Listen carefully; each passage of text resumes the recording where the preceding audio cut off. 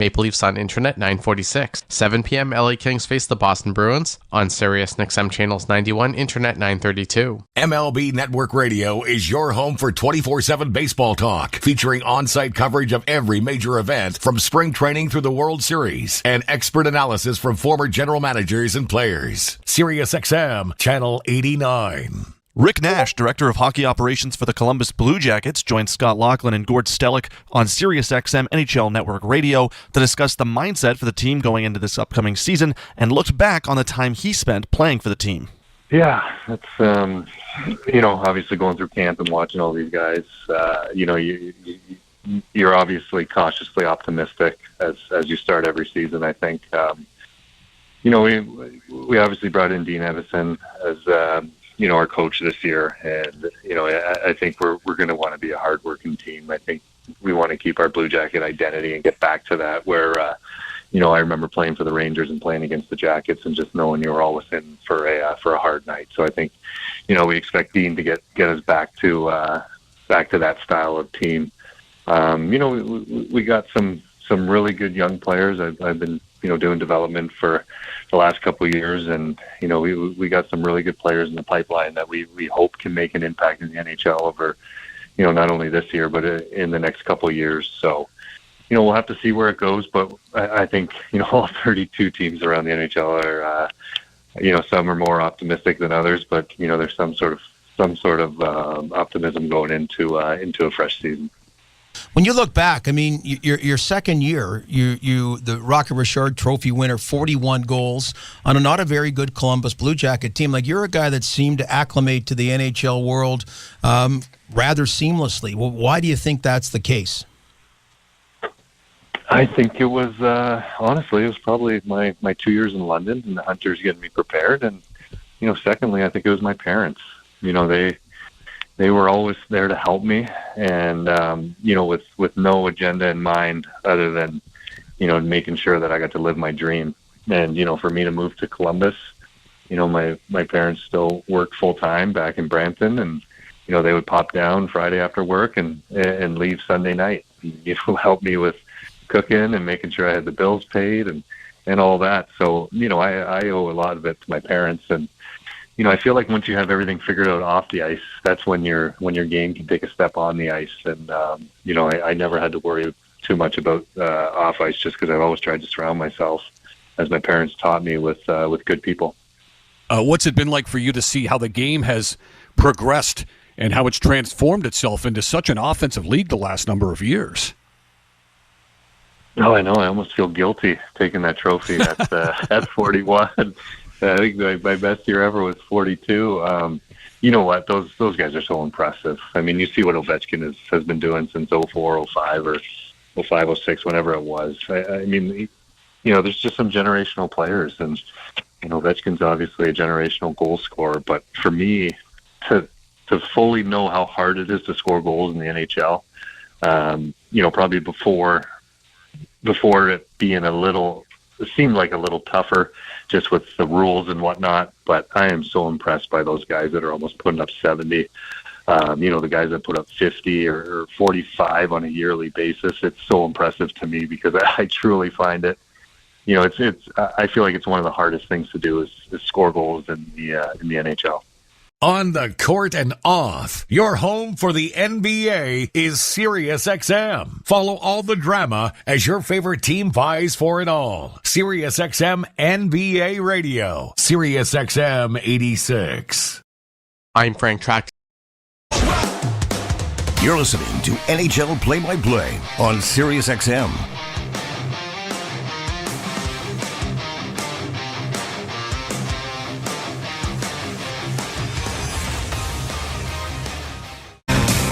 Welcome to Molson Leafs Hockey on Sportsnet 590 The Fan and the Maple Leafs Radio Network. Ailish Forfar, and back from the UK, Justin Cuthbert. That was a good opening. He's getting his first taste of preseason hockey. I'm getting one rep. I'm like Joseph Wall. I just need one game. He needs to touch the ice once. Well, I actually think Joseph Wall needs more than one. Are you worried about Joseph Wall? Why have we only seen him once? Because they don't want to hurt him. I guess, but That's probably part of the issue, right? With the Yeah. Maple Leafs coming to the season is there are questions in goal because we don't know what it's going to look like, and I guess we're not going to see that again. But Leafs clearly transitioning to like postseason, preseason, if that makes any sense, where decisions clearly seem to have been made, and now we're transitioning towards we're seeing some Marlies and some of the future Maple Leafs on a night like tonight. It is the Leafs and the Red Wings at Little Caesars Arena. Leafs are icing their rookie-filled lineup for what is their second last preseason game of the year. So another opportunity for the big guys. Nick Robertson, Easton Cowan, Nikita Grabenkin, among others, are going to be trying to earn a spot. But this is Cowan's, this will be his fifth game. He's played every single preseason game. Mm-hmm. Every single game. That's a lot. Nobody else has done that. That is a lot, and yet there's less buzz about him just overall, right? In this it has been a little less buzzy. To last, it was like, oh, could this kid make it last year? And it's like, no. Craig Berube's kind of told him where he's at, I guess, if not verbally, through actions alone. Playing all these games probably means, let's just get as much tread as we can on these tires before we figure out, exactly what your season is going to look like. But Cowan, despite all these preseason chances, doesn't seem like he's had the chance that he had at least last year. I think it was the last game I was doing with Gordo, and he had a couple really good moments, but that's all it was. I haven't seen the momentum I've wanted to see from him, and that's okay. He's like young. This isn't supposed to be the time that he breaks through, but it might be the time that we need to figure out what happens with someone like Nick Robertson. And we just had a great chat with Kristen Shilton on the Fan pregame about Nick Robertson, and this is the big question mark, right? What's going to happen? He's on the lineup again tonight. He's leading the team with goals. He scored the last 3 goals of the Leafs preseason.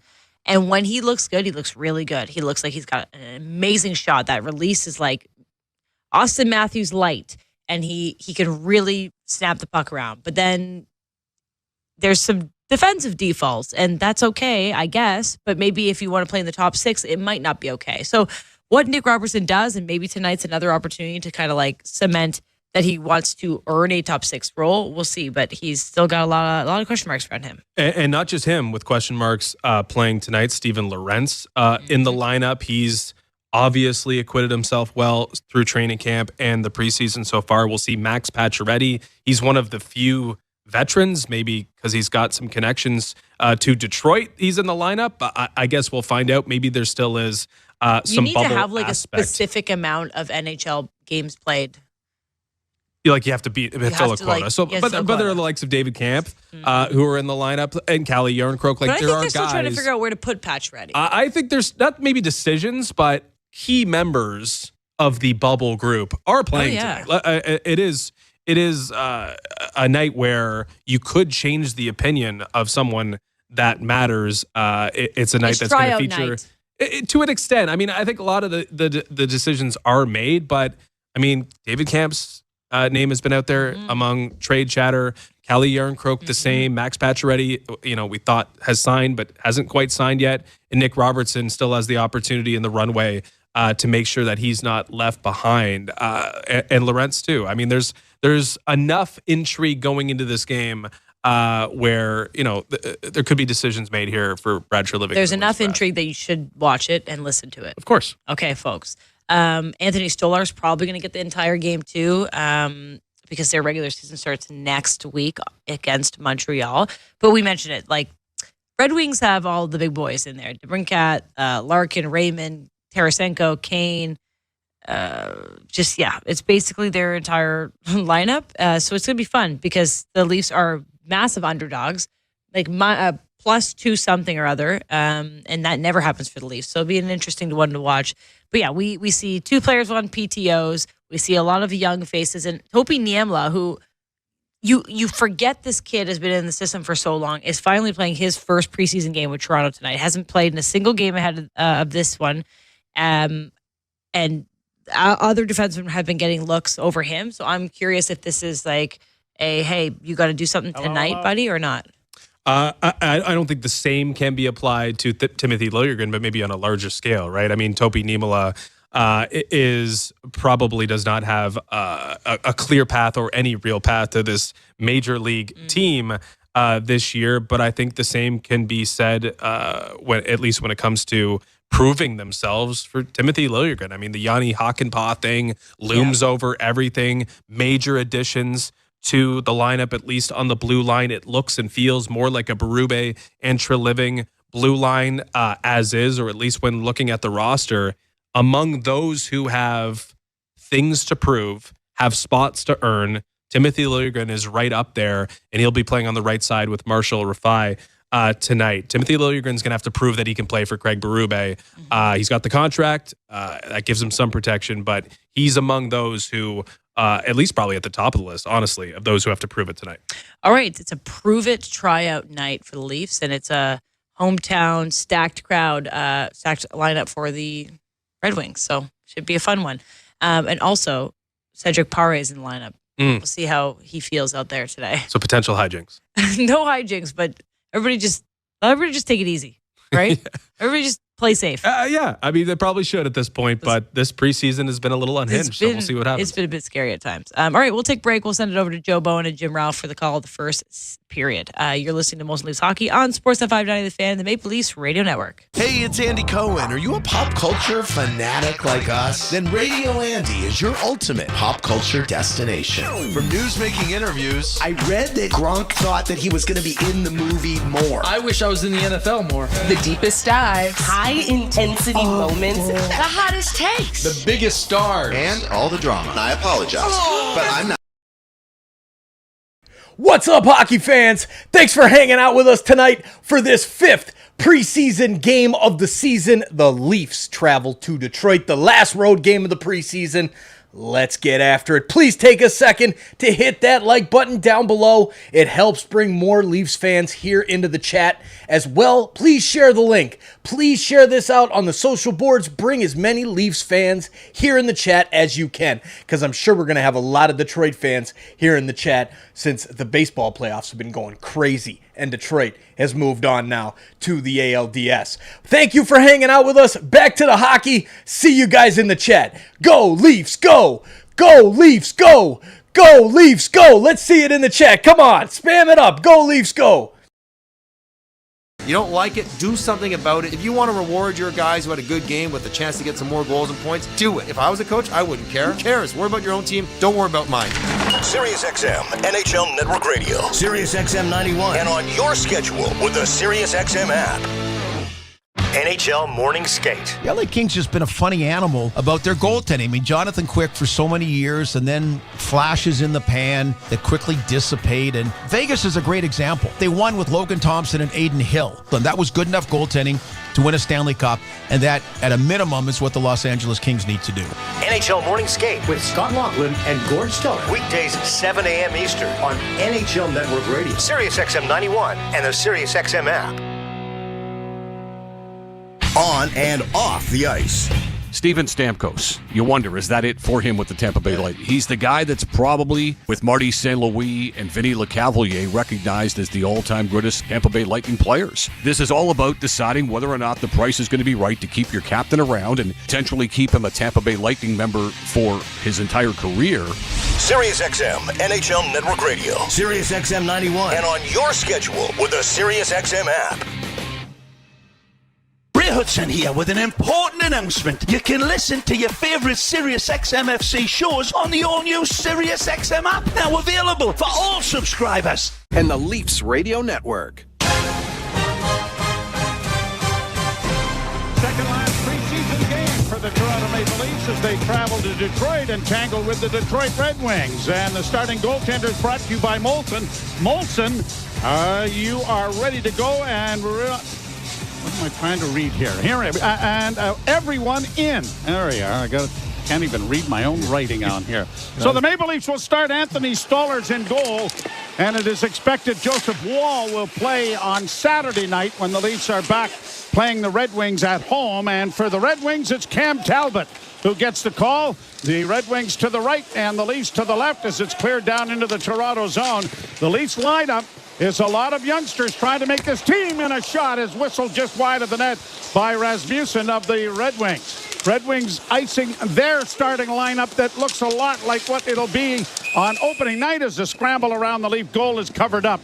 by Stollers, and there'll be a face-off in the Toronto zone. Joe Bowen along with James Ralph Esquire here in the studios as we bring you this exhibition game. And the Leafs 2-1 to 1-1 in the preseason.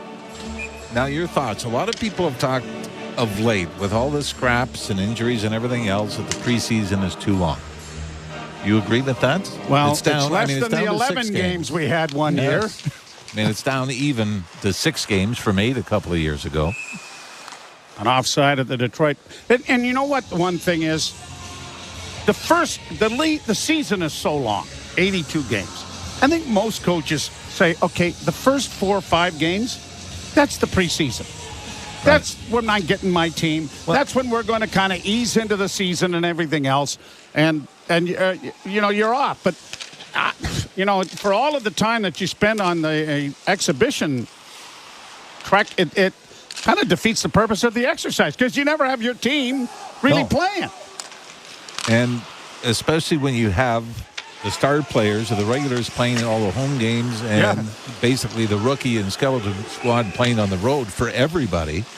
Again, you've got to wait till the first 4 or 5 games of the regular season. Matched up against, Now, don't tell Nick Robertson this, right? He's played just about every game. Easton Cowan as well. And Easton Cowan, they are getting their chance to really be showcased. And so far, Nick Robertson has certainly taken that and run with it. Here are the Red Wings off a face-off win. A shot by Kane deflected into the corner. Wings come away with it again. Back of the net, Marco Kasper finding Kane. Couldn't get it in front. The Leafs turn it over, and they'll get it out into the center ice area. Flipped into the zone then by Bobby McMahon, who's in the lineup. He gets a bit of a hit in on the forecheck, as does Calle Yarncrook, who's off the injured list and playing here tonight. Down into the corner, goes around back into the Leaf zone. The Red Wings get it back to the point with a long shot that deflects off a body, and McMahon will play it out and down the ice, and this will be cut off before it's an icing, as back to retrieve it is Olli Mata. Mata comes to center and shoots it back into the Toronto zone. Down into the corner, forechecking was Veleno. The puck goes around back of the net. Leafs hustling after it is Cedric Paré, who's become public enemy number 1 in Montreal. Gets it up on the boards, and the Leafs will get it out into the center ice area.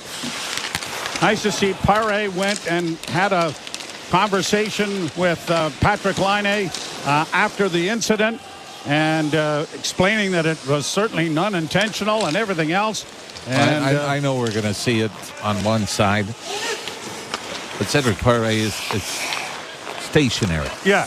And Patrick Laine tried to jump through the hole, and it's not like it was a full speed connection. And I still think the shoulder is in line with the knee. That the knee doesn't come out from his body. Not the way we've seen some real. Yeah, so I mean, obviously unfortunate, but you can see when Laine tried to jump through, the leg was kind of dragging behind. Now the good news is, unlike the defenseman who's undergoing surgery, it appears that Laine will not require surgery, which may mean he might be back as early as Christmas. But we'll wait and see. Reinbacher, meanwhile, he is probably gone for the season, and young man, they're just trying to get his career going. It's a real bad break for him. First round pick of the Canadians. Red Wings get it out into the center ice area and bring it in across the line with a pass from Rasmussen into the corner. Cut off there by the Leafs. Kokkonen. He'll get it up at center, but no further. Wings bring it right back in again. Pass off onto the left wing by Kopp. That was intercepted. And it is sent ahead at center and brought out by Max Pacioretty. He fails to get it into the Red Wing zone. And now the Wings will stretch things out on their own as they make a change. And a pass goes down into the Toronto zone. Back to retrieve it. And bring it out now is Naimala trying to get it up on the wing. And that's going to be grabbed and held. And there'll be a face-off coming in the Red Wing zone. Now, semi-related, but to show that we don't always see things through a blue and white sunglasses. When John Tavares was taken out in Game 1 of the playoffs by Corey Perry, then playing for Montreal, it was accidental. It was a knee to the head when Tavares was down, so I don't think we I think we're trying to see things in a neutral light. Red Wings back off a face-off win in their own zone. Brought to center by Mata. A pass in on the left wing side. Trying to get a shot away was DeBrincat. He was rubbed out on the play there by Chris Weber. And the Maple Leafs are back in their own end, flipping it high into neutral ice. Nick Robertson has certainly made his plea and presented his case for regular employment. 3 goals in the preseason leads the Leafs in that department. Brought in across the line by Liljegren, but it's going to be offside. And Robertson and or Steven Lorenz were in a little early on the rush. 15:49 to go in the first period. There is no score. You mentioned when you talk about shortening the preseason, the Buffalo Sabres and the Leafs not playing this year. That's what usually made this an 8-game series. And brought up that the Leafs would quite often play in London against the Philadelphia Flyers. Like you said, there was the ownership deal between the arena and the Flyers. Yeah, Comcast. I know when I played, there weren't nearly enough preseason games. Played around the boards in the Red Wing zone, and Detroit will come away with it. And it's flipped ahead. Edvinsson gets it out at center and into the Toronto end. Going back after it was Lorenz. He reverses the puck. Grabbed off there by Cowan. Easton Cowan with a lead pass at center. McMahon couldn't handle it cleanly, and then both players end up going down to the ice. The puck comes to the side of the goal. We got a penalty called from the referee at center? I believe, because the one that we had on our screen didn't have his hand up. But McMahon, I think, is going to the penalty box. So the first power play opportunity of the game will go to the... And it was slashing, I believe, is what the call was. I haven't seen it. If it is in fact slashing going to be the call, Leafs have gone maybe a hold. 16 consecutive penalties in the preseason without giving up a goal, and now they're calling it slashing. Like we said, it's preseason for everyone. Yep. McMahon in the box for slashing, and the Leafs off a face-off win have sent it out and down the ice.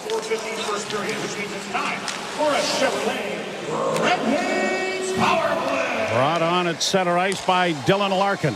He flips it off to Kane, who gets it in over the line. Back to the point it comes.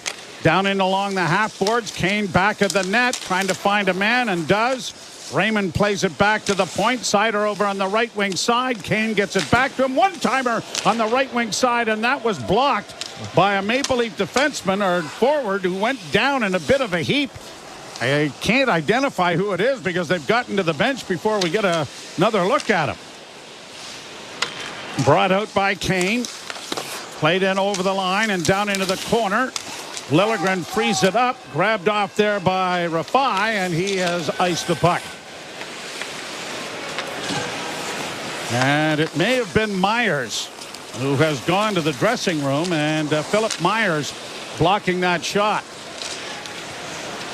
48 seconds left in the power play. Sent around the boards to the right wing side. Veleno into the corner. Red Wings play it back to the blue line, off on the left wing, and a good stick there by the Leafs. And that was Robertson, who ends up deflecting it all the way down the ice. But a great bit of stick work there by the Leaf forward in a penalty-killing role. And he's been used a lot in the penalty kill during the preseason. Wings get it back into the Toronto end. Pushed into the corner by Tarasenko.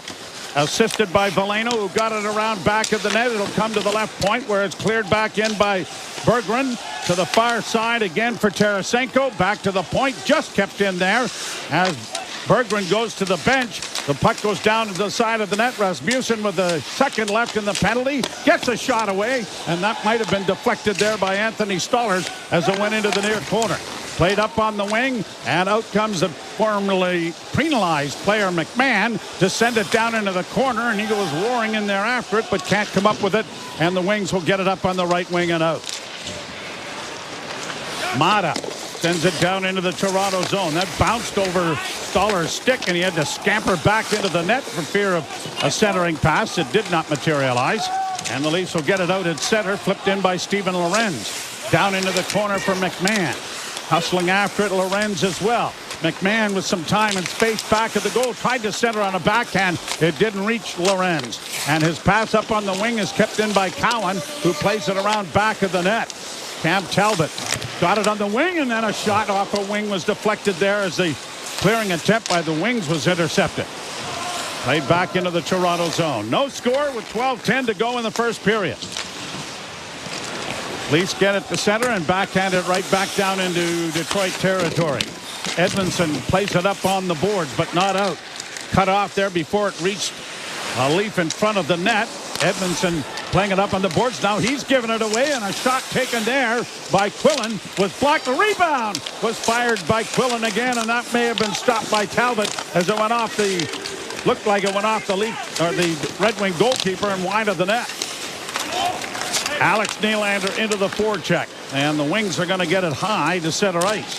Scott's favor Detroit 3-1, so apparently now here's a chance in front of the Leaf goal, stopped by Stollers, and another shot went wide. Puck comes back to the point. Kane dishing it off on the right wing. Back for Kane. The pass was behind him. Kane works along the near boards. The veteran sends it around the wall and back of the net. Cut off there by Toronto and played up on the wing. Unable to get to it, though, is Alex Steeves. And when he does get to it, he plays it off the glass and then into the Toronto bench and out of play.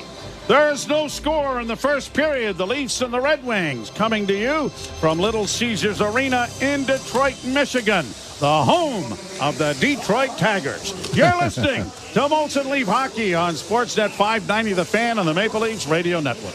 The Power Play with Steve Koulias. You either put up or shut up. Marchand does, Doughty does, Stone does. And if you don't have enough of those players, get rid of them, because they'll make you lose. They'll frustrate the fan base. I want people that are with.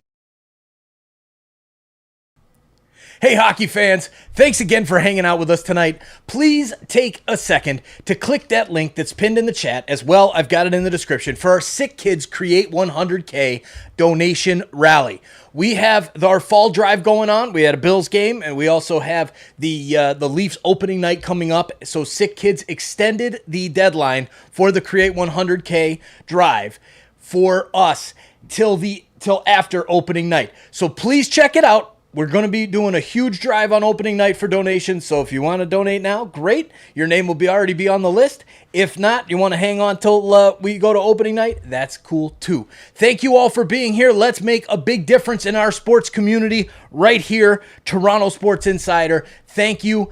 Make a difference with Sick Kids Hospital. Cheers, everybody. More matches featuring soccer's most iconic clubs as they battle it out for European supremacy. What a start for Inter! Haaland scores the hat-trick! From the league phase to the final, the Champions League is on Sirius XM FC 157 and the all-new Sirius XM app. Join me, Gord Stellick, and Scott Laughlin as we recap the night that was on NHL Morning Skate, weekday mornings at 7 a.m. Eastern on NHL Network Radio, Sirius XM 91. Leafs Radio Network. Tiger Stadium, no longer utilized, but the new ballpark, which is Comerica, is literally across the street from where the Detroit Red Wings play. Nice the Illich family has taken over that neighborhood fairly well. They also own the theater there that was just down the street, as I recall. And it is a great area, though. Oh, it is, yeah. And somebody was saying today that the Detroit Tigers, there are 20 players in the major leagues who are making more money, as a long shot is covered up by the Red Wings, making more money than the entire Detroit Red Wing or the Detroit Tiger payroll. And they are moving on up and are playing the stretch they went. I think they were eight games below 500 mid-August. Yeah, which just goes to show you, any team could do it. Well, maybe not any team, but anyway. Everybody'd be in. Face off in the Detroit zone, controlled by Detroit and Tarasenko. will carry it out at center and flip it down into the left wing corner. Isn't sports fun? Then around into the corner now as it's chipped along the boards by Yarncrook. At the point, a long shot in traffic was blocked, and the Maple Leafs get it out with a pass up on the wing from Perret, and it'll be played down into the Detroit zone. Approaching the midway point of the first period, and no scoring thus far. Shots are just 4-2 in favor of Detroit. Back into the corner, Kokkonen for the Leafs gets it around the boards. Cut off there by David Camp. He got it up on the wing. Pacioretty got it out. And Robertson couldn't help out as it's played back into the zone. Philip Meyer is back on the ice for the Leafs, too. Oh, good. All right. After blocking that shot. Yep, there he is now. Red Wings can't keep it in as it comes to center. Mata goes back into his own zone. Justin Hall, the former Leaf, gets it off on the wing, and the Red Wings get it out at center. Valeno dumping it into the near corner. Quickly fed around the boards then by Marshall Rafai, but he'll have to do it again as he plays it up at neutral ice. Nice place by Steve to get it ahead. Getting it back to the point. Liljegren with the shot. And this time it is swallowed up by Cam Talbot. And a faceoff is going to come in the Detroit zone as a result. 9:27 left to play in the period. There is no score. And you're listening to Molson Leaf Hockey on Sportsnet 590 The Fan and the Maple Leafs Radio Network. Fall for Subaru by enjoying fall to the fullest. Think scarlet, burgundy, amber, crimson and copper, but never, never blue. Because with Subaru's symmetrical full-time all-wheel drive, fall is for thick, dark mud splats, terracotta mountain roads, radiant sunsets, kaleidoscopic leaf carpets, and the boldest of adventures. Avoid autumn blues and visit your local Subaru dealership to book a test drive today. From the biggest stadiums. Cheers, Insiders. Thanks for hanging out with us tonight for this Leafs-Detroit Red Wings matchup. I appreciate every single one of you who has helped this community grow up to almost 42,000 now. We just passed 40,000 over the weekend. Maple Leafs fans, thank you. This community was built on the Leafs, and it will always be a Leafs channel #1. Thank you all for being here. If you're new, please hit that subscribe button. We need all the Leafs fans we can get to hit that subscribe button and turn on that bell so you don't miss it when we go live every single Maple Leafs game this 2024-2025 season. Now, let's get back to the hockey. Go Leafs, go. We'll see you guys back in the chat. Cheers. The skills they need now for the jobs of the future. Learn more at ontario.ca/investing in students. Paid for by the Government of Ontario. You're listening to Toronto Maple Leafs hockey. Goalie! That was up the rebound. Scores! Max Goalie! On Sportsnet 590 The Fan and the Leafs Radio Network. 0-0. Red Wings and the Maple Leafs. It's been an interesting year for the Red Wings after making the playoffs 25 consecutive seasons. They've missed the playoffs 8 in a row. Shot from the point is blocked, and getting up slowly after blocking that was Christian Fischer. Face-off will come in the Detroit zone as a result. Red Wings actually, though, last year, Joe, 91 points on the season. They were right in the hunt for a playoff spot to the end. And the last time they made the playoffs, they did it with 93 points, 15-16 season. So they're on the right trajectory. But boy, there's been a few goalies going through. Ville Husso is getting the start tonight. They hope can stay healthy. Only played 19 games last year. Or not, it was Cam Talbot. Yeah, Talbot's playing, but Husso, yeah, exactly. He's backing up. Talbot plays it around the boards. Red Wings get it out to the line, but not out of the zone. McMahon then couldn't track it down. Cowan turns the puck over, brought in on the left wing side now with a chance for Rasmussen. Centering pass, and it bounced over the stick of the Red Wing player in front of the net. Cowan now does get it out into the center ice zone and heads for the bench. Ben Sherratt. A left wing feed tipped in by Raymond to the blue line. Then it's pushed back out at center by the Maple Leafs, and the Red Wings will regroup it and now shoot it right back down into the Toronto zone. Punch down into the corner by Raymond. A centering pass intercepted. Nylander one-hands it out at center, and then Nylander is knocked down as it goes down into the corner, and hustling in there after it is Alex Steeves. Steeves getting it back to the point. Quillen with a shot, a deflection in front of the net. Turning away from that with Nylander. Then it comes to him again, and it rolled off the heel of his stick before he could get a shot away. And over the line now by the Red Wings, who get it into the Toronto zone. Turning with it, Kokkonen. Played up on the boards, and the Leafs poke it out into the center ice area.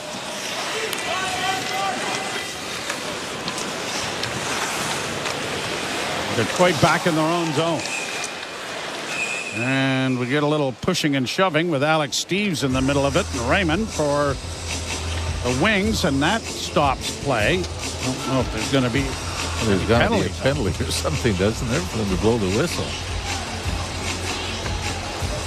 Jordan Larkin, by the way, last year for the Red Wings, career high in goals, 33, 69 points in 68 games played. And he really, there are similarities with Steve Yzerman, aren't there? The way he handles himself off the ice. A great guy to be around. I've gotten to know him a little bit over some events in Detroit. But Stevie Y, how long was he captain, Joe? I know we looked up that. It's the longest in the National Hockey League. And there's like 26 years or something like that. I mean, he literally was 19 when they stuck the C on him back in the 80s. Yep. And of course, the Wings didn't start winning until Scotty Bowman took the captain aside and said, you know what? 130 points is not getting us there. But if you work both ends of the rink and cut that back to, say, just 100, and he bought into it, and the dynasty that was the Red Wings was built. Wings in their own zone, trying to work out with it. Kane comes to center. Kane works into the left wing corner, sends it into the slot, and the shot went off an ankle in front of the net. Mata keeps it in at the point. Kane with it again to try and find Mata on the left wing. He just does play it down into the corner. The Leafs are there trying to bunt it back out. Perry couldn't get it past the point. Kept in it by Tarasenko. Wings working the cycle here. Into the far side goes Mata. Sends it back for Kane at the half boards. Far side. Cutting in with a pass in front of the goal. Oh, what a save made by Stollers. Tarasenko was set up perfectly. And he has a smile on his face because it's preseason. But Anthony Stollers makes maybe the save of the preseason with the left hand. And remember, these two won a cup together with the Florida Panthers last year. I think this was a little old school. I'll give you the room, and then I'm going to take it away. Because Stollers, I mean, he's moving. And both of them with a grin on their faces. Just as Tarasenko's about to let it go. But as we said, both players, Stollers spent the whole season with the Panthers last year. Tarasenko was picked up coming over from the Ottawa Senators. But Freddie Shero had a great line before the Flyers won their first cup in 1974. He wrote on the blackboard, Game 6 against Boston in the finals. Win tonight, we will walk together forever. And I think anyone that's won a championship feels the same way. There's a bond that lasts a lifetime. Leafs keep the puck into the Detroit zone. Punched by Pacioretty back of the net. Camp couldn't come up with it. Robertson in the far corner. Now cycled, got away from one, chipped it along. Pacioretty trying to help out, back of the net.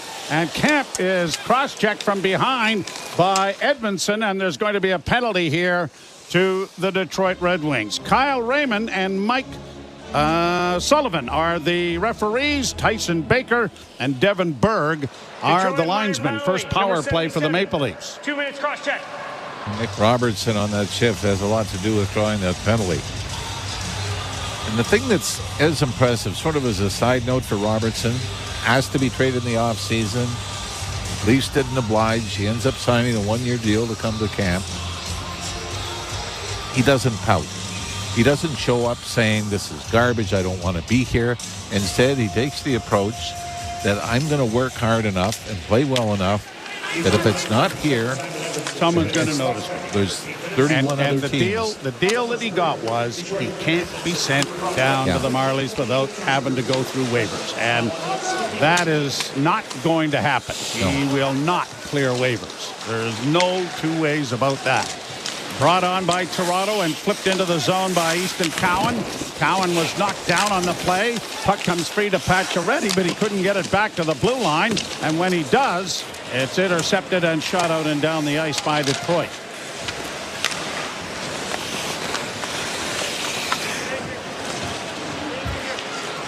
The Leafs are back in their own zone. Change is coming along. Minute 15 to go in the power play. Brought on by Naimala down into the Toronto or into the Detroit zone. Steves couldn't come out with it. McMahon tried to dig it free, but now the Red Wings have pushed it out, and bringing it through center ice is Rasmussen. He tries to work in, and it's cleared away by Stollers, who played it onto the corner, and off a skate. The Leafs will gain possession in their own zone. Nylander dropping it back. Liljegren returns the favor. Alex Nylander to the line. Got a break as it went off a skate. Carries to the near half board. Sends it back to the blue line. Shot coming in traffic. Didn't make it through. Red Wings have played it off the far boards and out and down the ice. It's hardly going to go down as one of the classic games. It's 6-3, the shots favoring the Red Wings. But other than the Tarasenko opportunity, I don't know if either team has really had a golden scoring Well, yeah, exactly. The Tarasenko one's really the only one, isn't it? Played into the far corner. Detroit gets there. Fisher played it back to his defense partner. Sider reverses it, and it is shot out and down the ice by the Red Wings. Penalty will expire. Neither team has been able to generate much with their power play. One each as it's played down into the Detroit zone with 4 minutes to go here in the first period, and no score in the hockey game. Tipped along the boards. Detroit can't get it out. Shot around the wall then by the Maple Leafs. Cedric Paré in along the near boards. Mata holding, waiting for players to change, and gets it up on the wing for Dylan Larkin. Larkin on the pass, hit a skate. Leafs are able to bunt it out at center, and racing after it is Robertson. He's going to send it down into the corner and hustles in there after it. The puck around on the boards is cut off, rolled in front of the Detroit goal, but the Red Wings are there to take it to safety, and they'll get it out at center, where it is now chipped into the Toronto end. Niemela going back for Toronto. The Leafs spent a couple of lovely days up in the Bracebridge area and up in Muskoka. Bonding. Always love that. Do a little bonding up there.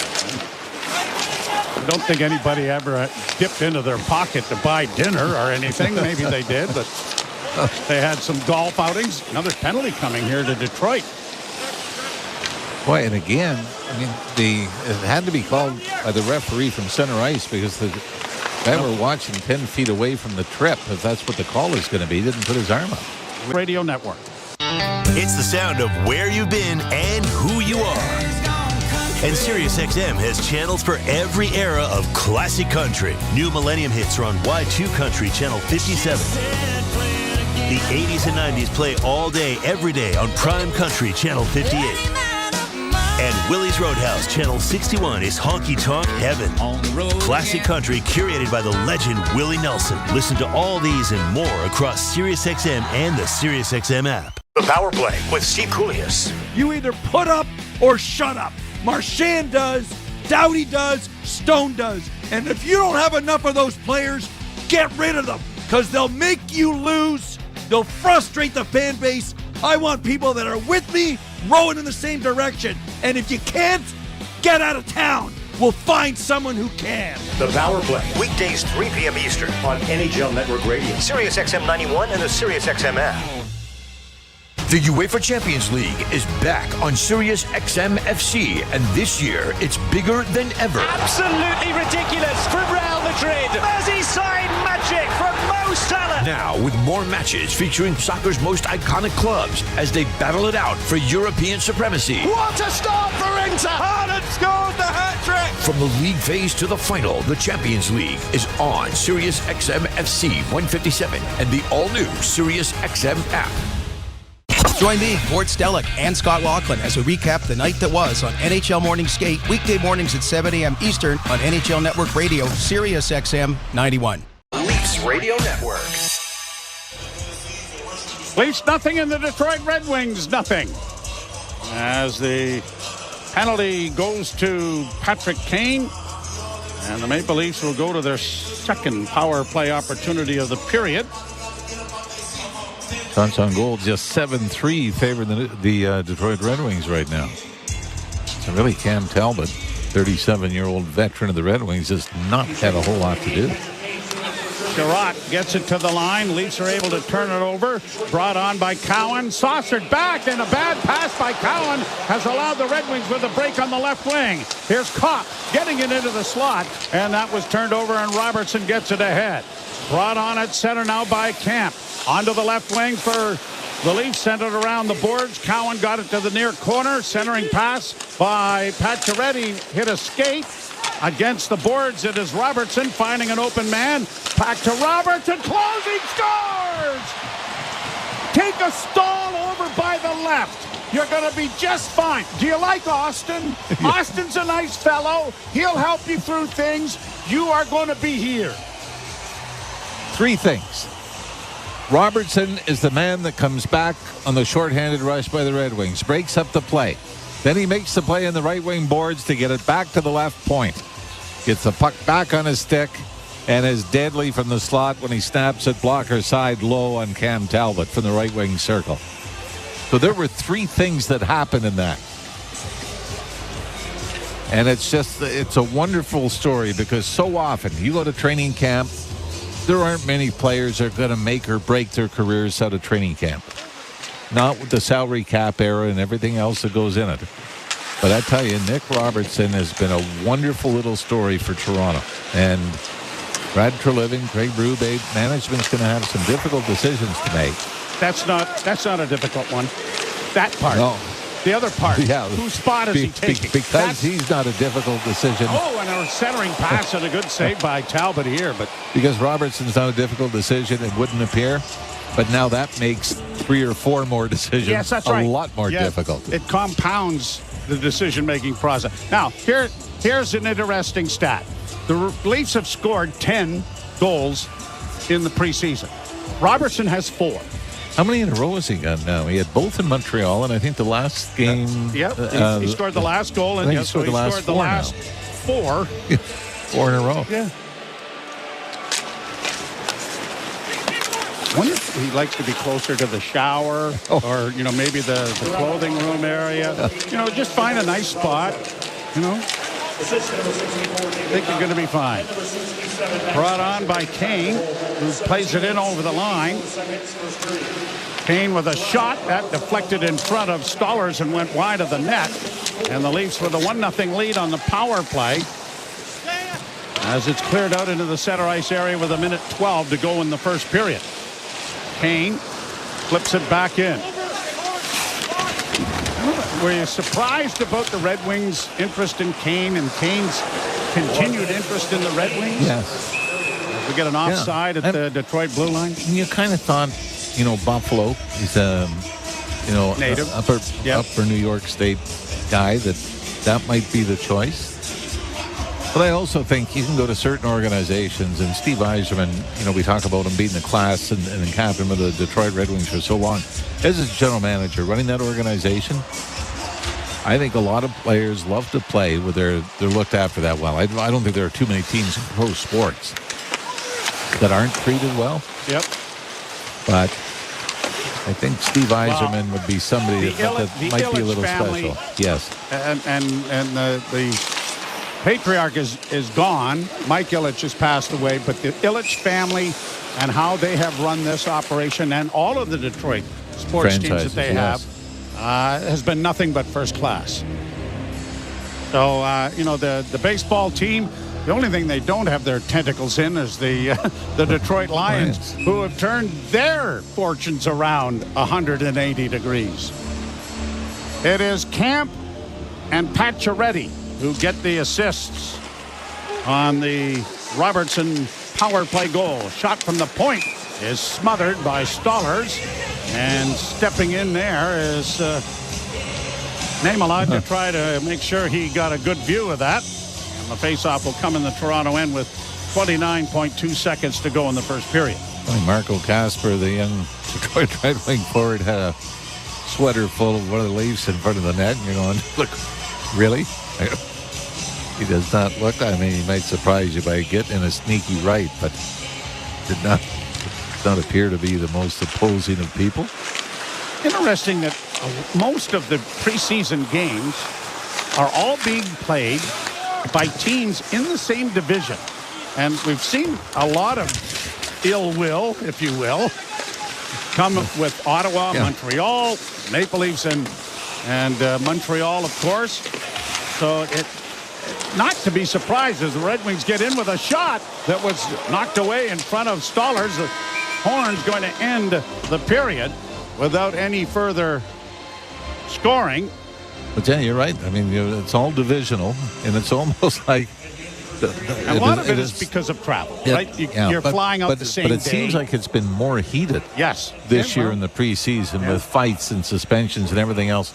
The one thing I saw, Ridley Gregg got a one-game suspension for leaving the bench to join an altercation. David Clarkson, to start an altercation. David Clarkson joined an altercation and got 10. So things have changed. Yeah, if you're going to leave the bench, start it. Start it. Yeah, don't join as opposed it. to just join it. Yes. All right, we'll keep that in mind. We will step aside. Ailish Forfar and Justin Cuthbert are coming with our first period intermission. 1-0 Toronto on Nick Robertson tally. You're listening to Molson Leaf Hockey on Sportsnet 590, The Fan, and the Maple Leafs Radio Network. Why not Washington? Right now, they look like the best team in the NFC East. When it happens in the NFL, we're reacting to it on SiriusXM NFL Radio. The thing I do know about the Chiefs, Andy Reid is one of the best head coaches and play call. Hey everybody, thanks for hanging out with us with this awesome community of Toronto sports fans here on TSI tonight for the Leafs game. Please share this link out to your friends, put it on the social boards, put it out on social media. However, let's get more people here in the chat hanging out with us, and the best way to do that is for you to share this link. I can only do so much on my end. We'll get back to it. Now let's go get our friends and have some fun in the chat. We'll see you guys back in there. Cheers, everybody. Your captain around and potentially keep him a Tampa Bay Lightning member for his entire career. SiriusXM NHL Network Radio, SiriusXM 91, and on your schedule with the SiriusXM app. The UEFA Champions League is back on SiriusXM FC, and this year it's bigger than ever. Absolutely ridiculous from Real Madrid. Merseyside magic from Mo Salah. Now with more matches featuring soccer's most iconic clubs as they battle it out for European supremacy. What a start for Inter! Haaland scores the hat-trick! From the league phase to the final, the Champions League is on SiriusXM FC 157 and the all-new SiriusXM app. And then, here's a chance. Oh, what a start! there were eight. Went the line, long drive, rebound, they scored! Zadorov behind the net for Garland in front. Lindholm scores! As Martin backs it in, he scores! With the first round behind us, the battles only get more intense. Blocked by Montour. Out in front, Bobrovsky! Follow your favorite team. The Stanley Cup playoffs continue. NHL Network Radio, SiriusXM 91 and the SiriusXM app. the biggest names in the game. Trying to get behind, wrist the line, and walks in, put it between his legs, shoots it, score! NHL Play-by-Play on SiriusXM. The Power Play with Steve Koulias. You either put up or shut up. Marchand does, Doughty does, Stone does. And if you don't have enough of those players, get rid of them, because they'll make you lose. They'll frustrate the fan base. I want people that are with me, rowing in the same direction. And if you can't, get out of town. We'll find someone who can. The Power Play, weekdays 3 p.m. Eastern on NHL Network Radio, SiriusXM 91, and the SiriusXM app. Hockey 24/7 on SiriusXM NHL Network Radio. This is the NHL. These are pros. You don't want guys to put good power play units on, don't take penalties. You don't want good power play units to score goals when you've given up a whole bunch, kill them. You don't like it, do something about it. If you want to reward your guys who had a good game with a chance to get some more goals and points, do it. If I was a coach, I wouldn't care. Who cares? Worry about your own team, don't worry about mine. Sirius XM, NHL Network Radio, Sirius XM 91, and on your schedule with the Sirius XM app. NHL Morning Skate. The LA Kings just been a funny animal about their goaltending. I mean, Jonathan Quick for so many years, and then flashes in the pan that quickly dissipate. And Vegas is a great example. They won with Logan Thompson and Aiden Hill. And that was good enough goaltending to win a Stanley Cup. And that, at a minimum, is what the Los Angeles Kings need to do. NHL Morning Skate with Scott Laughlin and Gord Stellar. Weekdays 7 a.m. Eastern on NHL Network Radio, Sirius XM 91, and the Sirius XM app.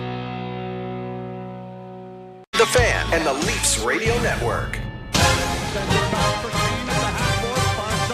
Cutting in with a pass in front of the goal. Oh, what a save made by Stollers. Tarasenko was set up perfectly. And he has a smile on his face because it's preseason. But Anthony Stollers makes maybe the save of the preseason with the left hand. Against the boards, it is Robertson finding an open man. Back to Robertson, closing, scores! Take a stall over by the left. You're going to be just fine. Do you like Austin? Austin's a nice fellow. He'll help you through things. You are going to be here. Robertson is the man that comes back on the shorthanded rush by the Red Wings, breaks up the play. Then he makes the play in the right wing boards to get it back to the left point. Gets the puck back on his stick and is deadly from the slot when he snaps it blocker side low on Cam Talbot from the right wing circle. Welcome back to Molson Leafs Hockey on Sportsnet 590 The Fan and the Maple Leafs Radio Network. Beautiful montage there. Leafs leading 1-0. Guys are in mid-season form they back are there. Cooking up the highlight reel for us, audio version. Yeah, Leafs with a 1-0 lead after 20 minutes in this preseason matchup versus the Detroit Red Wings. And it is, you guessed it, Nick Robertson back at it again. Yeah, he's the story, and why wouldn't he be? He scores the power play goal in the game. He continues to have the conversation circle around him. 4 straight goals, 4 of the 10 goals. I think that works out to 40%. It's pretty good in terms of overall production for the preseason, and basically doing everything that you can do to put yourself in the best position moving forward. It's just, what is that position? I still don't know the answer to that. Yeah, I think it's an interesting thing. And I've seen it both ways right now on Twitter. And our guy, Sammy McKee, let's take from his tweet, because I think it sparked a good... Shout out Leafs Talk. Shout out Leafs Talk. They're coming back next Wednesday. He said, you can't have much of a better preseason than what we're seeing with Nick Robertson. Maybe peak time to trade him. Interesting. And I do think that's interesting because, he's asked for the trade.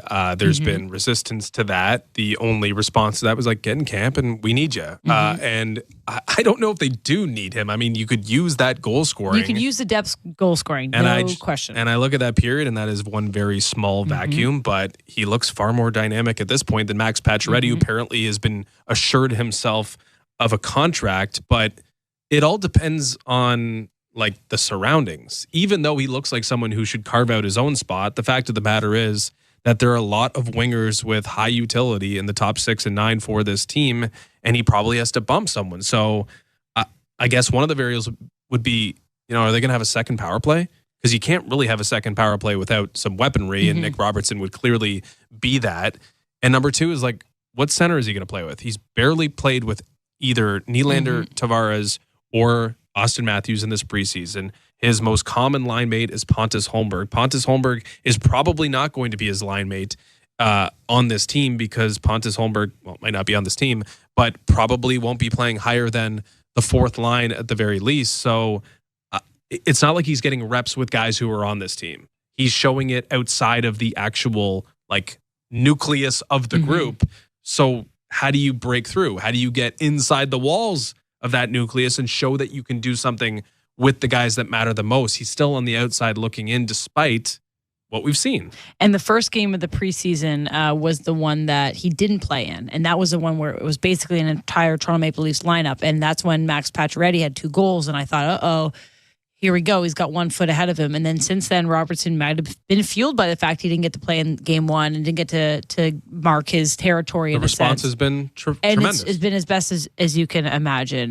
He had a great back check after Easton Cowan lost it on the power play. He saves the an opportunity for the Red Wings on the PK, goes back down and he scores. And so, I mean, that's the effort on both ends of the ice that you want to see. That's the thing that needs to be called out when you talk about Nick Robertson's play. He can put the puck in the net, but what else? So I thought that was a perfect period. We'll see what happens to the next 40.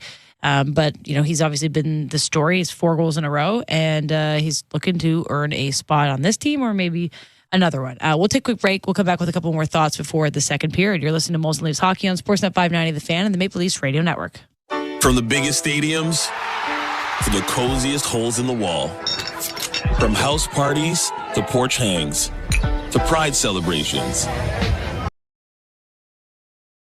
What's up, hockey fans? Thanks for hanging out with us tonight for this 5th preseason game of the season. The Leafs travel to Detroit, the last road game of the preseason. Let's get after it. Please take a second to hit that like button down below. It helps bring more Leafs fans here into the chat as well. Please share the link. Please share this out on the social boards. Bring as many Leafs fans here in the chat as you can, because I'm sure we're going to have a lot of Detroit fans here in the chat since the baseball playoffs have been going crazy and Detroit has moved on now to the ALDS. Thank you for hanging out with us. Back to the hockey. See you guys in the chat. Go Leafs, go! Go Leafs, go! Go Leafs, go! Let's see it in the chat. Come on, spam it up. Go Leafs, go! NHL app to watch, read, and listen to all the deeks. All I can say is absolutely wow. All the sauce. All the saves. Stop from Vasilevsky. All the hits. All the snipes. All the sellies. He scores! Unbelievable! All the hockey. If it's hockey, it's here. Listen to every NHL game for free, now with Apple CarPlay and Android Auto. Download the official NHL app now. As fall approaches and birds head south, a different kind of bird emerges, the Subaru. While migratory flocks seek warmth, Subaru's symmetrical full-time all-wheel drive keeps drivers soaring through the wild. During the migrating season, Subaru's hunger for adventure grows exponentially, driving the intrigued radio listeners to fall for Subaru at their local Subaru dealerships, experiencing an adventure of their own. So migrate to your local Subaru dealership to book a test drive today. Sportsnet 590 The Fan is your destination for Canadian football. Be listening Thursday mornings for a look at the games to come and Monday mornings for a recap of all the action. Get up to date with the Canadian Football Report, brought to you by Securian Canada, the official life insurance partner of the CFL.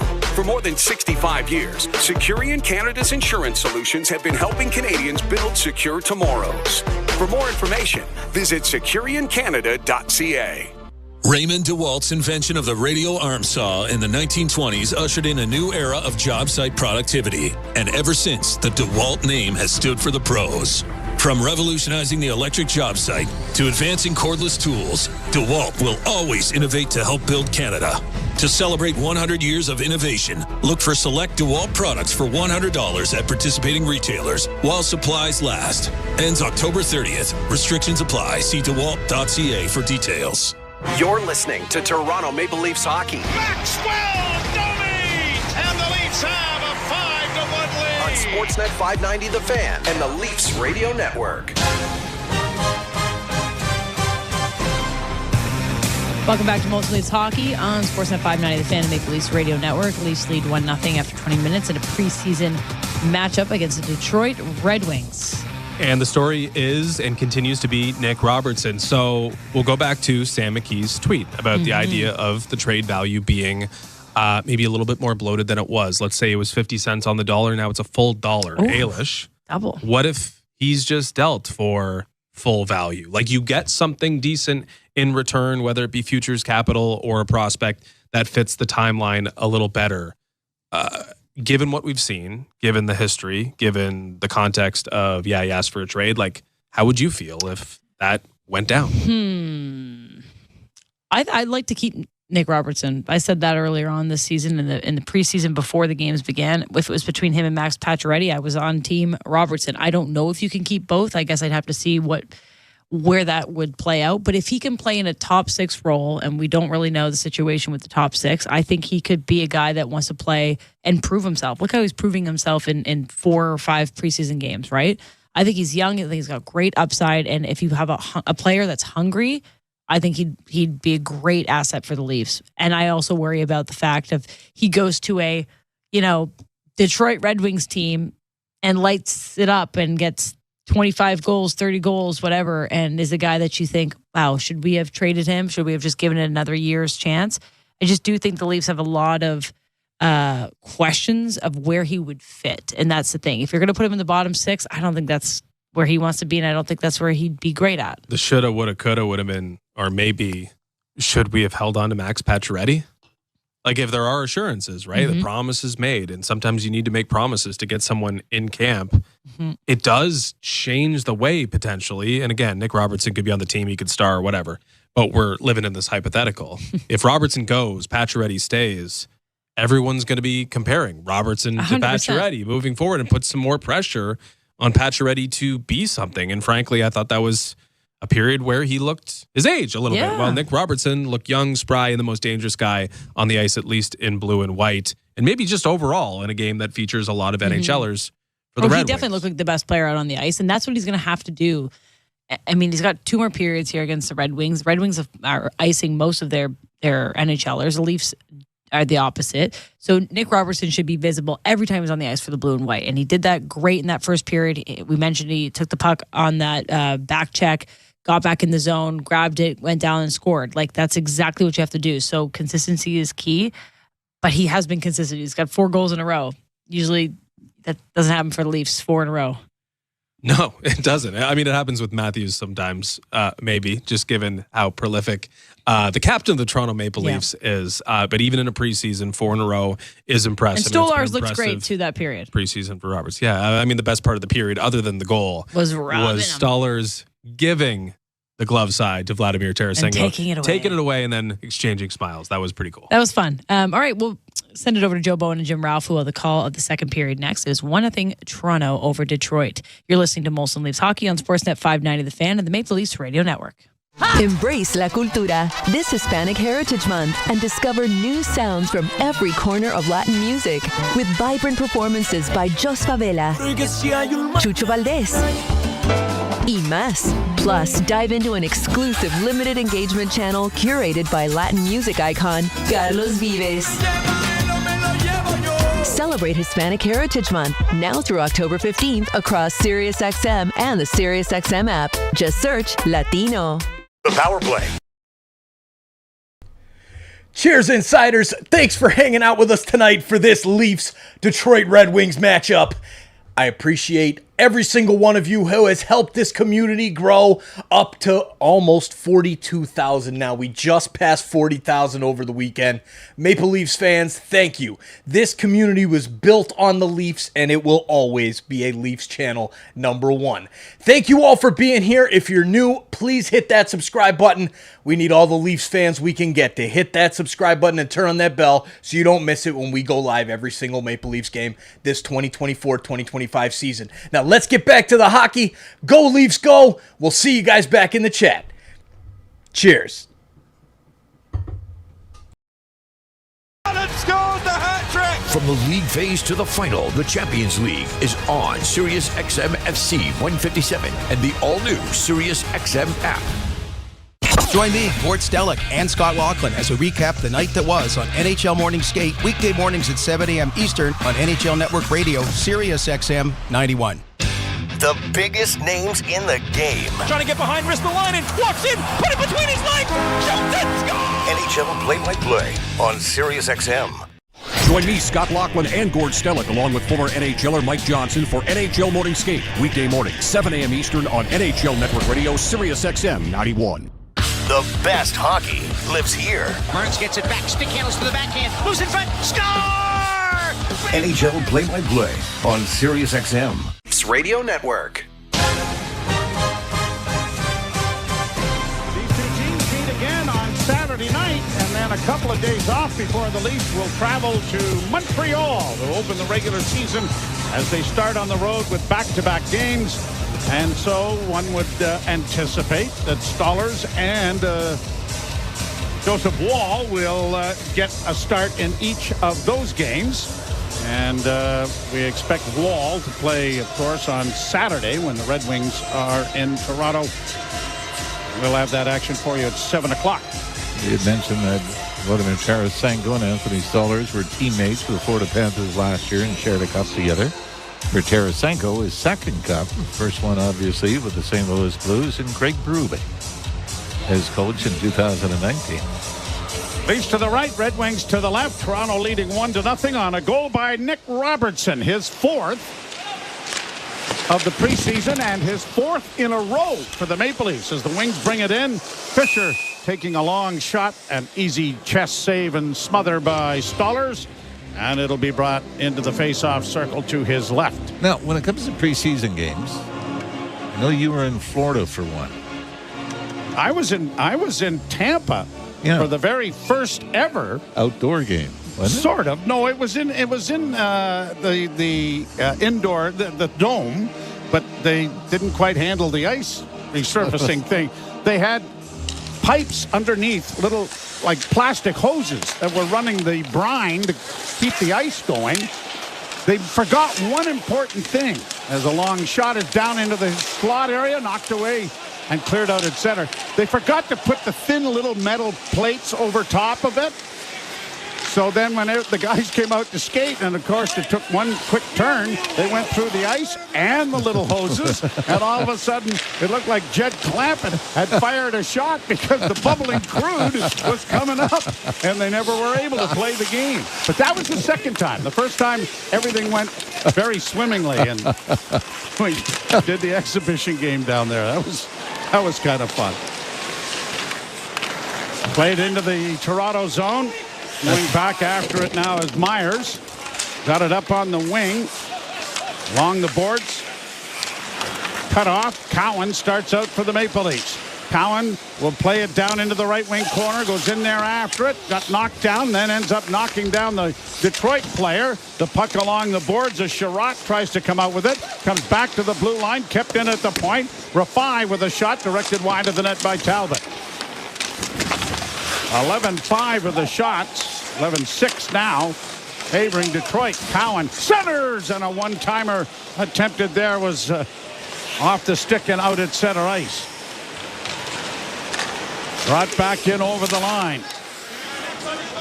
McMahon goes into the forecheck. Got a piece of his man. The puck comes free. The Red Wings get it up on the wall. Hall can't get it out. They'll go back behind the net. And it is Petrie getting it up on the wing, and a pass back for Justin Hall. And it'll be played along the board, but cut off, and the Maple Leafs bring it back to the line and shoot it in. It's a delayed offside, and the Leafs will have to tag up. Things got bogged down there as Kane starts away for Detroit. Overskated the puck, regains possession, stretches things out back into the Red Wing zone. Pass ahead for Marco Kasper. Drop back to the defense. Motto will work to the right wing side and shoot it in. Stolarz out of the net to play it along the boards. Played quickly ahead, and now Paré gets it out at center. Leafs unable to get it in initially. Now brought in over the line by Calle Yarncrook. Played around the boards to the near side, but there was no one there. And the Red Wings get an easy clear to send it back into the Toronto zone, but it's going to turn into an icing, and it'll be brought back into the Detroit end. One thing I've been impressed with as well, and obviously not as spectacular as Nick Robertson, but Marshall Rafai, who got into a couple of games with the Leafs last year, spent the season with the Toronto Marlies. You could see him being a guy, maybe a 7-8 guy in the depth chart, that if you run into some injuries, you'd be very comfortable giving him some NHL action. The other big news, of course, up in Muskoka was Yanni Hakanpää getting back onto the ice. And the 6'7" defenseman still is a ways away. But that was very encouraging news. I mean, not with the main group yet. No, but on the ice. But on the ice, yeah. Yep. As we get an offside at the Detroit blue line. That will really cement the off-season work by Brad Treliving. If Yanni Hakanpää can be any kind of a factor this season, especially killing penalties. He's such a big body, good defensive defenseman, aggressive. Well, and then, Joe, you look at the makeup or the chemistry of the Blue. I guess we don't know the chemistry yet, but you've got Simon Benoit. You've got Jake McCabe. You've got Chris Tanev. A little more nasty back in the blue line, which is, when you start talking about, making long runs in the postseason. That's a huge part of it. I mean, that's what's kept Boston absolutely as a contender every year. Leafs into the offensive zone. A pass back. Liljegren with a shot. That was blockered nicely by Cam Talbot. Wide of the goal. Back of the net. A centering pass. Nick Robertson sends it to the front of the net. Here's David Camp circling the goal on his backhand. Shot stopped. There's a rebound, but a penalty is coming. Pacioretty got knocked down in front of the net. And I think Seider is going to get the penalty, and the Leafs are going to go to their third power play opportunity of the game. Well, we go out on a limb and say this will not be a line to start the regular season. Kemp, Robertson, and Pacioretty. But again, Nick Robertson, I mean, every shift. This time it's David Kemp that circles in from behind the net. But Nick Robertson, every time he's on the ice, seems to be an opportunity offensively for the Leafs. Easy to say when he scored, 4 straight? Yep. For Toronto. And the Leaf power play, despite not having, has scored 5 times with the man advantage. So their power play has been pretty good. Red Wings will get it off the glass and send it down the ice. Well, Mark Savard is a pretty crafty guy to have running the power play.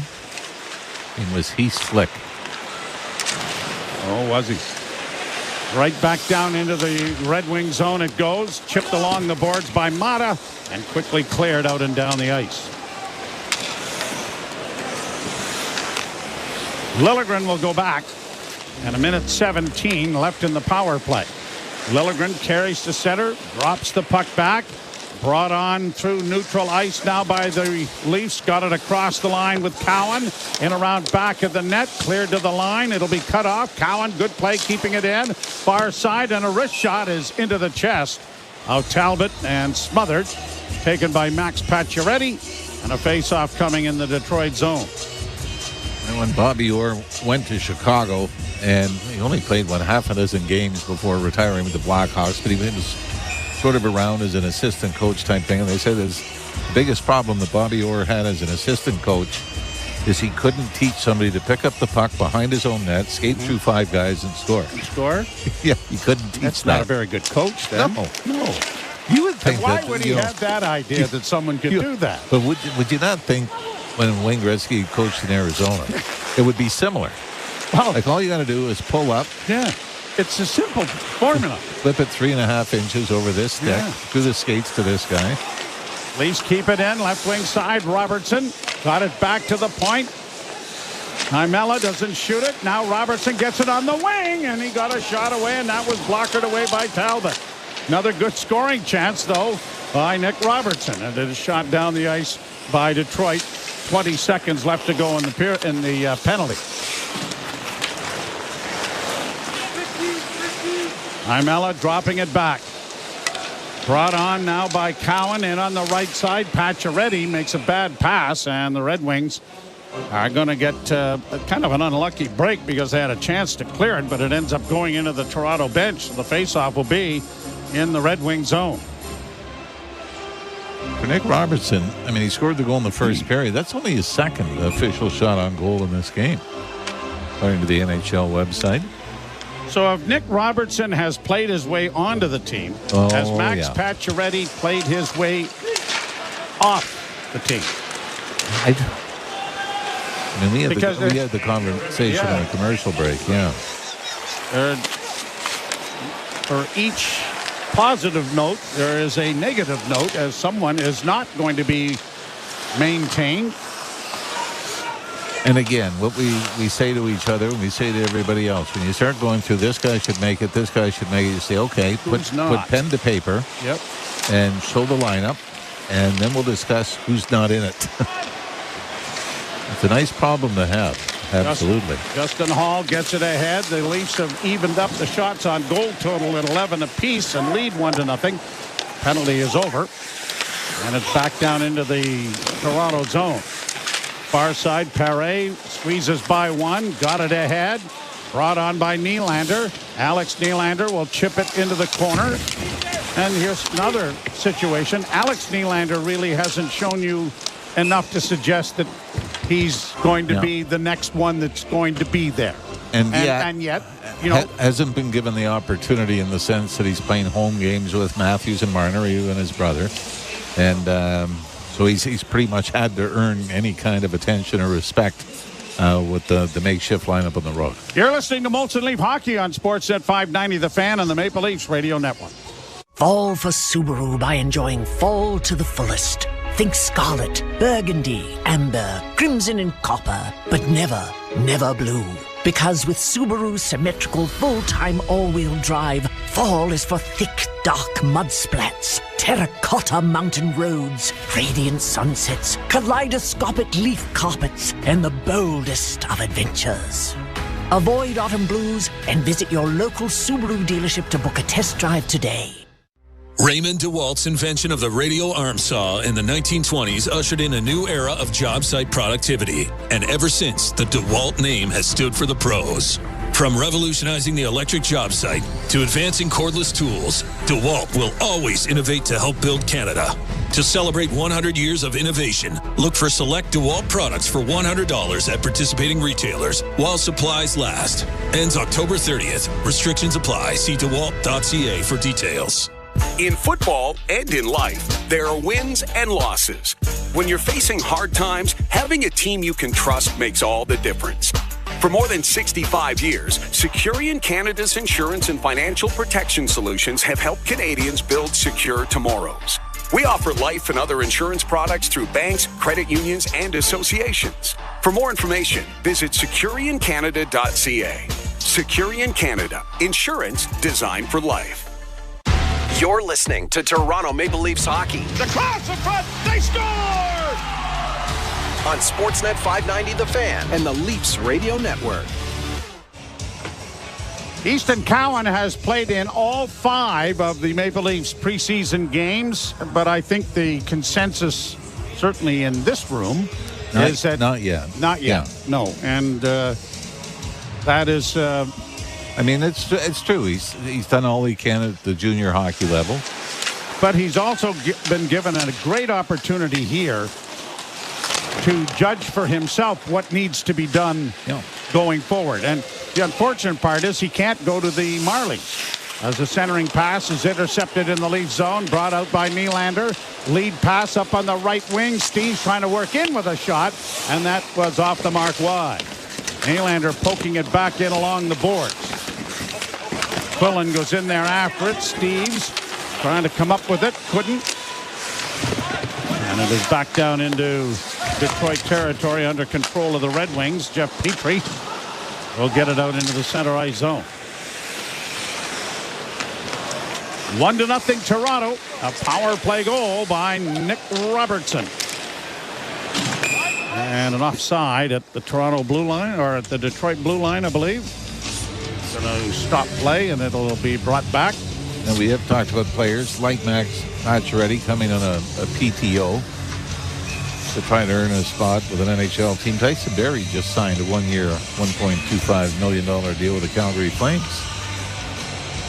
That's got to be a tough thing to do, going to camp on a PTO. And you've become a veteran in the National Hockey League, trying to extend your career. Steven Lorenz is a guy that, you know, here's the type of player that probably Craig Berube wants on a third line kind of thing. Third, fourth line, yeah. So that will be interesting as the Leafs get the puck down into the Detroit zone. Send it around on the boards. Cowan tried to free it up there for McMahon, and he has. McMahon works back at the net, had it knocked off his stick. Gets it back to the point, backhanded back into the zone by Niemela, and the Red Wings having difficulties back of the net. Good play by Cowan to center, and a shot whistled over top of the crossbar in the Detroit end. Pacioretty getting that shot away coming off the bench. Camp unable to control the puck. Red Wings are just going to airmail it into the center ice zone. And the Leafs are back in neutral ice, and Robertson brings it right back in on the left wing. Stops and got the shot away. Good save made by Talbot, but another good rush made by Nick Robertson. And your point is well made. Every shift, he seems to be, he's noticeable, right? David Camp could be the #1 center coming out of training camp. There's Robertson getting it ahead. Backhanded back down into Detroit territory. Mata up against the boards. Now your other point is the young man in St. Louis that scored 5 in one game. He was pretty noticeable too. For one game, yeah. All right, what's his name? No one knows. Right? Justin Papineau. Justin Papineau, exactly. And the reason I remember, of course, Brian Papineau, longtime Leaf trainer. No relation. Back in the Toronto zone, played off the boards and down into the Red Wing end. Wings against the boards, knocked down on the play with Seider. They battle along the wall, and the Leafs are going to be able to send it into the corner.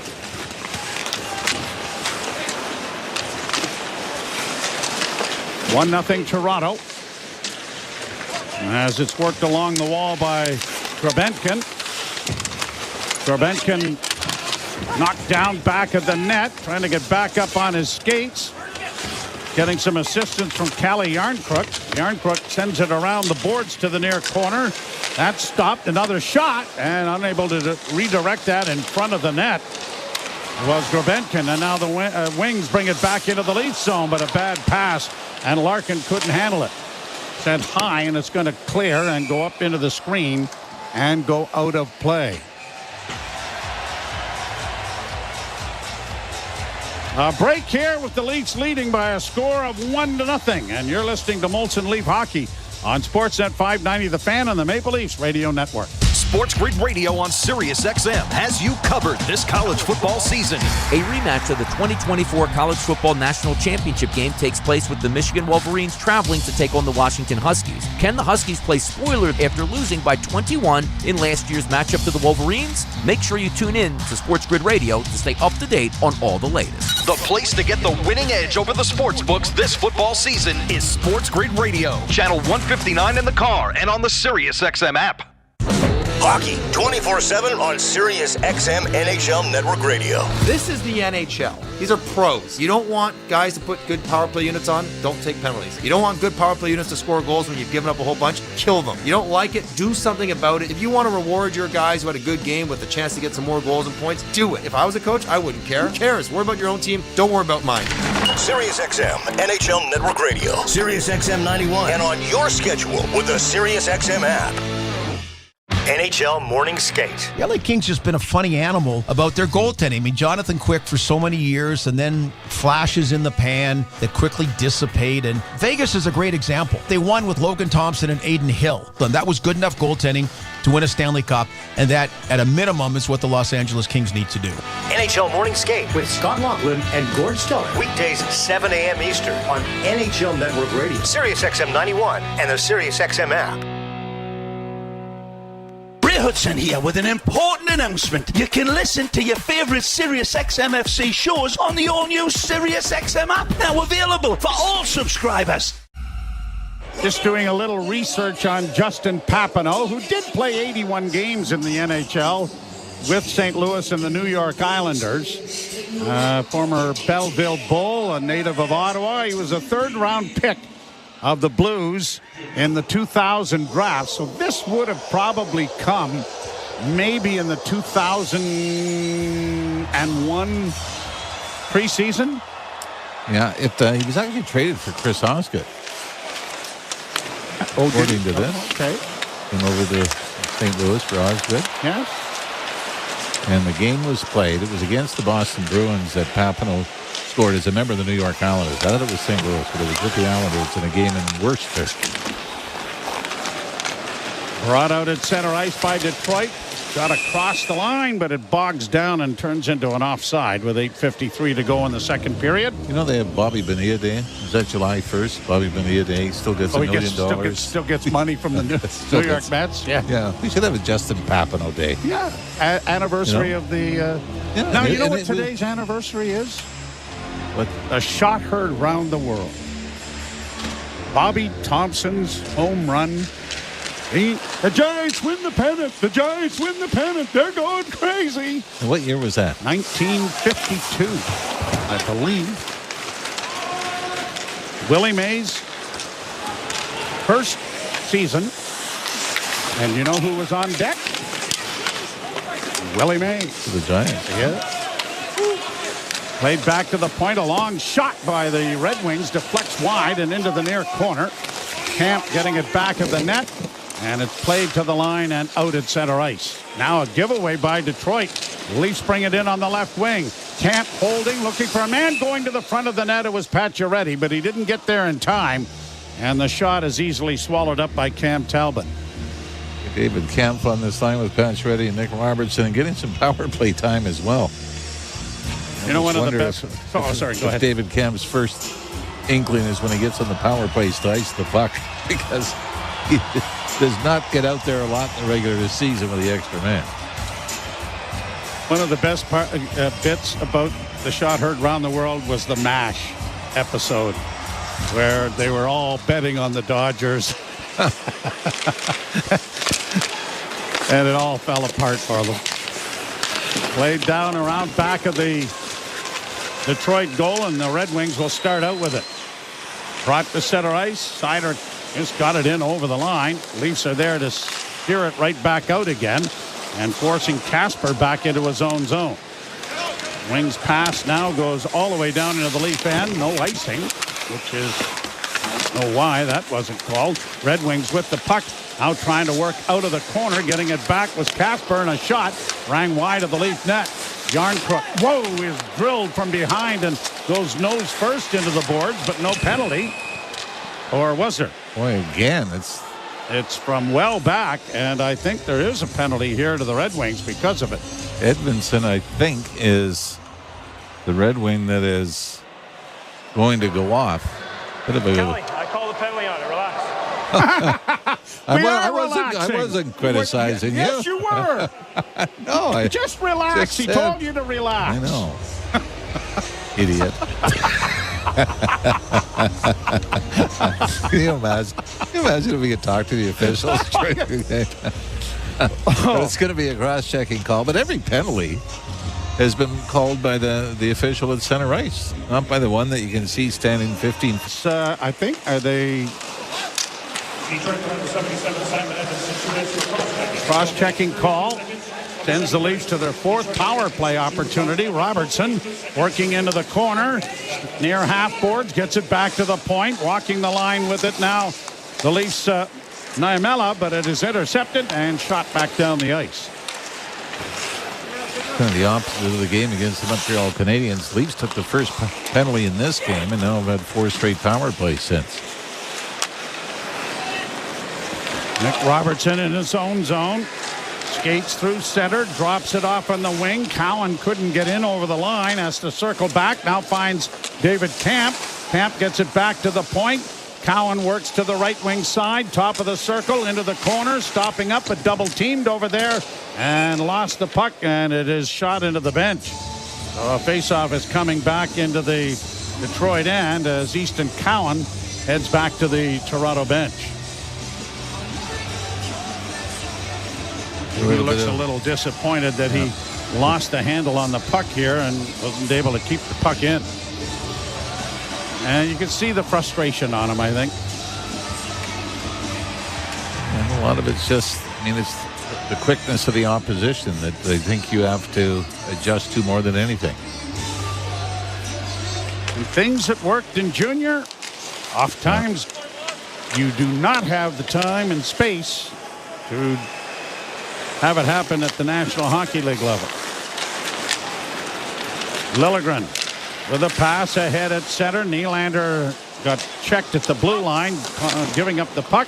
And with 47 seconds left in the penalty, it shot back down into the Toronto end. 6:11 to play here in period number 2, and the Leafs leading by a score of 1-0 on a power play goal by Nick Robertson. That came in the first period. Steves gets a hit into the corner. 3 Leafs after the puck, but it squirts free, and Justin Hall will pound it off the wall and get it out and down the ice. 20 seconds left in the penalty. Timothy Liljegren starts out with it. Works through center. Shoots it into the zone. Rattles around the boards on the near side. Alex Steeves couldn't come up with it. Back to the point it comes. Played back into the corner by Kokkonen. Making a move to get away from his man was Nylander, who gets it back to the blue line. Here's Kokkonen with the penalty over. Got a shot away.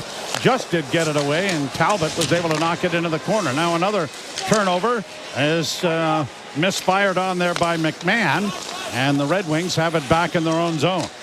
Mata playing it through center and into the Toronto end. Hustling back, David Kokkonen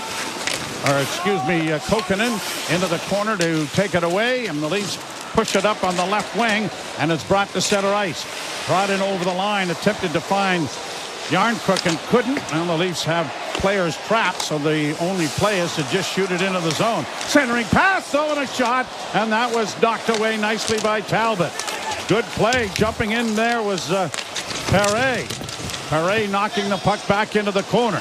Yarncrook goes in after it, but it'll be played up on the wing. The Red Wings trying to get out of their own end and having difficulty, and now DeBrincat finally does get it in over the line. DeBrincat driving the net with a centering pass for Larkin, and that was broken up because Larkin couldn't handle the pass. 4:21 left to play in the period. Some pushing and shoving in front of the net. Couple of hack, whacks, and slashes. Play goes on, and the puck is in the corner with Larkin trying to center. It goes to Raymond. Raymond gets it back to the blue line. Walking the line, Petrie. His shot through a screen went wide of the league goal. Petrie keeping it in. Left wing side, and a drive is drilled into the chest of Anthony Stolarz, who is going to hang on and bring a face-off in the Toronto end. No change in goaltenders. Looks like they're all going the distance here. And the Maple Leafs with a 1-0 lead on a power play goal by Nick Robertson. You're listening to Molson Leaf Hockey on Sportsnet 590 The Fan and the Maple Leafs Radio Network. Ontario has never invested more in student success. We're hiring thousands of new educators to work alongside some of the best paid teachers in Canada, right here in Ontario. We're investing in new reading and math supports and spending billions to upgrade and build state-of-the-art schools. Students are back in classrooms with their friends where they belong, so they learn the skills they need now for the jobs of the future. Learn more at ontario.ca/investing in students. Paid for by the Government of Ontario. As fall approaches and birds head south, a different kind of bird emerges, the Subaru. While migratory flocks seek warmth, Subaru's symmetrical full-time all-wheel drive keeps drivers soaring through the wild. During the migrating season, Subaru's hunger for adventure grows exponentially, driving the intrigued radio listeners to fall for Subaru at their local Subaru dealerships. Hey, hockey fans, thanks again for hanging out with us tonight. Please take a second to click that link that's pinned in the chat. As well, I've got it in the description for our Sick Kids Create 100K donation rally. We have our fall drive going on. We had a Bills game, and we also have the Leafs opening night coming up. So Sick Kids extended the deadline for the Create 100K drive for us till after opening night. So please check it out. We're going to be doing a huge drive on opening night for donations, so if you want to donate now, great. Your name will already be on the list. If not, you want to hang on till we go to opening night, that's cool too. Thank you all for being here. Let's make a big difference in our sports community right here, Toronto Sports Insider. Thank you. Make a difference with Sick Kids Hospital. Cheers, everybody.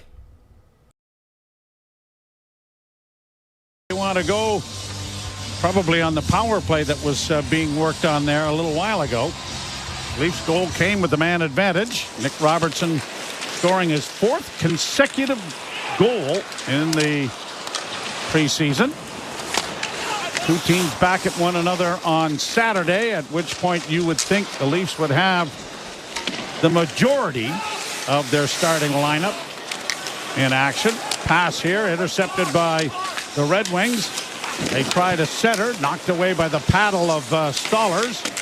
Nylander trying to free it up along the boards, knocked down on the play. Steeves couldn't help him out. The puck goes into the slot area, and a shot kicked away by Stolarz. Centering effort goes around the boards to the near side, and it is blocked and cleared out at center ice. And now here's a chance in across the line for Quillen onto the wing, and Nylander couldn't deliver a shot. Quillen back of the net, has a bounce by him in the Red Wing end. 3 minutes to go, second period. Rush broken up at the Leaf blue line. Quickly back in over the line on the left wing side. Steven Lorenz dropping it back. It comes to the point. Punched around the boards. Lorenz cuts it off in the far corner. Back to the point again, and a long shot. That was blockered away by Talbot. Red Wings get it out into neutral ice and down into the Leaf zone. Up ahead again now for Bobby McMahon. He'll chip it into the left wing corner. Going in after it is Lorenz. Got a hit in along the boards. One-handed away, though, by Detroit, and they'll get it to center ice. Kopp got it down into the corner. Rasmussen around back of the goal. Couldn't control it. It comes into the slot. The wrist shot deflects in front of the goal and out of midair. Slashed ahead, but a holding call coming here against Toronto. 2 minutes, 11 seconds to go here in the second period, with the Leafs holding on to the 1-0 lead on the Nick Robertson power play goal in the first period. So the Wings with an opportunity here. You knew this was coming, though. The Leafs had 4 straight power plays. And, yeah, the left hand comes off the stick.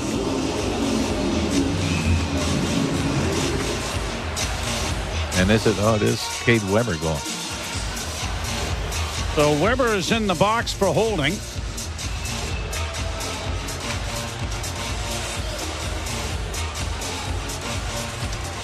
And the draw won by the Red Wings. Off on the near side for Kane. Kane half boards, a pass across. That bounced over its intended receiver's stick. Played back along the boards on the far side. It'll come back to the point. And Seider sends it in along the half boards. Down low, looking for Kane in front of the net. That bounced over his stick as well. Kane getting it into the slot. Dylan Larkin with a shot on the far side. Knocked away by Stollers. Hammered off the wall, and it's going to clear and go out and down the ice. Minute 28 left in the power play. Minute 36 left now in the period. Seider. Stick handles out at center. Drops it back. Brought in across the line by Larkin. Raymond sends it back to the slot, and a long shot. Stollers, who has been very steady and, at least on one effort, spectacular. A save off Vladimir Tarasenko, his teammate with the Florida Panthers last year. It was the old hockey card save, wasn't it? Yes, it was. Throw that left hand up. And then used to be every embellish hockey, a little bit. Every hockey card save used to be the goalie doing the splits, catching it. One-timer from the far side goes high and wide of the Leaf goal. Kane getting it back to the point. Seider on the far side looking for Larkin in front of the net. DeBrincat got it back to the point. Kane's shot went off a skate and goes wide.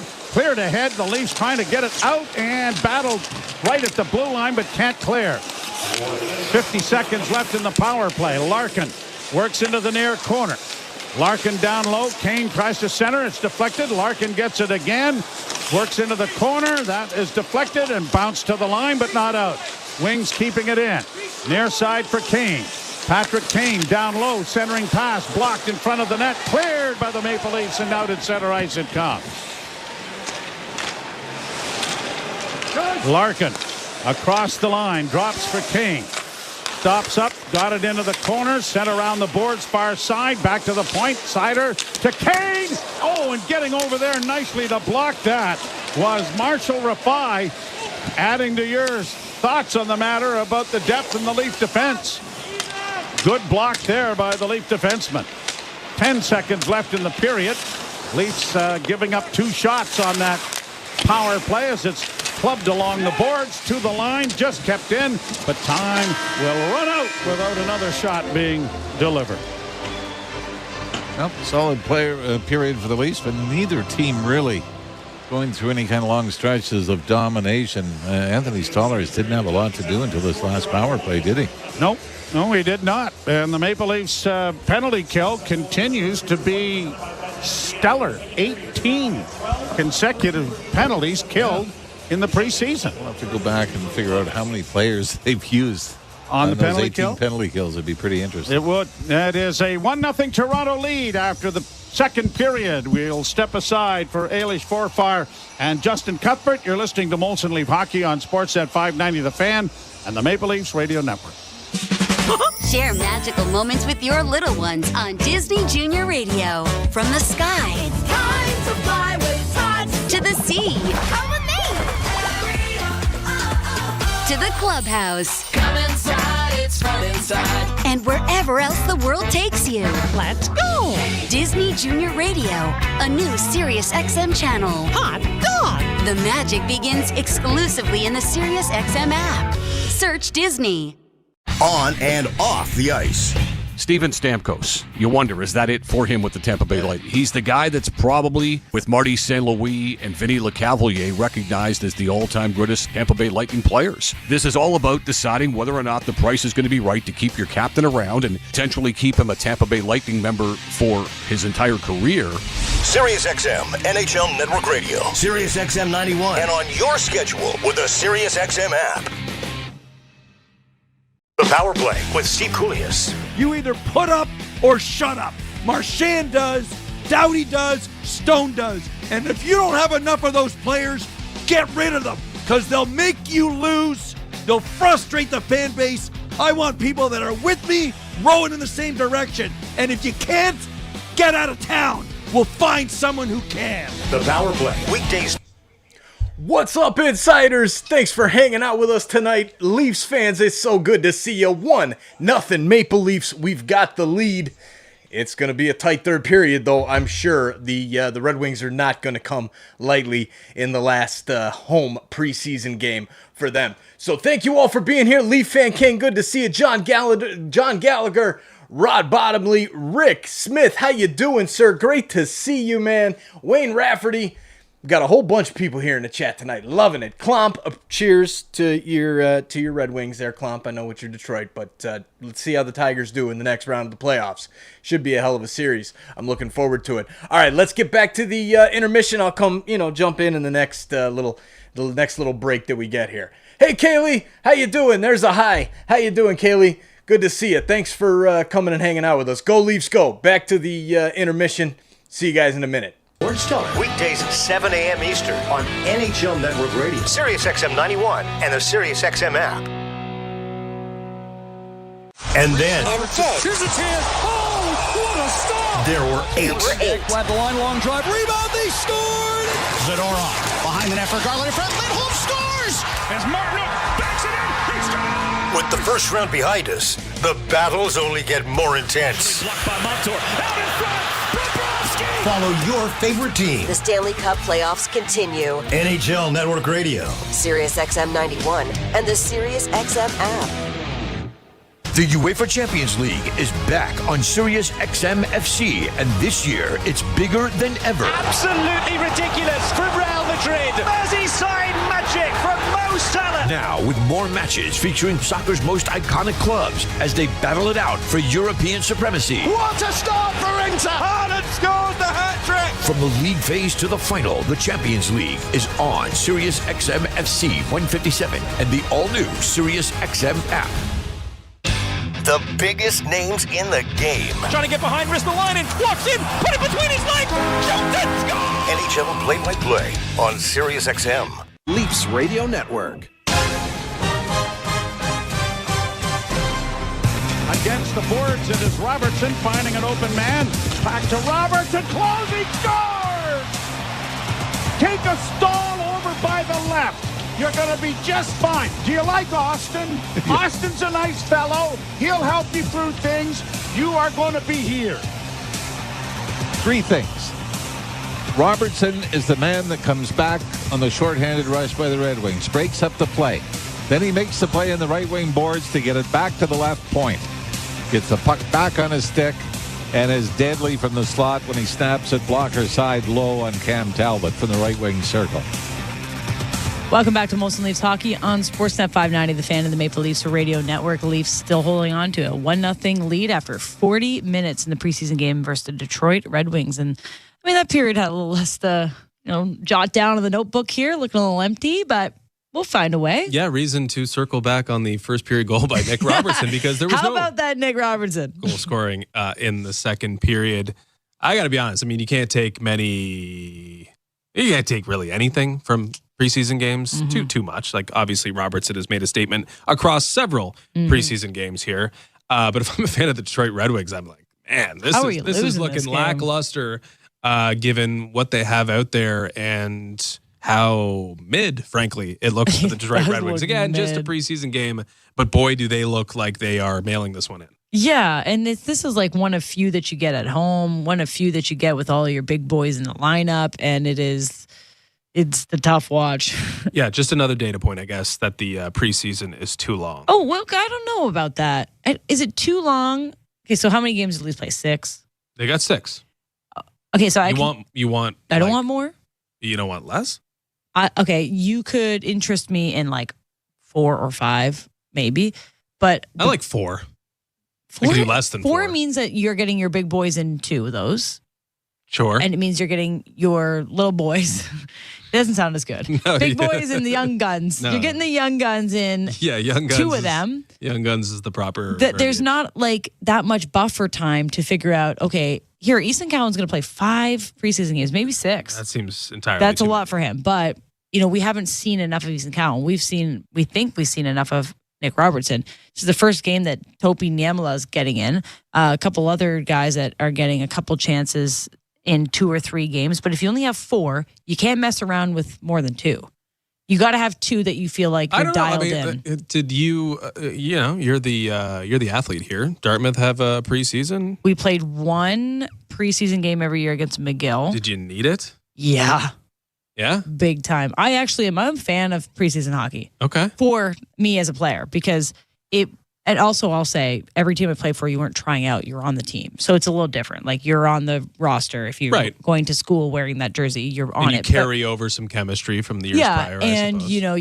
You've probably decided, the coach has probably already given you an indication if you're going to be a top line, maybe bottom, or you're going to play power play PK. But I mean, that's the same with the Toronto Maple Leafs here. Yeah, there's a couple. I'm sure there were roster battles. There's a couple Marlies guys. Or at least positional battles There within were. your team. But so we only had like 1 or 2 preseason games before the regular season. And as soon as the regular season happens, like you don't have time to take games off. And when the Leafs start slow and they have a lackluster October, November, you can really fall behind in the standings. And then you're fighting to play either the Bruins or Florida or Tampa or someone, and they need to get out to a good start, and they need to win the division for the first time in a long time. So maybe 6 games is a lot, but I don't think less than 4, because I think you need 2 that you're really like, this is it. This is our roster. This is where you're playing power play. This is us doing our starting goaltender.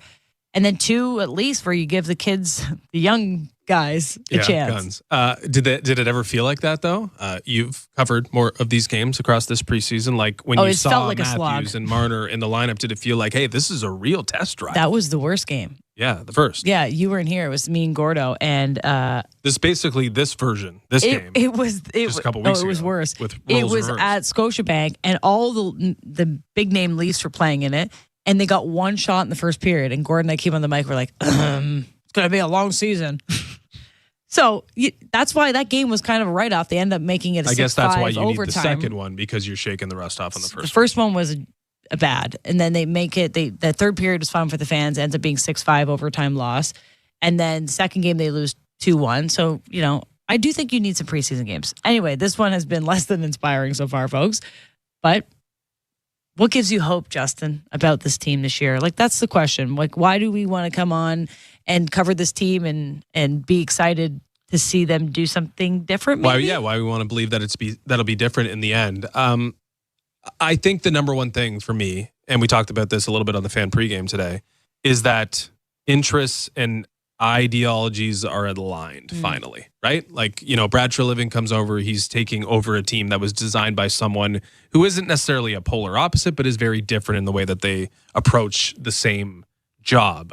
Sheldon Keefe was chosen by that initial manager who built the initial team, and therefore there's a bit of a disconnect there, even though maybe they got along well and they actually found some common ground. But still, I just think the pieces are in place now, or continue to come into place further, where you actually have a GM who picks the coach, who collaborates on a roster that makes it more aligned. And therefore, you have a better chance when push comes to shove that you'll all be pushing and pulling in the same direction. So I think that is the number one thing, at least philosophically, that would give me hope for this season, because the roster is different. And for the first time, there's some uniformity that could really like a help streamlined direction from top to bottom. Maybe everybody in the same boat, rowing in everyone in a happy marriage, maybe. Yeah, hopefully it's a happy marriage. Hopefully. Okay. Without too much discord. Yeah, without too much. We'll take a quick break, and then we'll come back and send. And you'll answer the same question. I will. We got to take a break though. Too bad. We'll be right back on Molson Leafs Hockey. Of course, that 590 The Fan. NHLshop.ca, the official online store of the National Hockey League, and Canada's largest selection of officially licensed NHL fan gear, with unique one-of-a-kind designs by Fanatics, and all the latest styles for every NHL team. Don't miss out. Shop now and get today's special offer. NHLshop.ca, a Fanatics experience. There's a place where it's all happening. A place that's rebuilding its economy by connecting northern mines with southern manufacturing might. A place with over $44 billion in new investment. What's up, Leafs fans? All right, I told you I'd come back in here and chat it up with you guys, and I just went and checked the Sick Kids donations, and thank you to Marcel Louis D. Entremont.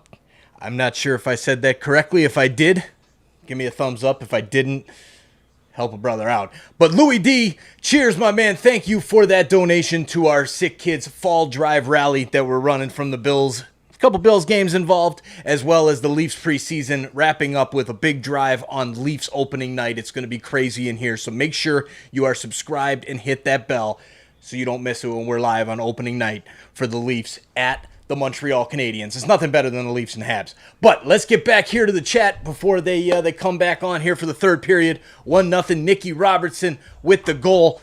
Hey, I mean, the kid is showing up. He's putting his money where his mouth is. That's for damn sure. However, I do feel bad for Patches in this situation. He's played a hell of a preseason. We'll see what he does tomorrow night. But I don't know what you do here. I really don't, if I'm Brad Treliving. But we'll see. But, hey, we got Manic Dr. Dupree in the chat. What's up, Dupree? How you doing, man? Good to see you. There is Allison. She made it in. How you doing, babe? I sent you a text, too. We got one more pickup to go. Woo! We got this. All right. Ryan as well in the chat. Thank you, Ryan, for hanging out with us. Really appreciate it. Johan Jutan as well. Thank you for hanging out. Richard Fewer, great to see you, man. Good to see you, Richard. So glad to have you back, brother. And let's have some fun here in the third period. Come on, Leafs. Let's just put this thing to bed. Get a couple goals right off the bat and send the Wings home. Right? Sounds good to me. Thank you for your support with the Create 100K for Sick Kids Hospital here in Toronto. Again, big shout out to Louis D for that donation straight directly to Sick Kids with that link right up there. Thank you. We'll see you guys back in the chat. Go Leafs go. Big third period. It's preseason. Who am I kidding? But hey, big third period, right?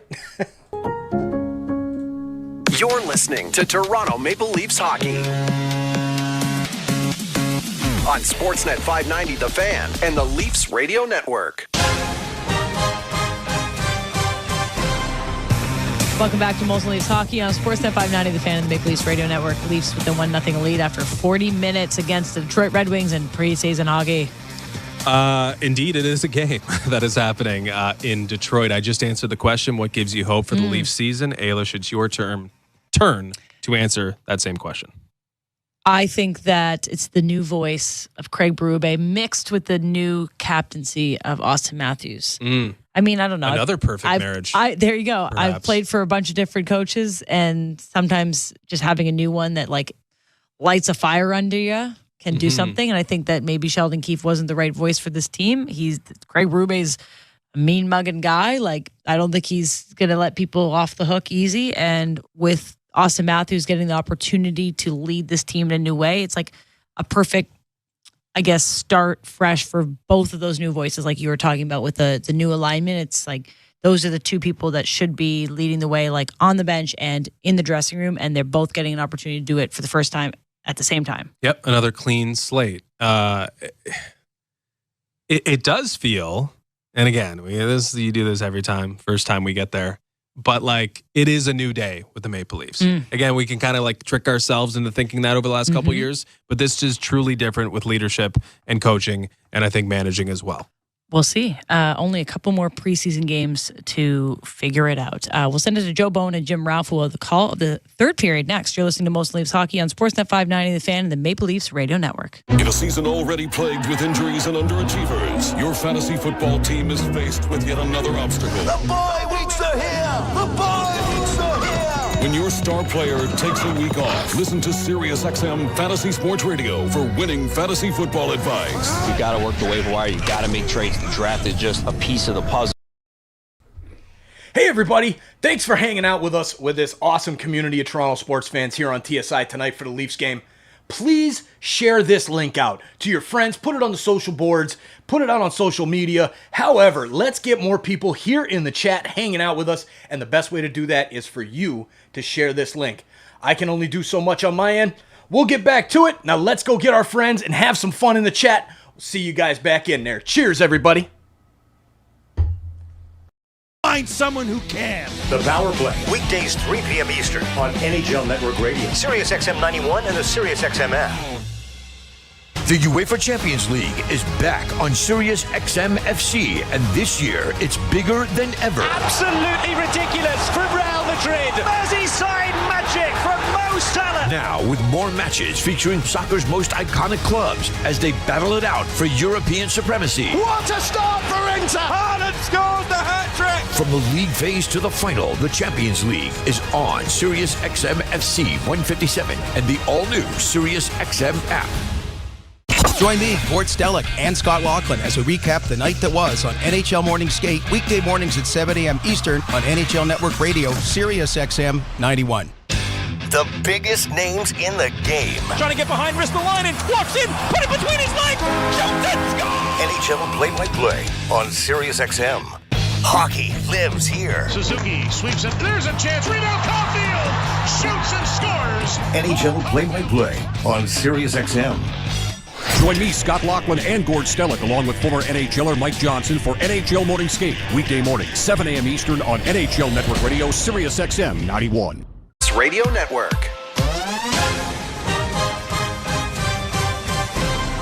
Leafs lead 1-0 heading to the third period. Armin Zagarian in here with it looks like he's conducting a tour or something. Has he never been in this studio before? What's this all about?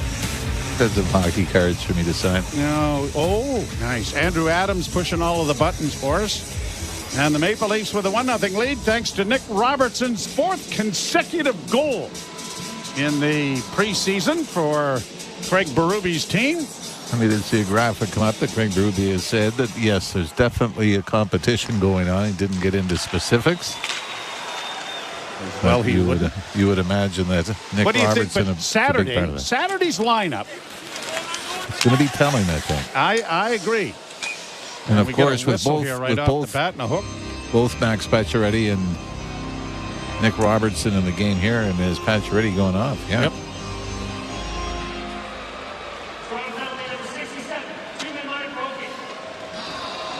So Pacioretty goes to the penalty box for hooking, and the Red Wings go to their third power play opportunity. Boy, this is one of those reaching with one hand, and give the Red Wing player, I think it was Edmondson, credit. Give him credit. He just clamped down on the stick. Pacioretty let it go, but the hook was already administered. 16 seconds in. Here the Red Wings with a centering pass. Cleared into the corner by David Camp. He is unable to clear it. Around the boards it'll go and be kept in at the far side by Kane. Kane down low, and once more looking back to Kane. It goes to the point. Seider to the near side, holding on the near wing, trying to get it down low is DeBrincat. Back to DeBrincat, back to Seider. Seider with a wrist shot in on goal. That deflected just wide of the net. Kane back to Seider once more, winding and delivering a shot. Big save, rebound, not cleared. Chance to clear there, and Yarncrook on his backhand didn't get it elevated enough, and he had the rest of the rink to clear it, but he hit the Detroit defenseman right in the chest. Now Myers will finally get a hold of it, and the Leaf defenseman will get it down the ice. Astounds me. How many times it's 90 feet wide. One guy is taking up 2 square feet, and you can't find room to get it down. And it's backhanded now by the Leafs out at center ice. Petrie working through center, decides to carry in over the line, goes wide on the defenseman Rafai. It comes around on the boards, kept in now by Berggren, and the pass comes back to the point once more. Petrie over on the right wing side, down low, centering pass, rolling puck goes wide of the net. It comes back into the far corner. Back to the blue line once more. Slap shot by Petrie. That deflected wide of the Leaf goal. Tarasenko on the right wing board. Got it behind the net for Rasmussen. Left wing point for Berggren. Berggren gets it back to the blue line. Veleno back into the corner. Berggren centering pass. Intercepted. Cleared and knocked out. Same thing. Guy right in the middle of the rink and you can't get it by him. This time it was knocked down by a stick and a shot is blocked away by Stollard. Centering pass back to the point. Another shot and swallowed up this time by Anthony Stollers, who says there's not a chance I'm going to let someone else try to clear this thing when they can't get it by the one guy in the middle of the ice. I don't know if you can apply it particularly to the last two instances we saw, but I think what has played into this, where guys trying to go down right down the middle of the ice, is the delay of game penalty, where guys don't want to try to flip it out towards the boards or off the glass to get it out and find yourselves down 2 men. So everybody tries to knife it perfectly through the lanes that they're given. But you're right, it's baffling sometimes that you're thinking these guys would be great goaltenders. If you could block the whole width of the ice, you could certainly block a 6x4 cage. Played by the Leafs back into the zone. They have killed off the penalty. 19 consecutive power plays. They've not been scored on in the preseason. So, if you're a betting man, and I'm not, the very first power play in the regular season to probably give up a goalie. For Jerry Cheevers, who liked to bet on the horses, said that there was a saying that they had that you go to the track and you say, I hope I break even today because I really need the money. Shot goes wide of the Leaf goal. Bounces to the line, kept in at the point. Fed back of the goal then by Mott. It comes on the near side. Red Wings again punching it in along the boards. Out of the goal was Stollers to play in the corner. He has to scramble back to his cage as the puck goes around back of the net once more. Myers got a good hit in on the Red Wing, and now Larkin trying to get it freed up. Got it to the blue line, but not out. Larkin has it again on the far board. Gets it back to the point. Walking the line was Lucas Raymond. Works in. Raymond works back of the Toronto goal. Taken to the boards by Myers efficiently. And the Leafs will punch it out into neutral ice. Red Wings trying to get some momentum going here as the pass is intercepted. David Camp finds his defense partner. Rafai gives it off to Liljegren, and Liljegren skates to center and just dumps it into Detroit territory. Hustling in after it as it comes into the slot, but the Red Wings intercept, and it'll be brought out into the center ice area. Larkin across the line. His pass went off the skate of Pacioretty. Puck in along the boards and back of the net. Rafai getting to it with skating room to his liking. Carries it up the left wing boards to center and shoots it in. Pacioretty trying to block it in along the boards, and as he tried to chip it into the corner, it goes off his stick and up into the screen and out of play. Now we have mentioned the Red Wings have missed the playoffs 8 years in a row. You remember when they first went to the new building, Little Caesars Arena? They had red seats, but because the Wings weren't doing well, I believe the Pistons play there as well, do they not? No, they're still at Cobo, I believe, but I'm But Red Wings weren't drawing well, and you could tell how many empty seats they were because of the bright red seats, and they have since changed them, and it's not as noticeable when there's nobody in them. Nobody in them. They are now black seats. Or dark green, maybe. I think probably more black. Yeah, I think it's black. Red Wings to center, and they'll flip it into the far corner. Grabbed off there by the Maple Leafs. Nemella tried to get it out and does, and the Leafs breaking now with a 2-on-1 in over the line and a shot, and that was knocked wide of the net as Lorenz broke in, and then a pass back to the blue line has eluded the Leaf defender, and it's cleared now by Stollers, who tries to get it ahead. Cowan couldn't help him out, and it's right back in for Detroit. Veleno goes around back of the net. Mott will try to get it off on the boards and does. Berggren sends it back behind the goal. Leafs send it out in front of their own net. It's picked off by Detroit, maintained with a shot that hits a leg.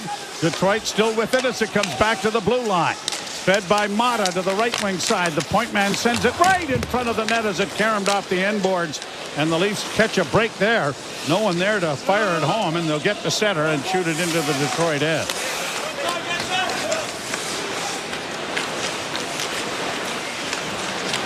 Out comes Mata. Played in over the line. Veleno sends it down into the corner. Rounds back of the net. Chipped along the boards, and Kokkonen trying to get it out, but it is blocked there. And finally it is Järnkrok skating off to the wing to bank it out at center. One-handed then by the Maple Leafs down into the zone. Quillen doing a nice job to get it in deep. Red Wings break it back out, but off a skate. Karam to the near side. Quillen couldn't control it. Leafs have to go back in their own end to restore it, and they're getting a change going as well. Off the boards to center. Quillen sends a backhand into Detroit territory. Hustling in after it was Alex Steeves. A centering pass, and that was knocked away, and a good save made by Talbot. Well, he had no idea where it went after it hit him. He's looking to his right, and the puck bounced to his left. Nylander couldn't come up with it. Shot to the net, redirected, but a good pad save made by Stollers, and it is cleared to the line and out. Here's Nylander in on the right side, but it's a Lone Ranger rush. He waits for teammates to get to him, and Cowan with a shot, and he sent it high and wide of the goal, and it'll carry him all the way back at center ice for Liljegren. He backpedals in his own zone, got it out at center. Rustling in after it is Robertson to deny icing. Got it along the boards for Pacioretty. Now Camp gets it back behind the net, but it escaped Robertson. Pacioretty will forecheck, but the puck comes out at center ice. Camp does a nice job of breaking up the rush, but the Red Wings counter again and get it in over the line. Petrie with a pass back for Larkin. Larkin works into the corner, centering pass, comes off a skate, but back to the point with a long shot. And we've got another penalty coming here. Cross-check. What are we at now? Are we even yet? Yes, this will even things up, I believe, at 4 apiece. If it is going to Toronto, and I believe it is. And we saw that Montreal Leafs took the first 7 minutes of power play time, and then was shorthanded for the next 10. You're listening to Molson Leaf Hockey on Sportsnet 590 The Fan and the Maple Leafs Radio Network. Hi, this is Will Arnett from Smartless, a podcast I do with my pals Sean Hayes and Jason Bateman, with special guests from Howard Stern, Trevor Noah, David Beckham, Kelly Clarkson, to a few presidents. It's an unscripted, unrehearsed, but hopefully not unprepared podcast. We'll cover topics like doing limbo for self-esteem, skydiving hungover to world affairs. And now, you can hear every new episode a full week early on the SiriusXM app. Just search Smartless to join the fun. The Power Play with Steve Koulias. You either put up or shut up. Marchand does, Doughty does, Stone does. And if you don't have enough of those players, get rid of them, because they'll make you lose. They'll frustrate the fan base. I want people that are with me, rowing in the same direction. And if you can't, get out of town. We'll find someone who can. Cheers, insiders. Thanks for hanging out with us tonight for this Leafs Detroit Red Wings matchup. I appreciate every single one of you who has helped this community grow up to almost 42,000 now. We just passed 40,000 over the weekend. Maple Leafs fans, thank you. This community was built on the Leafs, and it will always be a Leafs channel #1. Thank you all for being here. If you're new, please hit that subscribe button. We need all the Leafs fans we can get to hit that subscribe button and turn on that bell so you don't miss it when we go live every single Maple Leafs game this 2024-2025 season. Now, let's get back to the hockey. Go Leafs, go. We'll see you guys back in the chat. Cheers.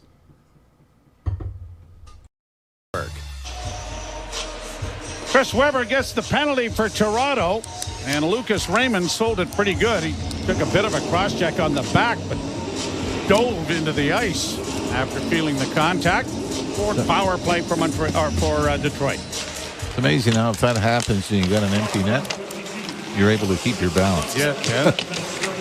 Got a scoring chance. I can withstand that, but And an errant pass comes to center ice, and the Leafs are going to race after it, carry it down in with Camp wearing an assistant captain's jersey tonight in the absence of any of the others, and Calle Yarncrook wearing the other A. The two veterans. Probably more an indication of the lineup that the Leafs have in Detroit tonight, and that's not taking anything away from a veteran like David Camp or even Calle Yarncrook for that matter.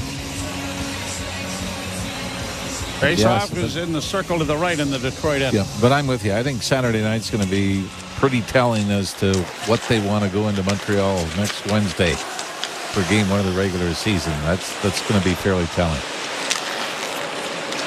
It appears that everybody is healthy. Tavares and Matthews and everybody else skating and haven't played in a while. Here the Red Wings playing it down into the corner. Got it back to the point. Sider on the right wing side for Kane. Centering pass to the near side. And the redirection in front of the net. Raymond didn't get his stick on it. Kane with it again. Sends it around back of the net. Leafs chop at it. And this time send it along the boards where there wasn't anyone. And down the ice it goes. Boy, Alex DeBrincat made a nifty little play there trying to get it for the little backdoor tip in. Second power play unit for Detroit. Tarasenko gets it down into the corner. Liljegren broke up the rush. It comes around on the near wing. Kept alive there by Lucas Raymond. Back of the net it goes. Berggren holding off on the wing. It comes into the slot. Back to the point again. Dished off by Petrie. Back into the slot once more. Good play by the Leafs to break up the cycle, but then couldn't control the puck when they had a chance to ice it. Tarasenko gets it back. Back to the point. 19 seconds in the power play. A shot stopped by Stollers, who is slow to regain his skates. Puck into the corner again. Here's Berggren with a shot, a centering pass, and that went right past the Detroit player and down the ice. Quickly played up by goaltender Talbot. Down into the corner it goes. Leafs get it ahead, and they're ringing it around the boards to get it out. Mata will shoot it back in. Michael Rasmussen was in front of Anthony Stolarz. It took a pretty good swing at the Red Wing forward. I think he might have been the one that knocked Stolarz down earlier. Played in around the boards, not out. Red Wings control. Reaching the halfway mark of the third period. The Leafs owning a 1-0 lead. Puck is at the side of the net. Red Wings after it again, sending it back to the point. Fed over by Olli Mata into the slot area. That deflects wide. Trying to get to it and not getting it out was David Camp. Again, it's sent in front of the net. Rung around the boards by Mikko Kokkonen. And the Leafs are going to get it out, but it is going to cost them an icing. And with 9:44 to go in the period, it'll come back into the Toronto zone. For the most part, this has been a tame affair, but you don't feel like the temperature is just starting to nudge up a little bit? I'm not going to say it's frustration from the Red Wings' part. I mean, it's a preseason game with the veteran lineup. But there just seems to be the physical play, and the retaliations are starting just to elevate a bit. Lucas Raymond knocked over, and he took a pretty good cross-check from Stollers. Actually, it was a better cross-check than the one Weber threw, who got a penalty. Robertson got the puck to the blue line, but couldn't get it past the defenseman. Now on the left wing side, again, shot out and down the ice. No icing, apparently, because the goaltender, Talbot, has played it ahead for Dylan Larkin. Larkin gets it in over the line. Leafs break up the rush. Carried to the left wing boards, and Niemela will get it out into the center ice zone. Larkin right back in again. The Detroit Red Wings pressing, looking for the equalizer. A shot off the shoulder, stopped by Stollers. Round back of the net, Raymond chipping it along the boards. Leafs have been down in their own end for pretty much the first 10 minutes of this period. 22-20, the shots favoring Detroit, but the Leafs have done a good job of boxing out and preventing the Red Wings from getting any real clear-cut chance. That's what Craig Berube is talking about when he talks about playing heavy hockey. Doesn't mean you go crashing into everybody, but it's about holding your ground and being physical and making it difficult to get to the net. Edmondson for Detroit. Got it ahead off a skate. Controlled by Toronto, and they intercept, and Perret sends it back into his own zone for Liljegren. Liljegren's pass up on the left wing. Trying to barge in there was Yarncrook. He was being held. Centering pass. Oh, and a great chance there for Grebenkin, and it was stopped by Talbot. Red Wings back in over the line. Broken up at the blue line. Leafs send it ahead, but unable to handle the pass was Myers, and it is sent right back into the Toronto end. On the wing and a shot. Oh, and another big glove save made by Anthony Stolarz, this time once again off his former teammate Vladimir Tarasenko. And Stolarz looks like he's got a real big smile behind that mask. They might have stayed out a few times after practice because Stolarz again looks like he knows exactly where Tarasenko's going, which is high glove. And Stolarz waits, and as the puck is coming, up goes the mitt and snaps it out of midair. 1-0 Toronto. You're listening to Molson Leaf Hockey on Sportsnet 590 The Fan and the Maple Leafs Radio Network. As fall approaches and birds head south, a different kind of bird emerges, the Subaru. While migratory flocks seek warmth, Subaru's symmetrical full-time all-wheel drive keeps drivers soaring through the wild. During the migrating season, Subaru's hunger for adventure grows exponentially, driving the intrigued radio listeners to fall for Subaru at their local Subaru dealerships, experiencing an adventure of their own. So migrate to your local Subaru dealership to book a test drive today. From the biggest stadiums to the coziest holes in the wall. From house parties to porch hangs to pride celebrations. From your favorite fuzz shop to your local Indian spot. From noodle bars to sports bars to salsa bars. There's a Molson with your name on it. Canadian Ultra XL. Molson. Everyone in. Must be legal drinking age. Raymond DeWalt's invention of the radio arm saw in the 1920s ushered in a new era of job site productivity. And ever since, the DeWalt name has stood for the pros. From revolutionizing the electric job site to advancing cordless tools, DeWalt will always innovate to help build Canada. To celebrate 100 years of innovation, look for select DeWalt products for $100 at participating retailers while supplies last. Ends October 30th. Restrictions apply. See DeWalt.ca for details. You're listening to Toronto Maple Leafs hockey. They score! Holy mackerel, they score! On Sportsnet 590 The Fan and the Leafs Radio Network. Joe Bowman along with Jim Ralph. 7:53 left to play in the third period. The Leafs nursing a 1-0 lead over the Red Wings as a shot from the point has gone off a stick and up into the screen. And Anthony Stolarz has certainly been one of the game stars thus far. Now, you would think, obviously, Joseph Woll is going to get the start Saturday night, and I'm sure the plan is to go the distance as well. You would think, based on that, Joseph Woll gets opening night in Montreal. You're playing New Jersey the next night, so you're going to go back. Whoever gets the opening night is obviously going to give way to the other guy in night number 2. Ooh, a hit from behind there. Mata taking down Alex Steeves, and the Leafs have to come away with the loose puck and get it up on the wing, and it is corralled there and sent to the right wing side, picking up where it left off, and Liljegren sends it down into the Detroit end. Down the boards goes Quillen, back of the net. Wings take it away, and out comes Olli Mata with it. Mata to center, in on the wing. Took a hit and got knocked down there with a hip check. The puck along the board. Mata back on his skates, got it back towards the blue line, fed off the wing, and it comes off a stick onto the Leafs.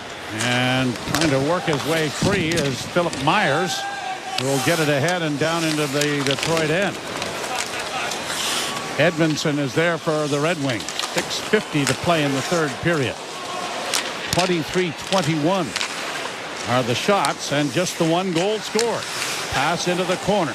Red Wings with it back into the Toronto zone. Left wing side, Edmondson with a shot. That went off a body and went wide.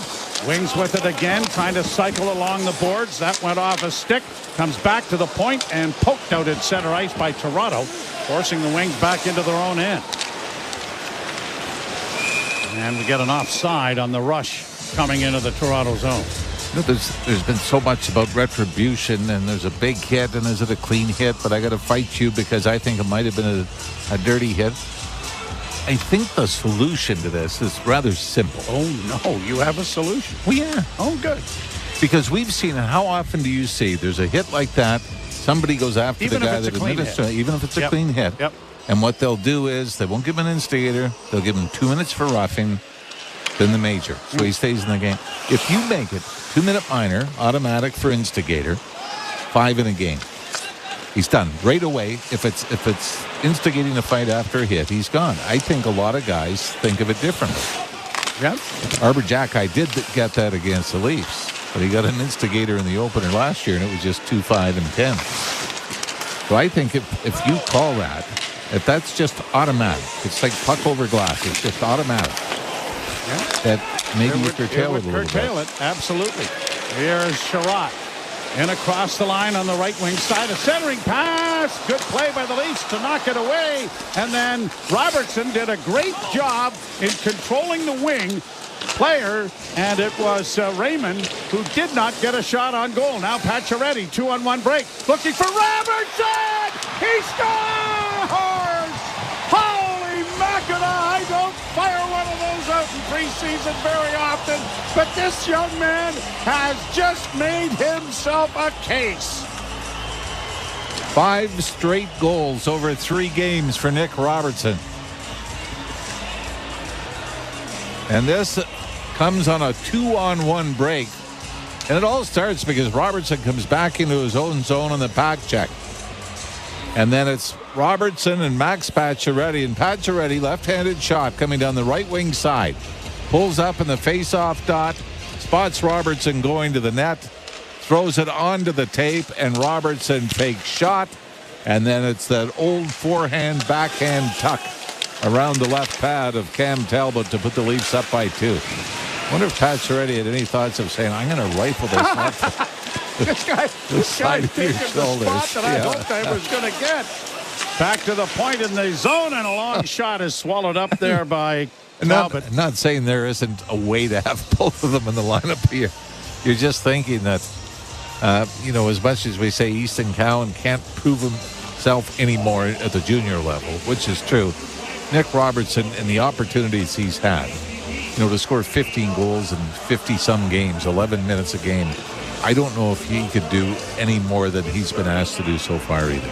He has both of them, and he has scored 5 consecutive goals in this preseason for the Maple Leafs. You're listening to Molson Leaf Hockey on Sportsnet 590 The Fan and the Maple Leafs Radio Network. The UEFA Champions League is back on Sirius XM FC, and this year it's bigger than ever. Absolutely ridiculous from Real Madrid. Merseyside magic from Mo Salah. Now with more matches featuring soccer's most iconic clubs as they battle it out for European supremacy. What a start for Inter! Haaland scores the hat-trick! From the league phase to the final, the Champions League is on Sirius XM FC 157 and the all-new Sirius XM app.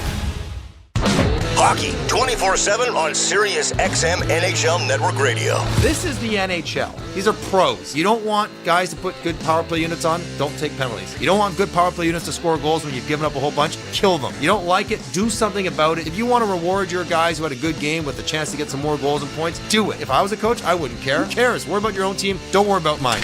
Sirius XM NHL Network Radio. Sirius XM 91. And on your schedule with the Sirius XM app.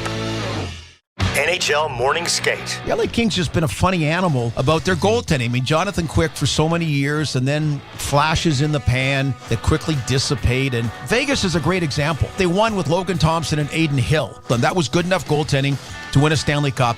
And that, at a minimum, is what the Los Angeles Kings need to do. NHL Morning Skate with Scott Laughlin and Gord Stellar. Weekdays 7 a.m. Eastern on NHL Network Radio. Sirius XM 91 and the Sirius XM app. Hudson here with an important announcement. You can listen to your favorite Sirius XM FC shows on the all-new Sirius XM app, now available. What's up, insiders? All right, I had to jump in here in the third period. Nicky Robertson, let's see what he's got. He's got to stay. He's got to stay. He just has to stay. I don't know what they're going to do. But anyways, we're back to the hockey. I was going to try and jump in here for a quick second. Richard Fewer, there's the love of my life, TSI Allison. Rick Smith, Ian McGarr. Cheers, everybody. Hey, there's Kaylee again. There's another high. All right, back to the hockey, everybody. Probably a test as much as it is a Cheers, insiders. Thanks for hanging out with us tonight for this Leafs Detroit Red Wings matchup. We know I you appreciate can score. every single we one need of you to who see the other parts of your game. And so often you hear that overused cliche that you create more chances by being better defensively. Yep. It's off turnovers and off the rush. Well, and Austin Matthews has Robertson's demonstrated that as the Wings come in off the wing, and another save made by Anthony Stollers with 4:10 to play here in the third period. And it is shot by Casper. I mean, as much as we talk about Nick Robertson, the goaltending is obviously going to be under scrutiny as well, because neither goaltender has played more than 28 games in a regular season. Anthony Stollers did that a couple of years ago with Anaheim. Joseph Wall last year. Great, small sample size, but only 25 games in the regular season. Having was said great that, in the playoffs. Pretty good tandem in Boston, worked fairly well for a number of years, right? But again, you're talking 40, 41 to split. And we're talking guys that are 25, 27 career highs. No. Now, like anything else, give me the opportunity to show that I can do it. That appears to be coming for both Wall and Stollers. Wings win the face-off, play it around back of the net, cut off there by Tarasenko, got it into the corner, comes back to DeBrincat. DeBrincat working down along the boards, gets it again. DeBrincat back to the point. Sider over on the right wing side. There's 6 attackers on the ice here. I didn't realize the goaltender was out as we couldn't see it. Now they put it up that it is an empty net. I was going, are there too many guys on the ice here? There are. Anyway, with 3:39 to go and down 2-0, the Wings are rolling the dice a little bit. As it comes back to the point, Sider holds, still with it, near side a drive. Oh, good block. Made there again by Rafai, and he has been very impressive too. Rafai knocks his man down and is able to get the puck to the line, but not out. And then Rafai gets clobbered after knocking down the Red Wing player, and there's got to be a penalty here, one would think. Yeah, this was behind the play, wasn't it? Because puck went out to the point when the whistle went, and then you see Rafai kind of crumpled over in front. I don't know whether Dylan Larkin, the Red Wings captain, might have got a stick up. But it looks as though Leafs may be going on the power play. Watching it again, Sider's got it to the point, middle of the ice. One-timer is blocked. No, we still haven't seen it. Pretty good elbow. Or illegal check to the head is going to be the call.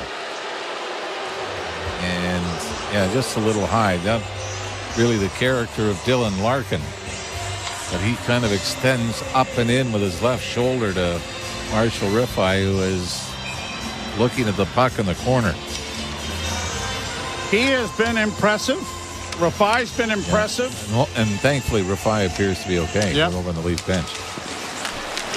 Cheers, Insiders. Thanks for hanging out with us tonight for this Leafs Detroit Red Wings matchup.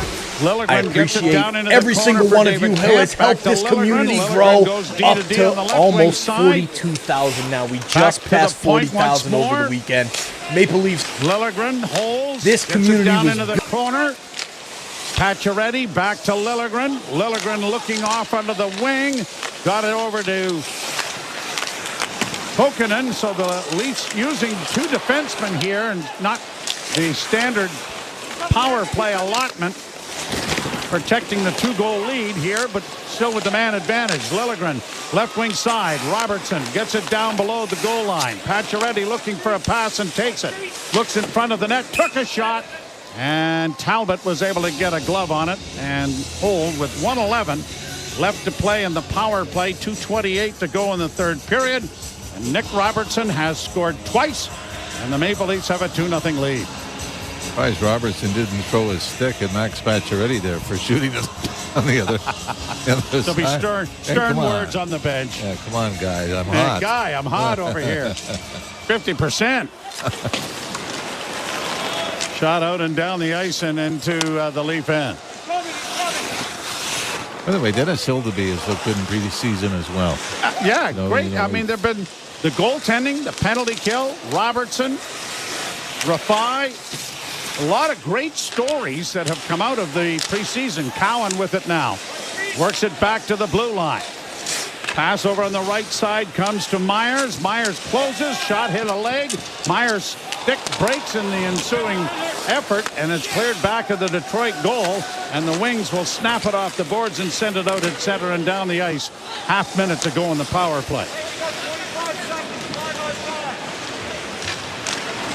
24 seconds left. Rafai dropping it back. Now we'll have to come away with a loose puck, dropping it even further.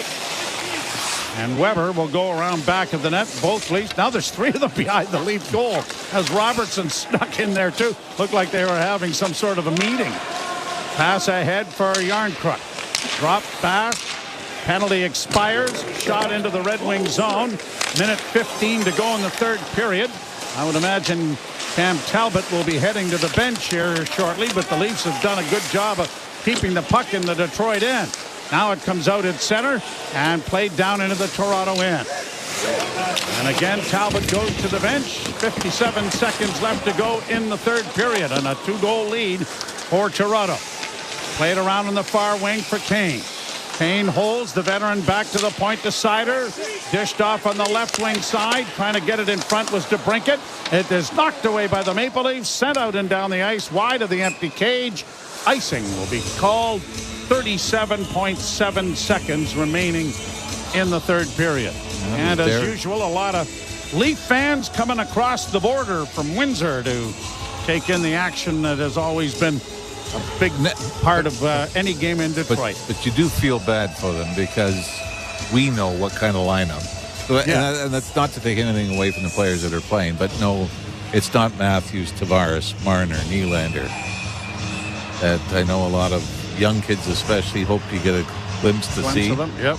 Well, you have to wait for the regular season to see that. Face off to the right of Anthony Stollers. 6 attackers for the Red Wings. Puck is scrummed. It comes back to the point. Seider to the far side. A wrist shot taken there by Kane. Didn't make it through. Wings in the near corner. Raymond works it back to DeBrincat in with a shot. That was deflected wide. It's into the far corner. Wings control.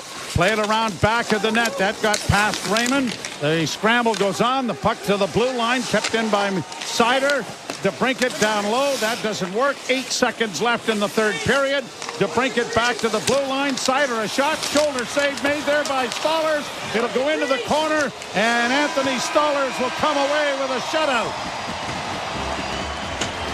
Nick Robertson provides the offense with a pair of goals, but a lot of very positive things seen by a group that was sent to Detroit, that a lot of them are on the bubble and others are looking for employment with the Toronto Marlies. Yeah, and then watching Marshall Rafai again, just that last shift, right before the face-off is dropped, the last face-off, he gets into a little bit of a cross-checking match off the face-off with Lucas Raymond.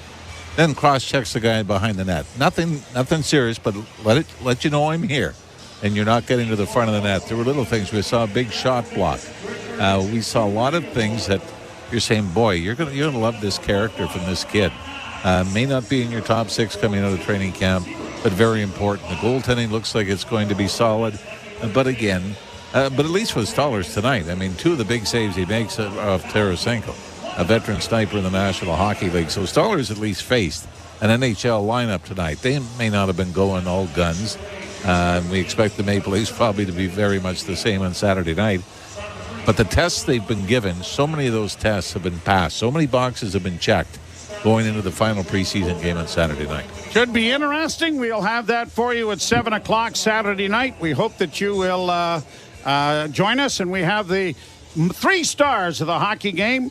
Brought to you by Molson's? But this is simple. All right. Well, I'll do the first 2. You do the first 2. I get the third one. Nick Robinson, star number 1. Anthony Stollers, 25 saves, star number 2. And Joe, you really liked... I think we talked about him. Marshall Rafai. Let's go Marshall Rafai, star number 3. All right, there you go. Brought to you by our friends at Molson.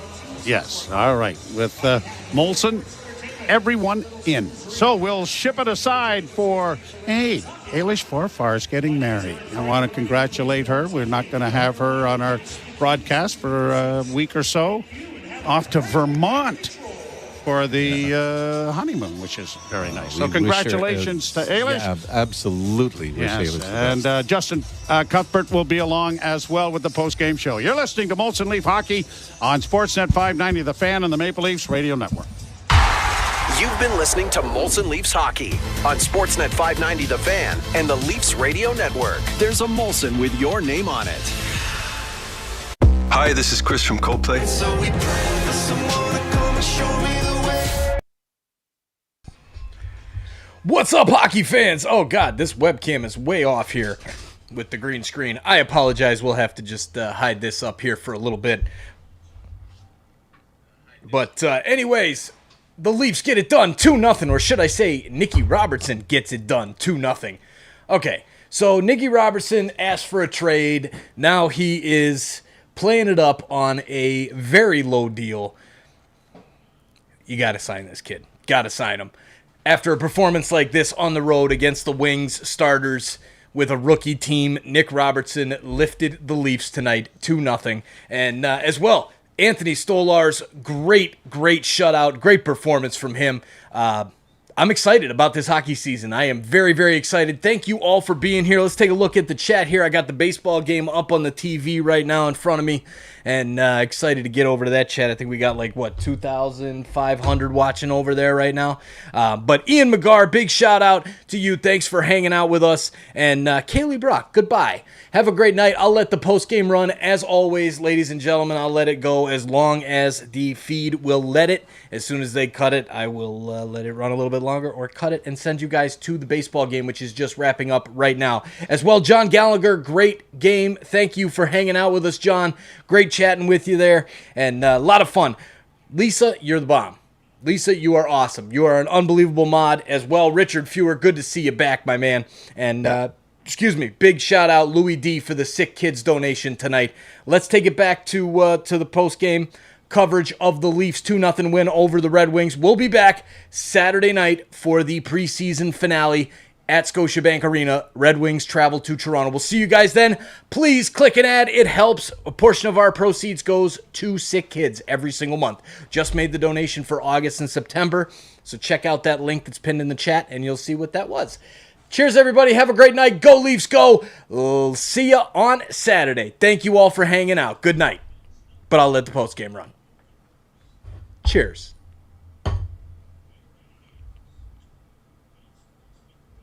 NHL Network Radio, Sirius XM 91, and the Sirius XM app. And then Here's a chance. Oh, what a stop! there were eight. Grab the line, long drive, rebound, they scored! Zadorov behind the net for Garland in front. Lindholm scores! As Martin backs it in, he scores! With the first round behind us, the battles only get more intense. Blocked by Montour. Out in front, Bobrovsky! Follow your favorite team. The Stanley Cup playoffs continue. NHL Network Radio, Sirius XM 91 and the Sirius XM app. the biggest names in the game. Trying to get behind Ristolainen, walks in, put it between his legs, shoots it, scores! NHL play-by-play on Sirius XM and the Leafs Radio Network.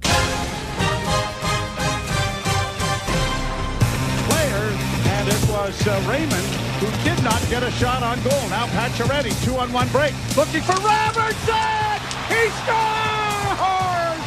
Holy Mackinac! I don't fire one of those out in preseason very often, but this young man has just made himself a case. Welcome back to Molson Leafs Hockey on Sportsnet 590, the Fan of the Maple Leafs Radio Network. Eilish Warford, Justin Cuthbert for your post-game show. And that was Bonesy getting fired up for 2 Nick Robertson goals and a 2-0 win. I think he might be in the lineup, Justin. Yeah, I mean, we'll see. At this point, we'll come on. I think Bowen had him in the stall beside Austin Matthews. They were after sharing the a fourth stall. goal. I don't know. I don't know what he gets for captaincy. The fifth. He gets the C. At least part of the leadership core. Maybe if he scores 6 consecutive goals in the preseason, Can he do it? We can usurp Austin Matthews with the captaincy. No, I mean you could not probably script a better preseason if you're Nick Robertson, where you were exclusively doing the goal scoring when you're in the lineup. And yeah, you're making the statement of all statements. Again, it's not a true line. It's not a true game, despite the talent out there for the Red Wings. but you did everything you could possibly do. And really the only regret from me, not that I have any say in the matter, is why wouldn't you put out a line that actually could be something? Like give me Tavares and Pacioretty. Like if Tavares was between the two. But that's why you play more than 3 preseason games, Justin. Or you just make the right lineup decisions. Because David Kampf, Nick Robertson, and Max Pacioretty is never going to be a thing. But if Pacioretty and Robertson looked good on the flanks of John Tavares, and you're looking at a third line, second line, whatever you want to call it, with William Nylander anchoring Calle Yarncroke, Max Domi, then, maybe you're seeing exactly what it could look like, and it would be even more convincing than it already is. And they play the same team, Detroit, on Saturday night, which is their last preseason game. So, maybe that is the opportunity to give that a look. But I laughed so hard when Pacioretty is going down on the wing, and it was Ralphie that said the same thing. When he saw Nick Robertson in the middle of the ice, I thought to myself, would you pass it to that kid that wants your spot? And then he did. He made a nice goal, and that's good teamwork. But a part of me had a moment of like, ooh, shoot that. You don't want him to get another goal, do you? I think there's maybe a way that they both make it on the team, but it was quite funny, that moment of maybe hesitation, maybe I just felt to myself. But yeah, 5 straight goals from Nick Robertson for the Maple Leafs. In that second one of the game, he does a similar work ethic that he showed in the first. He comes back, he breaks up a chance by DeBrincat, works in one end of the zone, comes back, skates down the ice, and is open for a really sweet goal where he gets it, pulls it across, and tucks it in. And he's got a great shot, he's got a great release, but it's the other end of the ice that he showed on both goals tonight that he could be offensive and defensive threat. And that's exactly what you want to see from him. You cannot have asked for a better couple games from Nick Robertson, so he's probably feeling real good. Yeah, that's a great point, because the knock on Robertson hasn't been goal scoring, although maybe part of it has been like getting opportunities and not necessarily being able to convert at a rate where it's like, yeah, well, we can't hold you out of the lineup. No, the main knock, the primary knock has been defensive play. And maybe it's slightly coincidental that he was able to make plays right in front of, or right preceding goals, events preceding goals were those defensive plays. But if he can clean up all of that and you can put yourself freely in position to be in offensive areas, he's one of the few guys in this league and in this team that can take advantage with regularity. He's a talented goal scorer, more talented than most in that regard. It's just, can you do everything else to stay out there? And so far, again, in the preseason, he has. We'll talk about another star on the other side of the break. We'll take a quick break, though, and come back on Molson Leafs Hockey on Sportsnet 590 The Fan and the Maple Leafs Radio Network. Ontario has never invested more in student success. We're hiring thousands of new educators to work alongside some of the best paid teachers in Canada, right here in Ontario. We're investing in new reading and math supports and spending billions to upgrade and build state-of-the-art schools. Students are back in classrooms with their friends where they belong, so they learn the skills they need now for the jobs of the future. Learn more at ontario.ca/investing in students. Paid for by the Government of Ontario. Raymond DeWalt's invention of the radio arm saw in the 1920s ushered in a new era of job site productivity. And ever since, the DeWalt name has stood for the pros. From revolutionizing the electric job site to advancing cordless tools, DeWalt will always innovate to help build Canada. To celebrate 100 years of innovation, look for select DeWalt products for $100 at participating retailers while supplies last. Ends October 30th. Restrictions apply. See DeWalt.ca for details. As fall approaches and birds head south, a different kind of bird emerges, the Subaru. While migratory flocks seek warmth, Subaru's symmetrical full-time all-wheel drive keeps drivers soaring through the wild. During the migrating season, Subaru's hunger for adventure grows exponentially, driving the intrigued radio listeners to fall for Subaru at their local Subaru dealerships, experiencing an adventure of their own. So migrate to your local Subaru dealership to book a test drive today. You're listening to Toronto Maple Leafs Hockey. Y'all ready? On Sportsnet 590 The Fan and the Leafs Radio Network.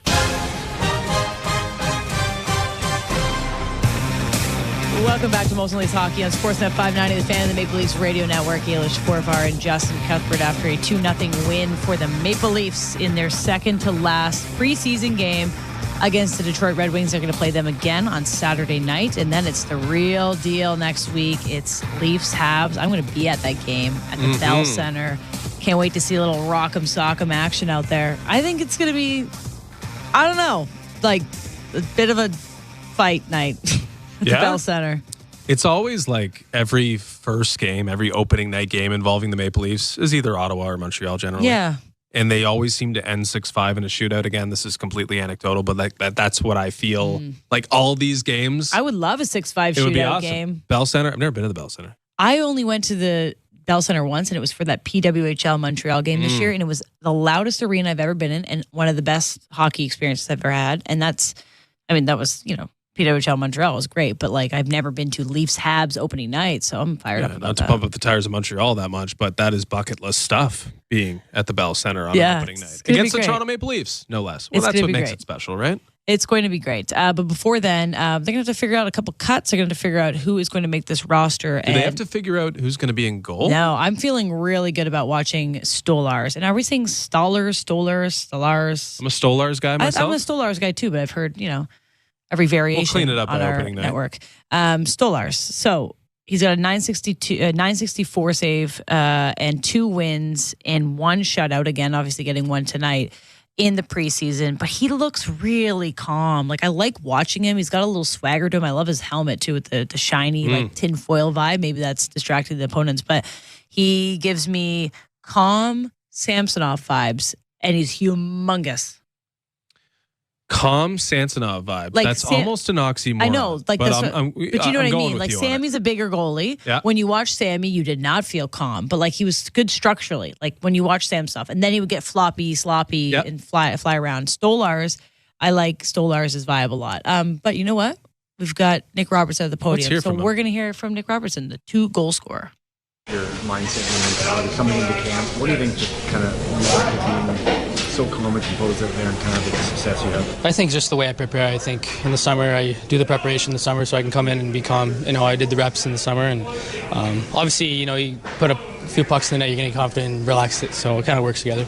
You had the goal in Montreal where you left the stick, man, nice defensive play. Your second goal tonight comes off of a strong back check. Yeah. How much of those are just goals you're really proud of when you do all the defensive work that leads to the offense? I mean, those are huge. That's a part of my game I obviously want to get better at and be a contributing player. I think to be a contributing player, you got to be good in that area, and that's what I'm trying to focus on. You talked about your mindset just being controlling control. You're just happy with how you came in the camp and you did exactly that. Yeah, I trained hard in summer. I really trained hard in summer to prepare myself for the camp, and it's been a hard camp, and Chiefs pushed our team, and I'm just happy the way it's been. We've also talked about having a healthy summer. How much of an impact do you feel like a full healthy summer is done good for you? Yeah, it's huge. Also mentally, you don't have to rehab anything. Like I said, you can just focus on what you want to get better on and improve on, and I'm happy with the summer. All right, that was Nick Robertson after 5 straight goals, 2 tonight, and probably solidifying himself somewhere on this roster. But he's not a man of many words. Like him and Craig Berube probably just go in there and business-like, Yep, got it, yep, good work. But said, trained hard this summer, really hard this summer, a healthy summer, and felt good to be healthy, and also not having to like rehab an injury mentally means a lot to him. But I mean, he's just like a new guy out there. He looks older too. We saw his face on the Sportsnet broadcast, and he's like, "Oh, he looks like a man now." And he was the adult in the room tonight, which is, again, crazy. Detroit playing pretty much an NHL lineup and lots of veterans, even on the line. A former captain of the Montreal Canadiens playing on the line with Robertson. It's like, this is the mature one out there. This is the guy who's got things figured out tonight, and he did. It's interesting, though, he talks about the summer, because the summer also included a trade request. Mm-hmm. And it was a good summer, clearly, for Nick Robertson in terms of how he feels about his game and what he could add to his game, add to his body as he trains and gets ready for the season. But I wonder where he stands. Right? That wasn't part of the questioning, and it probably, like post game. So, do you still want to play for Leafs? Not really the place for it, but I would like to know how he feels and how much this training camp and these preseason games have affected the way he thinks about his future, because if the Leafs see a future, I mean, it would be a bitter pill to swallow. Not that it really matters, because you only have so many rights as someone under contract. But you'd hope that Nick Robertson, still sees a future here if he's given an opportunity to seize that. Yeah. So I think the biggest question that we're going to all be debating between now and Saturday, and maybe Saturday we see more of a Maple Leafs lineup, is how do you create a lineup with Nick Robertson and with Max Pacioretty participating in the top 6 or top 9. Extend it to top 9. So if you put them on a top 9, and it could work. I don't know. We have to figure out the cap, obviously, but it sounds like Max Pacioretty's on this team. Like, I don't think that they're fighting for the one spot. I don't know, but everyone that's talked about it from the Maple Leafs perspective is like, wink, wink, nudge, nudge. It's not a PTO. He's on the team. So how do you get them both in there? Yeah, I'm not really sure. They could be on the sides of John Tavares, as we mentioned. Perhaps one could play with William Nylander. Could Max Pacioretty be a fourth liner playing with Lawrence, who also needs a deal? Like, it could all necessitate a trade involving David Kampf for Calle Järnkrok. Although, if you do trade Järnkrok, I feel like you're going to be trying to find someone who does Järnkrok things eventually.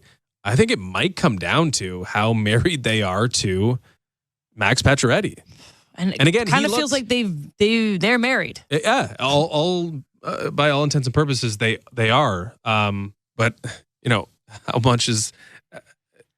how much does those promises go for? Like, how far do they go? Is it Max Pacioretty but I'm not really sure. But again, I guess there's more flexibility with Robertson, despite the fact they didn't even have a contract signed with Pacioretty.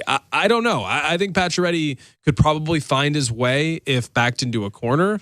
But again, it'll also work from the cap standpoint as well, and there's only so much flexibility there. All right, we'll take a quick break. I'll come back with a couple more thoughts on our post-game show before we say goodnight. You're listening to Molson Leafs Hockey on Sportsnet 590 The Fan and the Maple Leafs Radio Network. This week on Let's Go with Bill Belichick, Max Crosby, Peter King, and me, Jim Gray. The great J.J. Watt joins us. How are you enjoying this side of the microphone? Did something I thought I'd never do, which was be on social media. I somehow got into a chat room and I couldn't get out of it. Hopefully it wasn't Shannon Sharps, because I've heard there's a lot of wild stuff that goes on out there. No, it was a random one. I was just kind of scrolling through. Listen to the extended version of Let's Go, now available exclusively on the all-new SiriusXM app. The Power Play with Steve Koulias. You either put up or shut up. Marchand does, Doughty does, Stone does. And if you don't have enough of those players, get rid of them, because they'll make you lose. They'll frustrate the fan base. I want people that are with me, rowing in the same direction. And if you can't, get out of town. We'll find someone who can. The Power Play. Weekdays 3 p.m. Eastern on NHL Network Radio. SiriusXM 91 and the SiriusXM app. The UEFA Champions League is back on Sirius XM FC, and this year it's bigger than ever. Absolutely ridiculous from Real Madrid. Merseyside magic from Mo Salah. Now with more matches featuring soccer's most iconic clubs as they battle it out for European supremacy. What a start for Inter. Haaland scores the hat-trick. From the league phase to the final, the Champions League is on Sirius XM FC 157 and the all-new Sirius XM app. Join me, Gord Stellick, and Scott Laughlin as we recap the night that was on NHL Morning Skate, weekday mornings at 7 a.m. Eastern on NHL Network Radio, Sirius XM 91. The biggest names in the game. Trying to get behind Ristolainen, walks in, put it between his legs, shoots it, scores! NHL play-by-play on Sirius XM. The best hockey lives here. Burns gets it back, stick handles to the backhand, moves in front, score! NHL play-by-play on Sirius XM. Join me, Scott Laughlin, and Gord Stellick, along with former NHLer Mike Johnson for NHL Morning Skate, weekday morning, 7 a.m. Eastern on NHL Network Radio, Sirius XM 91. The Leafs Radio Network.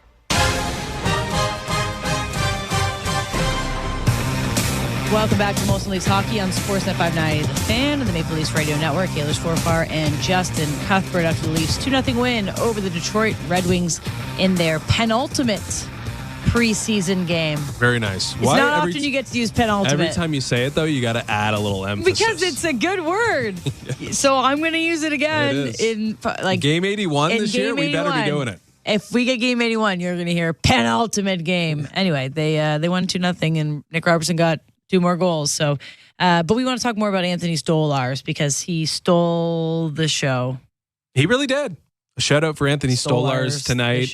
How valuable do you think, Ailish, the 2-year, $2.5 million AAV contract will be, not only just over the balance of that term or contract, but this season? I mean, Joseph Walls played very little in the preseason. Don't know what that means. But you always have that thing in the back of your mind, like, are we going to see it? regularly, routinely? Is Joseph Woll going to be relied on? Mm-hmm. Anthony Stolarz, I don't know the answer to those questions necessarily. In fact, we're just getting to know Anthony Stolarz. But that was an impressive performance. And a lot of goaltenders are capable of that. Mm-hmm. But if I'm just doing the first impression thing, I want to see more. Oh, definitely. Like I don't know if he's going to be this. Why wouldn't he be the starter at this point? Whoever plays on Saturday night gets that final opportunity to play before Wednesday's home opener. Like that would probably be the person you think you're going to give the game to. I imagine that would be Joseph Woll. I'd love to see Joseph Woll I don't know how again. this guy can go the entire preseason playing 20 minutes. That's all he's played. He's faced 20 shots. Played a half game probably. Okay, well that doesn't seem like enough. No, so he's got to play Saturday. I'm sure he's going to play Saturday. So but again, I would like to see a little it's bit his more tryout season. 1.5 games from Woll the guy that versus Stolarz. And then you got Matt Murray. And we're not creating a goaltending the Undertaker's position is Matt Murray in the background. Yes, he's lurking. But no, it's this actually like definitely Matt Murray. We'll say, yeah, he does it. We'll say, honestly, watching this performance from Stolarz, said I liked his vibe. Feels like a guy that structurally sound. The team seems to like come over and they like him. Like doesn't seem like he doesn't fit into this team vibe right now. So it's good to have two goalies that seem good. And it's good to have one that's a monster who's athletic, and that's what Stolarz is. He's a big boy who can move around the net, didn't get out of position. That would be the fear, I guess, with someone who is so active and so that's big. What I meant about the Samsonov comparison. Exactly, the oxymoron. No, I think there's nothing but positive vibes with someone who still has to prove it clearly, given that he's played so little at the NHL level. But yeah, I think you're looking forward to Stolarz, what he can do, and how much he's going to be needed with Joseph Woll, likely the number one guy. All right, we got Craig Buru on the stand. Let's hear from the head coach. A young roster that comes in and goes up against pretty veteran-heavy Red Wings team and shuts them out. What do you like from your team here? Yeah, I thought that, from a work ethic standpoint, we took time and space away from them as much as we can and reloaded well, and we're above them all night and checked well. What have you learned about Anthony Stolarz so far through camp? Well, he's a big guy in net, but he made some real good saves tonight. Thought that, he fought through traffic tonight and made saves and not a lot of rebounds and, kept things really quiet around their net. What's impressing most about the way Nick Robertson has kind of taken this opportunity and handled it and put up the numbers that he has? Yeah, no, he's been great. I think that he's been really good defensively and killing penalties and also producing offensively with goals. His speed is obviously excellent, and he's got a great shot. So he's using his skill and using his feet really well. And again, he's responsible defensively, which is great to see. You talked about the defensive side as a coach. You love to see the work that he puts in before that second goal, with the back check leading up to it. Well, that's what I'm talking about. It's just the reloads, and it was not only him but our whole team tonight. And you're playing against a good team over there with some real good skills. So we need to really do a good job forwards, tracking back and helping our D out, and they did a good job of it. A bunch of the guys have said it's been a rewarding but hard camp. Do you feel like you kind of have the once this game to go, ready to go? Yeah, I mean, we got one more game left, and there's still work to do, obviously, and things that we can be better at, and we're going to keep working on them. All right. Craig Berube of the Maple Leafs after a 2-0 win over the Detroit Red Wings, and obviously asked about the star of tonight's game, Nick Robertson, and liked that he was responsible defensively. And that is exactly the second asset that you were looking to have added onto Nick Robertson's resume. And today he showed it in both goals. Yeah, I don't know how effusive the praise will be from Berube just all season long, because he doesn't seem like a guy who's going to go completely gush mode on members of the Toronto Maple Leafs. But that was pretty effusive praise of Nick Robertson. Everything that he's doing, he barely talked about the goal scoring. It was about everything else. And when you can do everything else and score 5 goals in a row in the preseason, pretty important.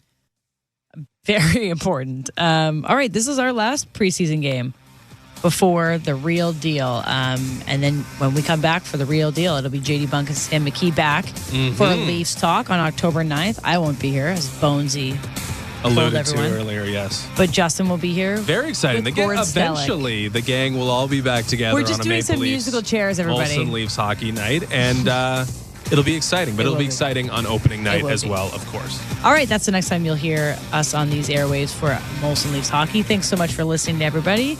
We'll chat soon. Welcome. Oh, well, I said welcome. Goodbye. Molson Leafs Hockey and Sports at 590 The Fan and Maple Leafs Radio Network.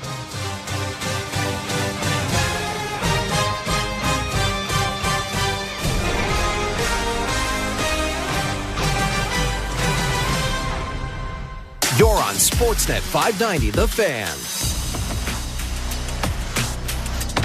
Good evening, everybody. I am Bart Winkler. It is the Bart Winkler Show. Thursday, October 3rd of 2024. A lot about today feels very familiar to me as a Milwaukee Brewers fan.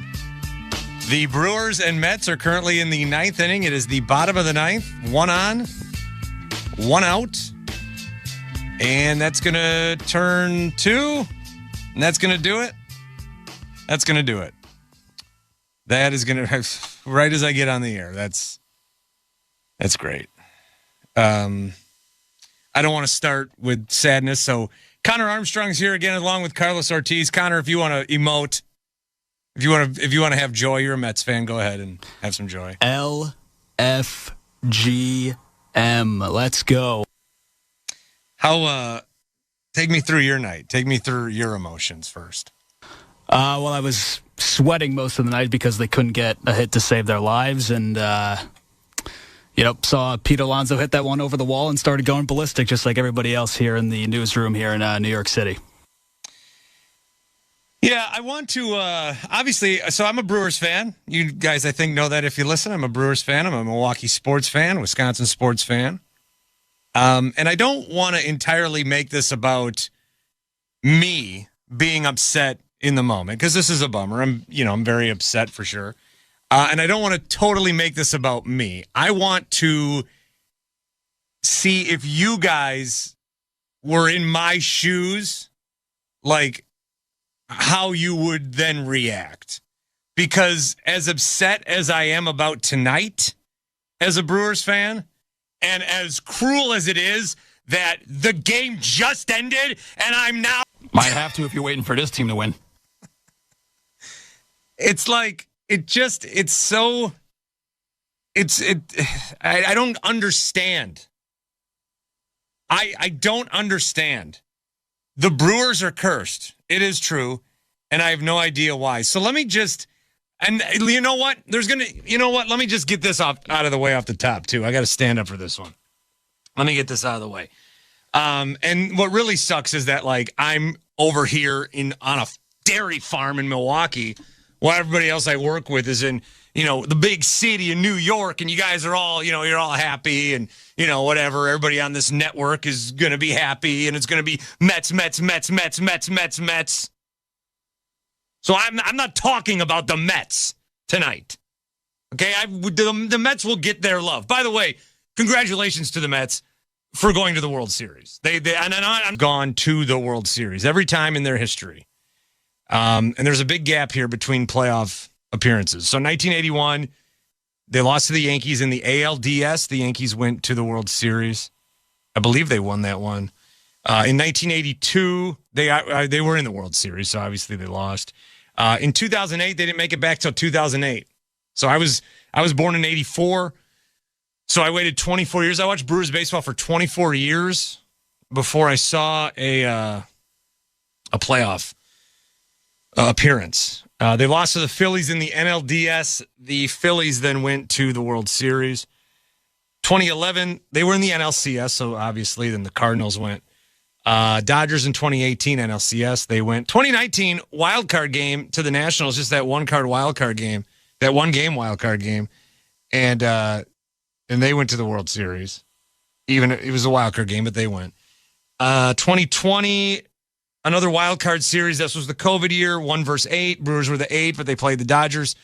Dodgers then went to the World Series. 2021, Brewers lost in the NLDS to the Braves. The Braves went to the World Series.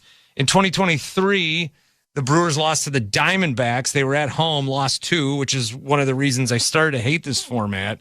Although tonight was not about the format. The format, once you get to the game 3, I'm not going to complain about the format too much tonight, because it felt like the playoffs. We got to a game 3. So the format still sucks, but it's not It's not the ire of my discontent tonight.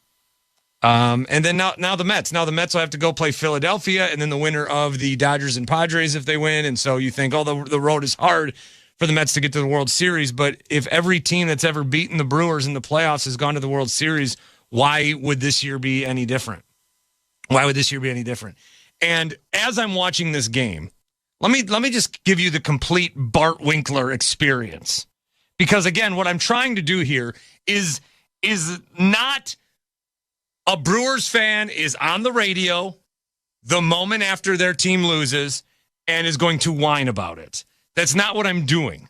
The game itself, look, the Brewers lost that game. I don't know what in there I can pick and say, this should have had, there's nothing to whine about. They lost the game. They made some pitching decisions. They seemingly worked out. I mean, maybe you bring back Freddie, but you don't. You're bringing in your closer, Devin Williams. They did the things that you should do. So I don't really know what there is to complain about. Maybe walk Pete Alonso. I think, okay, now looking back, maybe walk Pete Alonso, but I don't know. That could have been a spot, but again, I don't think that there's anything that I can really say. They had a 2-0 lead in the 9th inning with their closer on the mound, and no outs, and 3 guys at the plate. They just needed to retire 3, and they couldn't do it. So I'm watching this game tonight, and I'll bring up my son, who doesn't really understand a lot of what's going on, but he knows that last night and tonight, he's 5 years old. He knows that last night and tonight, if the Brewers don't win, the season is over. And then they don't play again for a very long time.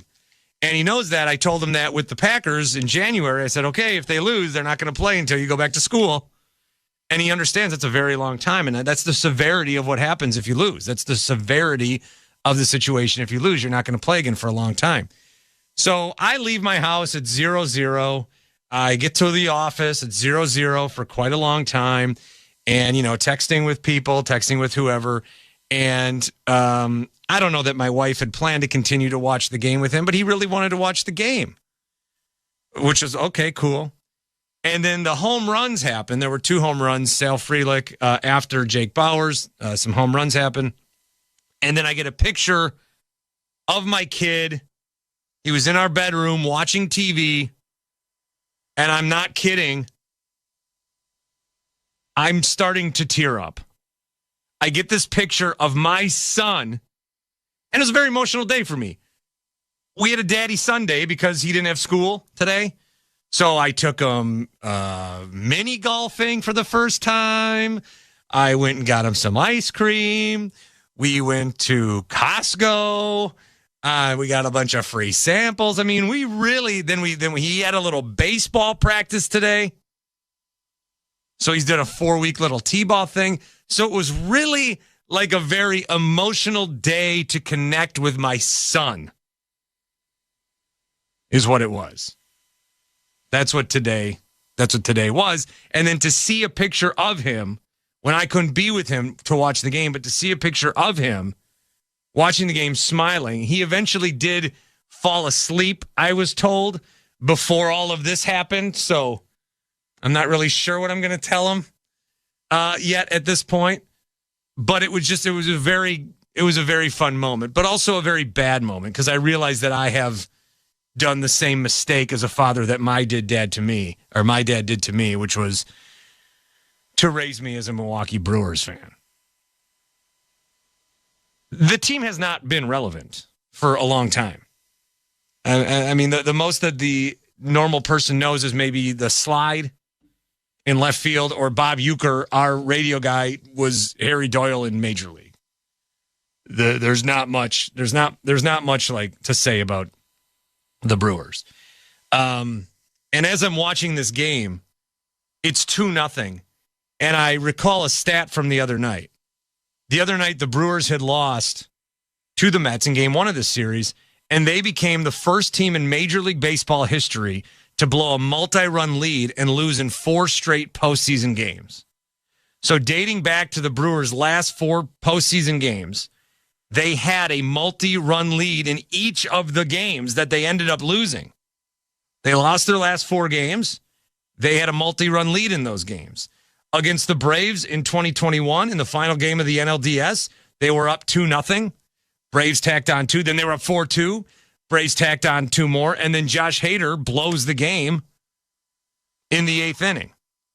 That was 2021. In 2022, or 23 rather, the short series against the Diamondbacks, game 1, Brewers go up 3-0 and then eventually lose the game 6-3. In game 2 of this short 3-game series, Brewers are up 2-0 right away. Diamondbacks score 1 in the 5th and then tack on 4 in the 6th. And then against the Mets the other night, the Brewers go up 2-0 right away. Mets get 3. Brewers do get 2, but then the Mets get 5 in the 5th and win the game 8-4. They win yesterday, which was such a fun moment for me and others Brewers fans because it signaled, okay, maybe this team is different. Maybe this team is different. And remember, as we were talking about this particular series yesterday, I never thought, okay, Brewers and Phillies. I said if they win, whatever. And it felt like they could win. I think I told somebody this on the phone. It feels like we do have the momentum, but also the fact is we know what has happened to this team. This team continually lets us know that they're different than these teams of the past, and now this was the time to prove it. I even texted that to my wife. It was 2-0. I go, I'm still not, this team, these are the kind of games we still lose, even though the Brewers had the 2 home runs in the 7th inning. And going into the 8th inning, 2-0, these are the kind of games the Brewers still find a way to lose, especially in the playoffs. So even though it seemed very slim, and this is the part that bothers me and where I might get a little unprofessional and emotional, is that all of these guys that I've gotten to know, that I work with, that I'm colleagues with, whether it's WFAN or Infinity Sports or BetMGM that are Mets fans, I saw everybody complaining and crying and saying, oh my God, it's over. This is so tough. And you thought it was over. Mets fans, here's the problem. Here's the problem that I'm going through tonight. You thought it was over when you were down 2-0. I knew it was over when we were up 2-0 for us. I knew it was over for the Brewers when we were up 2-0. You thought down 2-0 it was bad? I knew up 2-0 it was going to end bad. So the Brewers get a couple of guys on the bases, the Mets do, I should say, in the 9th inning, and Pete Alonso's up. And I'm thinking to myself, it's a 2-run game. There's 2 guys on. Pete Alonso's at the plate. As soon as the ESPN crew says this could be Pete Alonso's last at-bat as a Met, I thought, I'm going to take a walk. I know what's going to happen, and I don't want to see it. And so I'm going to take a walk, and I'm going to put my phone in my pocket so I don't see reaction from the hundreds of people that I'm on text threads with at this time. I say I'm going to take a walk. I don't want to see it because I know it's coming, and I just don't want to see it. Now you can say, Bart, you're a bad fan. Bart, you need to have hope. I would love to be a better fan. I would love to have hope. But when you see something over and over and over and over again, at what point do you just subject yourself to stop? At what point do you say, I know what's going to happen. I'm going to have to deal with the aftermath and the nonsense, and I'm going to have to deal with all that. I just don't want to witness it happen. There's a car crash. I'm going to look away, pick up the pieces afterwards. I didn't want to see it. So I left the room I was in. I went outside. I walked around a little bit. It was about 5 minutes later. I thought, okay, I'm going to go in now and see what has happened. And the Mets had a 4-2 lead. And I knew it was going to happen. And I couldn't bear to watch it. So that is what I ask you. Everything I just laid out about the Milwaukee Brewers and how this team has never won a World Series. This team had a 26-year playoff gap. I didn't see them make the playoffs for the first time in my life until I was 24. They've made the playoffs now in 6 of the last 7 years, and there's been heartache at every time. They've never even gotten back to the NLCS where they got back in 2018. In 2018, they were in the NLCS. In 2018, I should actually find the call and air some of it. Because in 2018, this was a series against the Dodgers where it was back and forth, and then in Game 7, it looked like they were actually going to win. Chris Taylor then makes this ridiculous catch, and it's just like only to this team could it happen. And we had a post-game show on the station at the time for the Brewers. And everyone's like, okay, well, we'll be back next year. We'll be back next year. And I called in, visiting my parents at the time in Florida. And mind you, I was, what's more? A few, several, multiple, whatever the most of is of that. That's how many cocktails deep I was. And I called into my station and they put me on the air. And I said, guys, there's too much. There's too much like, we'll be back. Good season. We'll be back. You have to take these moments when you get them because they may never be back. They may never be back. And for the Milwaukee Brewers, since 2018, they've gotten to the playoffs 5 more times, have not gotten even to sniff the NLCS again. And in each time they lose, and it's more heartbreaking than the last. It's one thing to experience a loss like this as a fan, and that's a tough loss. But when you add it to what is a Rolodex of losses that you don't even need to think about or have something in front of you, you can just say the year and have multiple bad losses for different teams, whether it's the basketball team I root for, the college teams I root for, the football team I root for, all within this state of Wisconsin. This is just another one of these things. And so while Mets fans celebrate and they're going to get all the, this meme team, as I've decreed them, good use of the drop, even though I hated it. It was a good use. For the Brewers, it's like, why continue? And this year, I'll tell you, and I don't know if it has something to do with, I've been in Milwaukee radio for a long time and then doing this show every night and, the game's on, but I got to watch NBA playoffs or I got to watch hockey, Stanley Cup, or I'm usually, if the Brewers are on in July or June or August or September, there might be a football game. There's something else to watch, to have on, because that's what we're talking about.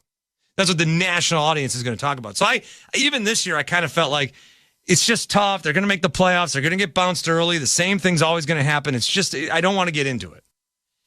They win last night. I crawl back in only for this. So I don't sit here as a Brewers fan and say, woe is me. My baseball team's no good. This is a bummer. I ask you, what if this was your setup? What if this was your setup? Do you look forward to next year? Do you invest in every game next year? And like this year, I went to a couple of games. I like to take my kid to some games, watch a game if it's on, and I'm, not doing anything other that's more important. But the level of investment with every year that they lose like this, the season, it's tainted for me. The season falls apart. And I thought what that meant was it won't hurt as much when they lose in the playoffs. And then what I realized is why I spared myself all the pain for that. It came back and it kind of even hurt more.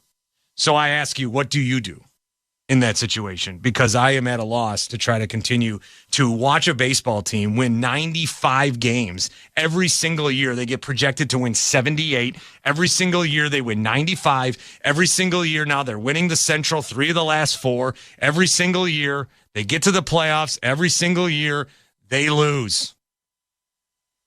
What do you do? When do you give up? When does it not matter? So Mets fans, coworkers, colleagues alike, as you celebrate and continue all your Grimace, Hawk Tua, OMG, whatever garbage you're going to come up with in the next couple of weeks. Understand that on the other side of joy, there's heartbreak. Understand that. And congratulations on your impending trip to the World Series. 855-212-4227. This is the Bart Winkler Show. Sports Interaction Casino, featuring thousands of the most popular games, including Big Bass Bonanza, Gold Blitz, Mega Fire Blaze Roulette, Gates of Olympus, plus so many more. Not to mention our 24/7 casino with live dealers, exclusive blackjack tables, as well as roulette, bringing that casino experience into the palm of your hand. Sports Interaction, your homegrown sportsbook and casino. Ontario only. 19 plus. Please play responsibly. Concerned? Visit connectsontario.ca. I love a good fall hike. The stunning colors of the trees, the fresh air, having birds for company. Oh, hey. It's amazing that I can experience all this natural wonder right in the heart of Mississauga and make a difference while doing it. On October 24th, I'll be taking part in the Great Riverwood Hike, and you can too. Experience nature, get birding tips from the experts at Armstrong Bird Food, and raise funds to support the Riverwood Conservancy. It's going to be a great day out. Sign up today at theriverwoodconservancy.org. Now streaming on Paramount Plus. This is Dr. Fraser Crane. I'm listening. He's back again. Hey, Dad, I got a question about punctuation. Ooh! No, stay on task. And he's more Frasier than ever. How do I look? Rich. Just what I was going for. Oh my God, they traded your baby for wine. Do you really think we would trade John for white Zinfandel? Or any wine? Frasier. New season now streaming on Paramount Plus. They can't leap tall buildings in a single bound. They'll never be faster than a speeding locomotive. But when it comes to getting you the best electronics at the best prices, they'll be your hero. The Super Sale on now at Visions Electronics. Super savings in every department store-wide. TVs, home audio, appliances, laptops, car starters, and more. Plus no payments and no interest until 2026. The Super Sale. See all the deals at visions.ca. I never get to stay up late. My dad won't take off my training wheels. I accidentally threw my shoes on the roof of the school. Kids should have kid problems. I'm gonna have to skip lunch today. Not hunger problems. 1 in 3 food bank clients are children. That's why on October 16th, $1 from every purchase of a Subway cookie goes to the Never Miss Lunch program in support of Food Banks Canada. Join Subway this October 16th and help feed kids in communities like yours. Guaranteed minimum donation of $750,000 Canadian for 2024. It's your business. You built it yourself. Let Rogers Sports and Media help to make it grow. There's now an easy way to get your business on the air with our radio station or our entire audio network. It's called Rogers Sports and Media Ad Manager. Designed for businesses of all sizes, RSM Ad Manager is self-serve and simple. Get a $250 ad credit to get started, and your audio can be produced at no extra cost. Visit grow.rogersportsandmedia.com for details. Sportsnet 590 The Fan is your destination. Behold, the mightiest assembly ever witnessed. We are all gathered in the darkness. Together we can be the light. I call upon every crew. We need you all to join our fight for a new Sick Kids, and we need you now. Who's with us? Who is with us? What's up, insiders? Thank you for hanging out with us tonight during this football game. Are you ready? Let's make a difference in our community. Hey, Buffalo, you're really close to Toronto, hence you're Toronto's NFL team. So thank you for being here. We are running our Sick Kids Fall Drive. Create 100K was extended, and we're bringing it in for this Bills Sunday night football game. Please check out the QR code that is right here, right there next to me on the screen. As well, I've pinned the link in the chat. We are running a campaign to help donate some money towards Sick Kids Hospital, the best hospital in the world, in my opinion. So please, click that link, click that QR code, and help out. Send a donation, whatever you can. It would be a huge help. We've extended this Create 100K. Let's see what we can add from this amazing Buffalo Bills community right here on Toronto Sports Insider. Are you ready, Buffalo? Are you ready, Toronto? Cheers, everybody. Thank you for your generosity. It really makes a difference. Let's go, Bills. For whatever Mother Nature has in store. Because winter's a lot like some people's in-laws. It's cold, shows up unexpectedly, and refuses to leave. Trust the experts at Toyota for premium winter tires, batteries, brakes, and more. Beat the winter rush Book an appointment at shoptoyota.ca or contact your local Toyota dealer today. You're on Sportsnet 590, The Fan.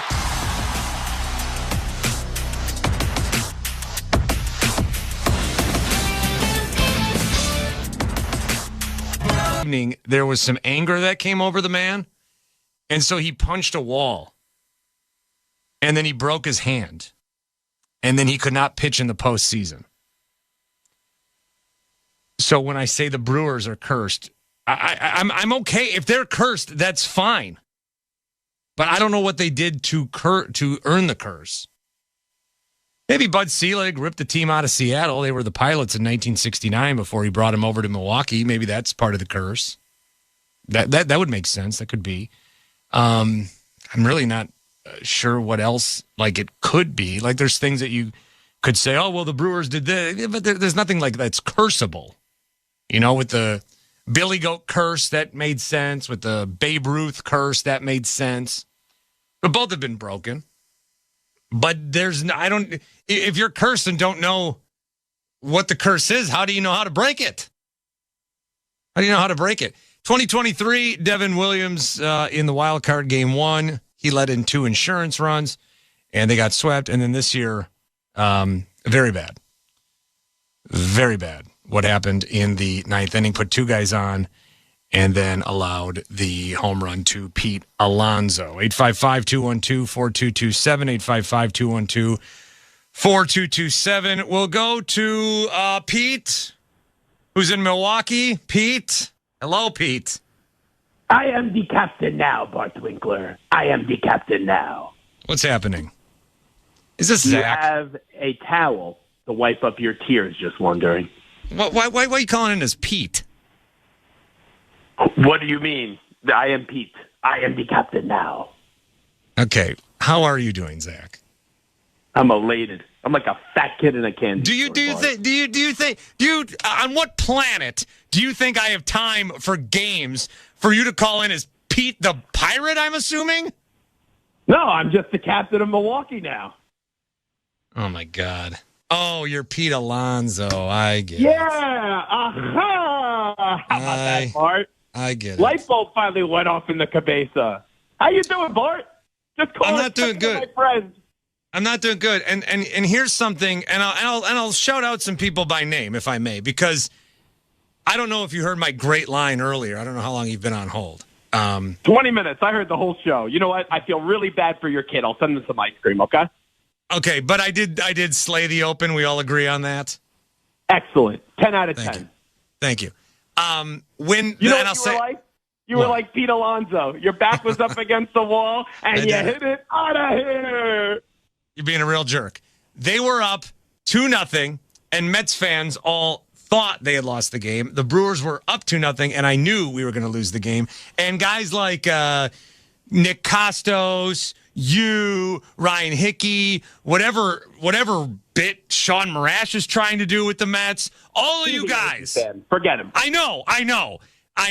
But whatever you guys are doing, whatever you got, my coworkers, my colleagues, my guest of show, I thought friends. Screw you all is the point I'm trying to hammer down there. Screw you all. Well, here's what I will say. Number one, the game was over. I thought it was over, and I will fully admit it. I had Pete Alonso on a different team next year, and all year long we've wanted him to succeed, but even though his stats may say he has 34 home runs. Zach, that made it all the more likely that this was going to happen.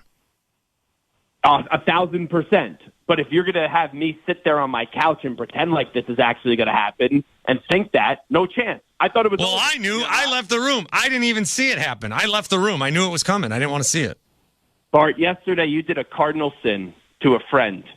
You texted me when the Mets are up, enjoy the next round and enjoy this run that they're going on. And the moment you sent me that, I knew the Mets were losing the game last night. So it just no, but I still knew the Brewers were going to lose the series. What I was telling you guys was what is true, that every time a team has beaten the Brewers in the postseason, they go to the World Series. So I don't even get, like, when you lose a playoff game, it sucks. But there's some joy you can salvage in watching the team that beat you also suffer. It's why I see all these Cubs fans coming out of the woodwork today to laugh. Again, Cubs fans, not a rivalry, but Cubs fans coming out of the woodwork to laugh at the Brewers. It's the same kind of thing. So I want to feel pain. Are you talking about your silly producer who is a Cubs fan, I'm imagining? He's probably a pain in the ass tonight, right? I'm not really speaking with him at this point. Or another anybody. Producer you're not talking to? Yeah, this is what happens. This is why I get it. This is because none of I need someone that likes my teams for this to work. Okay, I need someone to like my teams. It was an unbelievable game. If that makes you feel any better, all time. It does not. You don't understand. It makes me feel worse. And they dragged you right there. They had you. The Mets looked lifeless. And then somehow, some way, the Mets found a way. I don't know how. So what do I do? What do I do? Do I continue with this? This is absurd to continue with this. This is absurd to make my son get into this. It's absurd. Do you want professional Zach or do you want friend Zach? I want to know. Yes, I want friend Zach. Okay. There used to be a talk show host that you know in this time slot. His name was Scott Farrell. Scott and you, I guess, had some beef. I would take some Scott Farrell advice here, and Scott would probably tell you, hey, Bart, roll up a fatty after that one. Shake it up. I don't want to do that. Okay. How about ice cream? I'm telling you, you got me ice cream once in Milwaukee. They have great ice cream in Milwaukee. Henry Winkler. Yeah. Did you get that? Yeah. Just get some ice cream with some chocolate chips, some M&M's. Henry some sprinkles. You know, I had ice cream today. That's the problem. All right. Well, congratulations to you. I mean, this is so stupid. Okay. I will run, but before we go, Carlos, hit the sounder one more time. We'll get it. Come on, Carlos. Carlos is dropping the ball like Steve Bartman. Later, guys. Bye, Zach. That is Pete in Milwaukee. This is the hijinks of the night. Fantastic. 855-212-4227. I still have 3.5 hours of work. This is so dumb.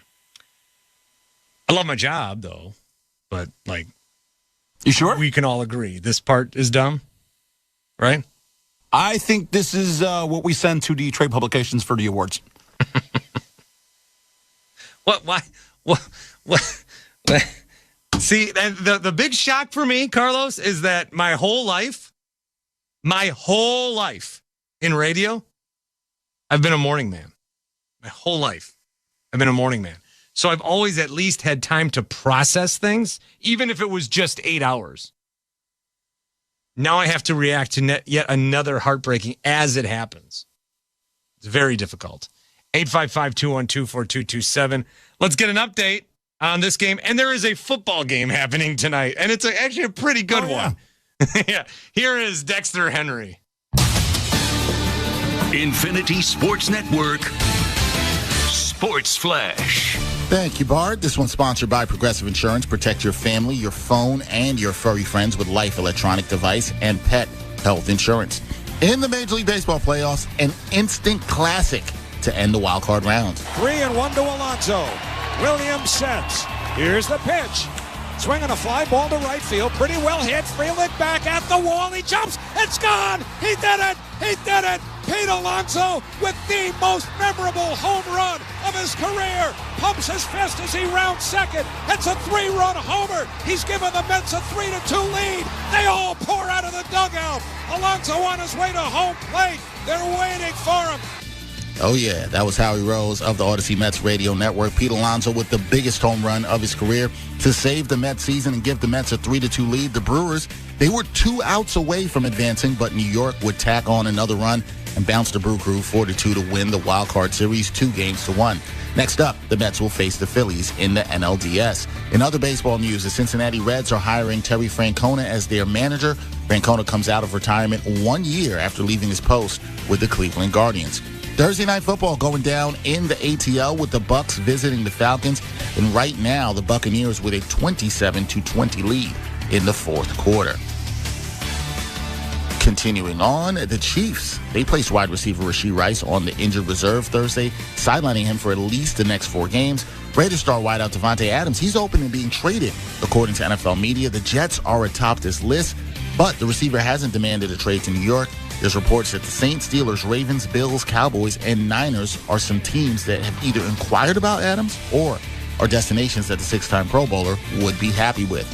In the W, Caitlin Clark was a near unanimous pick for the WNBA Rookie of the Year award. The Indiana Fever guard, who was the number 1 pick in April's draft, received 66 of 67 votes from a national media panel. The other vote went to Chicago Sky's Angel Reese, who was the number 7 pick in the draft. I'm Dexter Henry. Hey, sports fans. Zach Gelb here on the Infinity Sports Network. Check us out 24/7 on your local affiliate or on the Odyssey app. Download it today.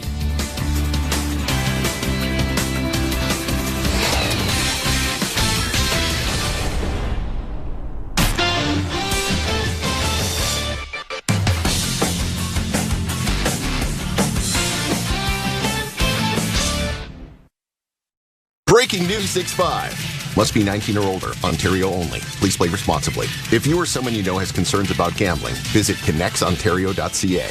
Now streaming on Paramount Plus. This is Dr. Fraser Crane. I'm listening. He's back again. Hey, Dad, I got a question about punctuation. Ooh! No, stay on task. And he's more Frasier than ever. How do I look? Rich. Just what I was going for. Oh my God, they traded your baby for wine. Do you really think we would trade John for white Zinfandel? Or any wine? Frasier.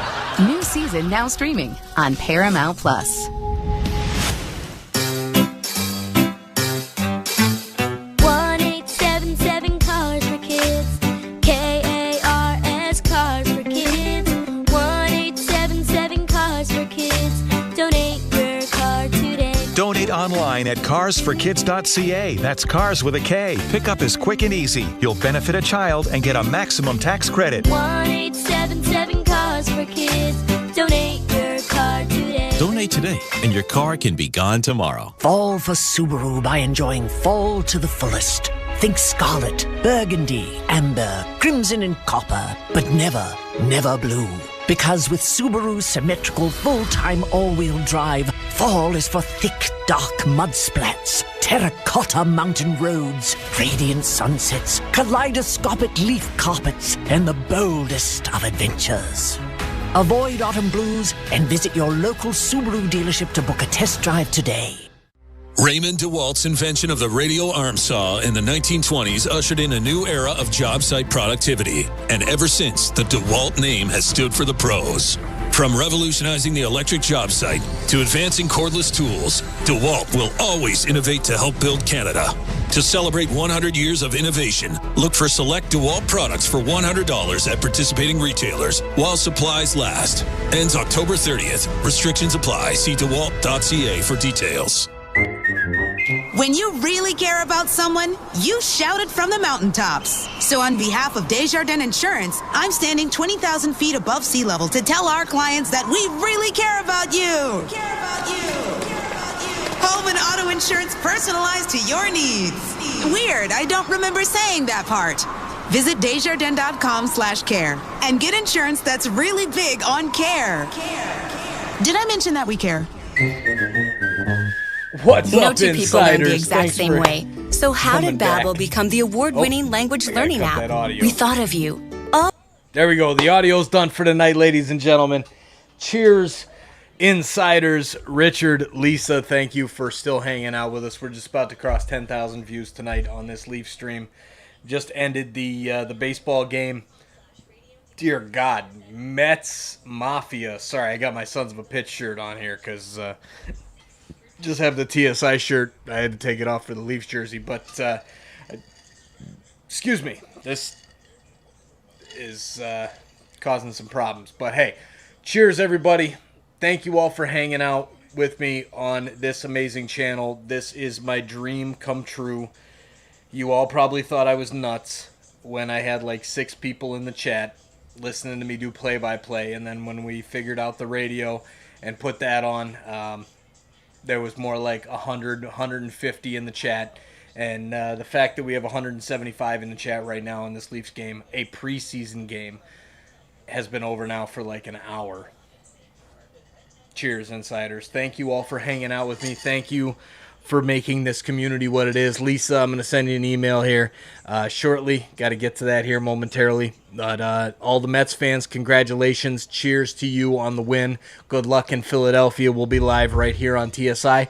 Thank you all. We're making a big difference in our community. This is what it's about, guys. For me, it's all about making a difference in my community. Sick Kids Hospital, I'm not alive today if it's not for that hospital. I don't exist. My mom was there right after they had finally discovered insulin. I'm sorry, I'm kind of choking up here, but they finally discovered insulin, and it was part of a huge piece there, and it was for her as juvenile diabetes, and I'm not alive today if it's not for the work that they do at Sick Kids. So cheers, Jordan. Cheers to the Sick Kids team. Thank you for extending this Create 100K. I'm sorry that we haven't brought more donations to Sick Kids in this run. We've gotten tons of views, tons of viewership, tons of new subscribers, and thank you so much for that. But a big shout out to Louis D for his subscription. He's been an insider or a VIP member for a long time. But thank you for that donation to Sick Kids. That's what it's about for me, to make a difference in my community, which is Toronto, because that's where I was born, and I might not live there anymore, but I'm Toronto till I die. Cheers, everybody. Thank you. Have a great night, and we'll see you guys very, very soon, Saturday night for the Leafs and the Red Wings at Scotiabank Arena. Going to be a good one. Can the Leafs go 4 straight to end the preseason? We'll see. Cheers, everybody. Have a great night. I'm going to let the stream ending scene run for a few more minutes here, and we'll be out. Thank you, guys. Good night. NHL Network Radio, Sirius XM 91 for the best hockey talk.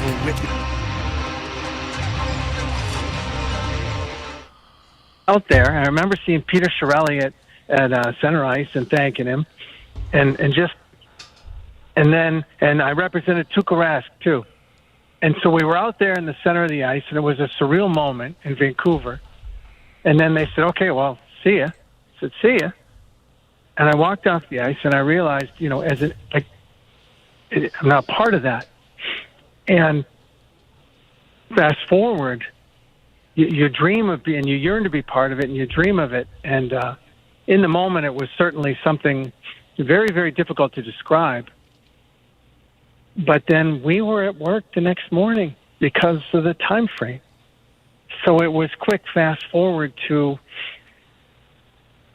the realities that we're facing moving forward. And I think even that morning we started moving towards free agency, getting contracts done, draft prep, and what have you. So, look, we've talked so much, Bill, with you over the years about your particular market, and whether it's the Heat, the Marlins, or the Dolphins, if you win, they will come.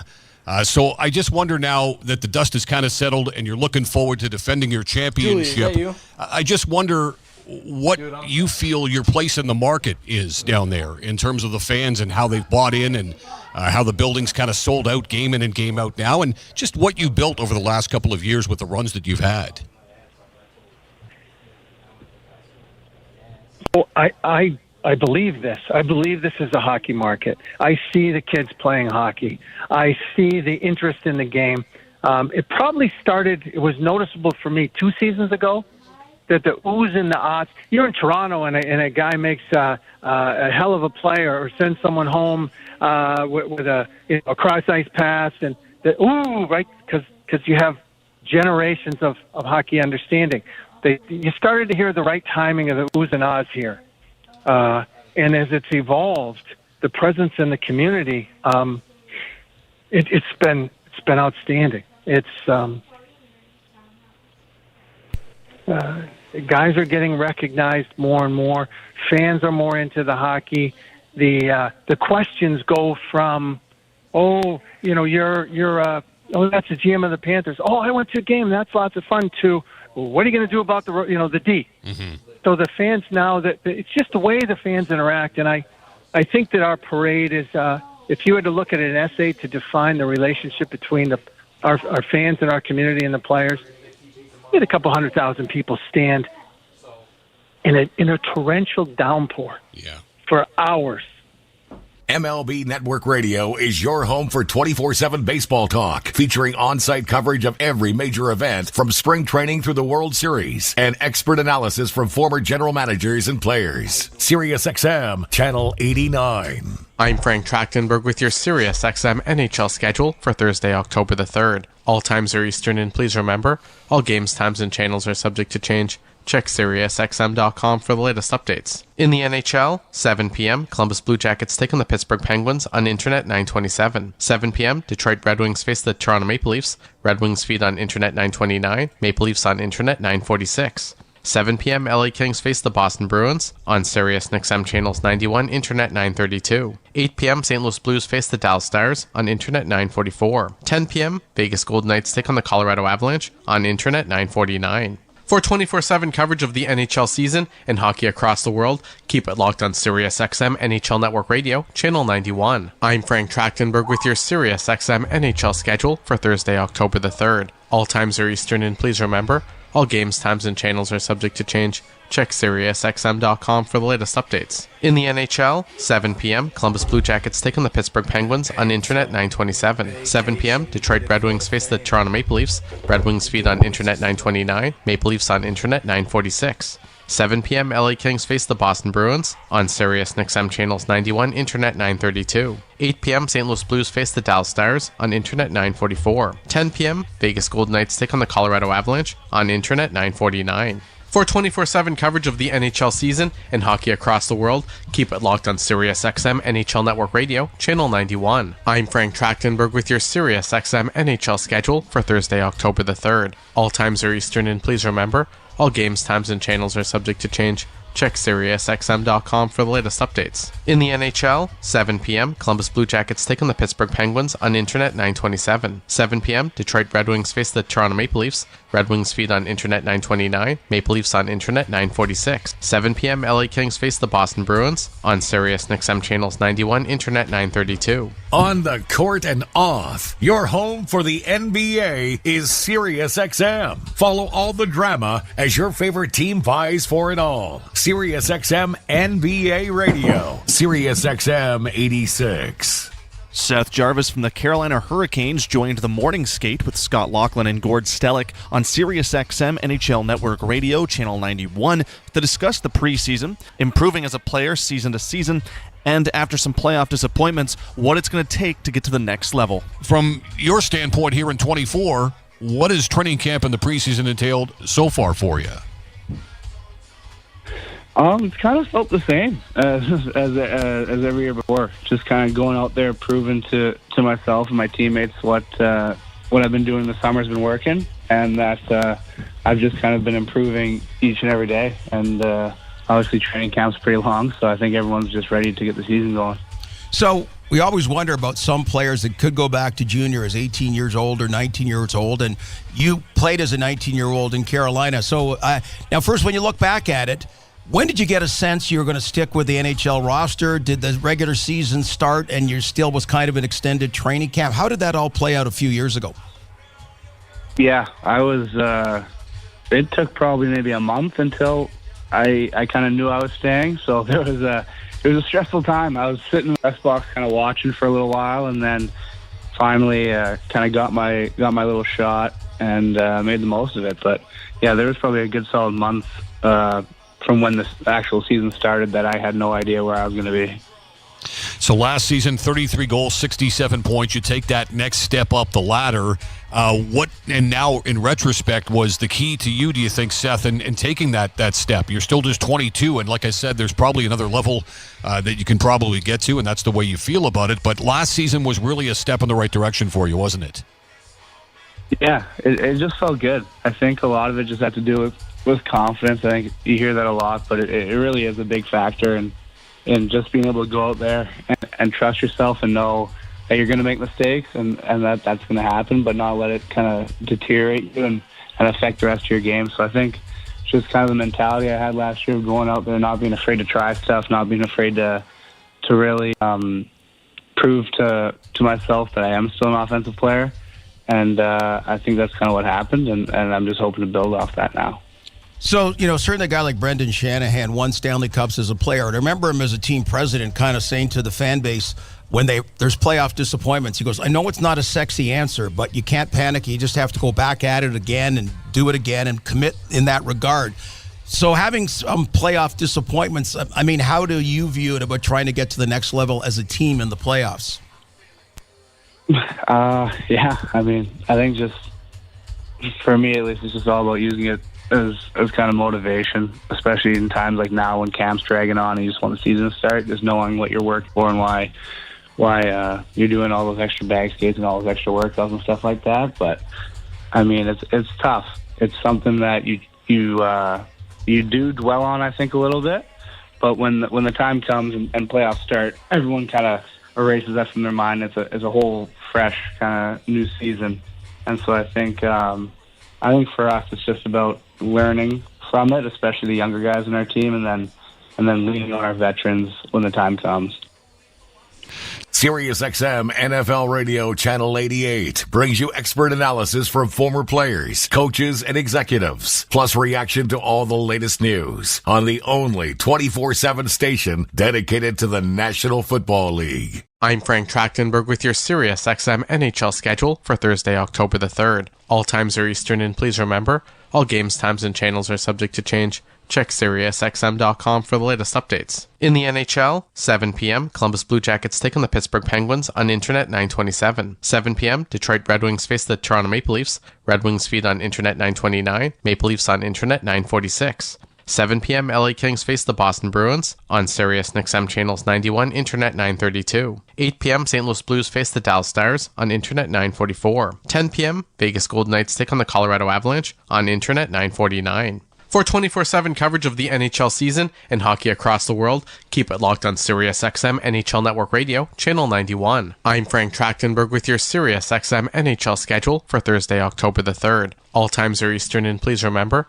all games, times, and channels are subject to change. Check SiriusXM.com for the latest updates. In the NHL, 7 p.m., Columbus Blue Jackets take on the Pittsburgh Penguins on Internet 927. 7 p.m., Detroit Red Wings face the Toronto Maple Leafs. Red Wings feed on Internet 929, Maple Leafs on Internet 946. 7 p.m., LA Kings face the Boston Bruins on Sirius XM Channels 91, Internet 932. 8 p.m., St. Louis Blues face the Dallas Stars on Internet 944. 10 p.m., Vegas Golden Knights take on the Colorado Avalanche on Internet 949. For 24/7 coverage of the NHL season and hockey across the world, keep it locked on SiriusXM NHL Network Radio, Channel 91. I'm Frank Trachtenberg with your SiriusXM NHL schedule for Thursday, October the 3rd. All times are Eastern, and please remember, all games, times, and channels are subject to change. Check SiriusXM.com for the latest updates. In the NHL, 7 p.m., Columbus Blue Jackets take on the Pittsburgh Penguins on Internet 927. 7 p.m., Detroit Red Wings face the Toronto Maple Leafs. Red Wings feed on Internet 929, Maple Leafs on Internet 946. 7 p.m., LA Kings face the Boston Bruins on Sirius XM Channels 91, Internet 932. Follow every second of the action on NHL Network Radio. From behind the bench to every play on the ice. If it's hockey, it's on SiriusXM NHL Network Radio. SiriusXM 91.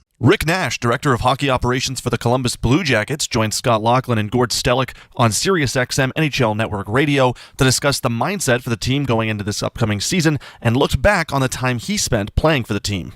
Yeah, it's obviously going through camp and watching all these guys.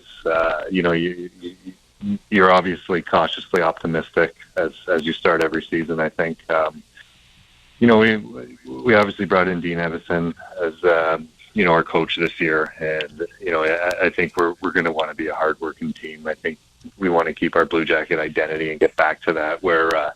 I remember playing for the Rangers and playing against the Jackets and just knowing you were always in for a hard night. So I think, we expect Dean to get us back to that style of team.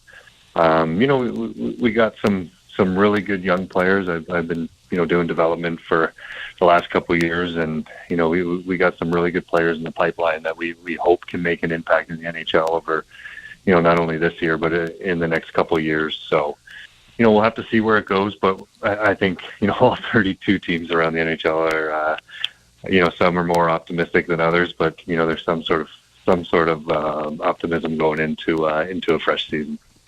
When you look back, I mean, your second year, you the Rocket Richard Trophy winner, 41 goals on a not a very good Columbus Blue Jacket team. Like, you're a guy that seemed to acclimate to the NHL world rather seamlessly. Well, why do you think that's the case?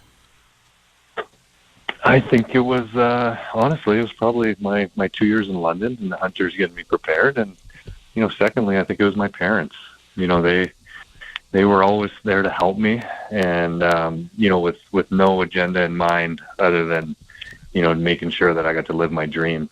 And for me to move to Columbus, my parents still worked full time back in Brampton, and they would pop down Friday after work and leave Sunday night. Help me with cooking and making sure I had the bills paid and all that. So I owe a lot of it to my parents. And I feel like once you have everything figured out off the ice, that's when your game can take a step on the ice. And I never had to worry too much about off ice, just because I've always tried to surround myself, as my parents taught me, with good people. What's it been like for you to see how the game has progressed and how it's transformed itself into such an offensive league the last number of years? Oh, I know. I almost feel guilty taking that trophy at 41. I think my best year ever was 42. You know what? Those guys are so impressive. I mean, you see what Ovechkin has been doing since 04, 05, or 05, 06, whenever it was. I mean, there's just some generational players, and Ovechkin's obviously a generational goal scorer. But for me, to fully know how hard it is to score goals in the NHL, probably before it being it seemed like a little tougher just with the rules and whatnot, but I am so impressed by those guys that are almost putting up 70. The guys that put up 50 or 45 on a yearly basis. It's so impressive to me, because I truly find it, I feel like it's one of the hardest things to do is score goals in the NHL. Hear it all on demand. Your favorite shows, your favorite games. Don't miss a second of your favorite SiriusXM programming on demand with the SiriusXM app. Download it now for free.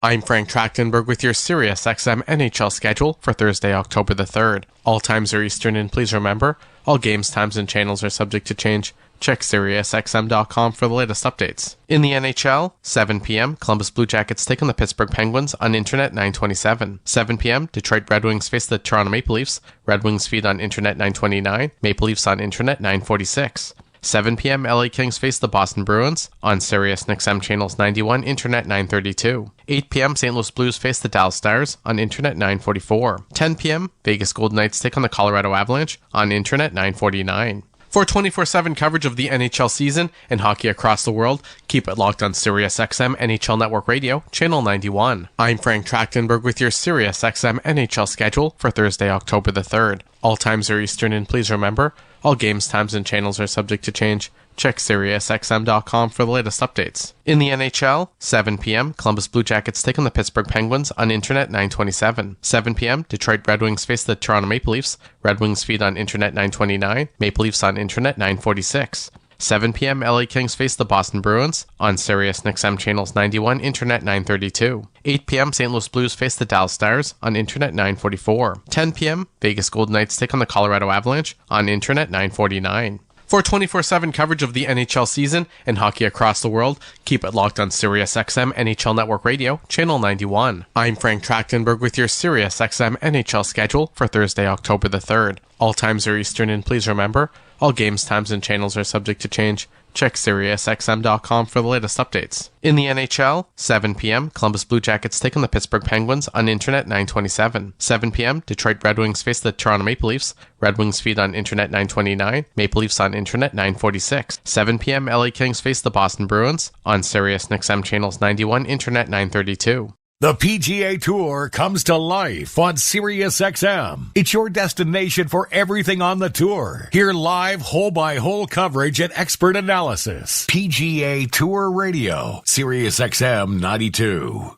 Former Buffalo Sabres head coach Don Granato was on the morning skate with Scott Laughlin and Gord Stellick for SiriusXM NHL Network Radio, Channel 91, to talk about how different today's athletes are, as well as what it's been like to watch Austin Matthews grow.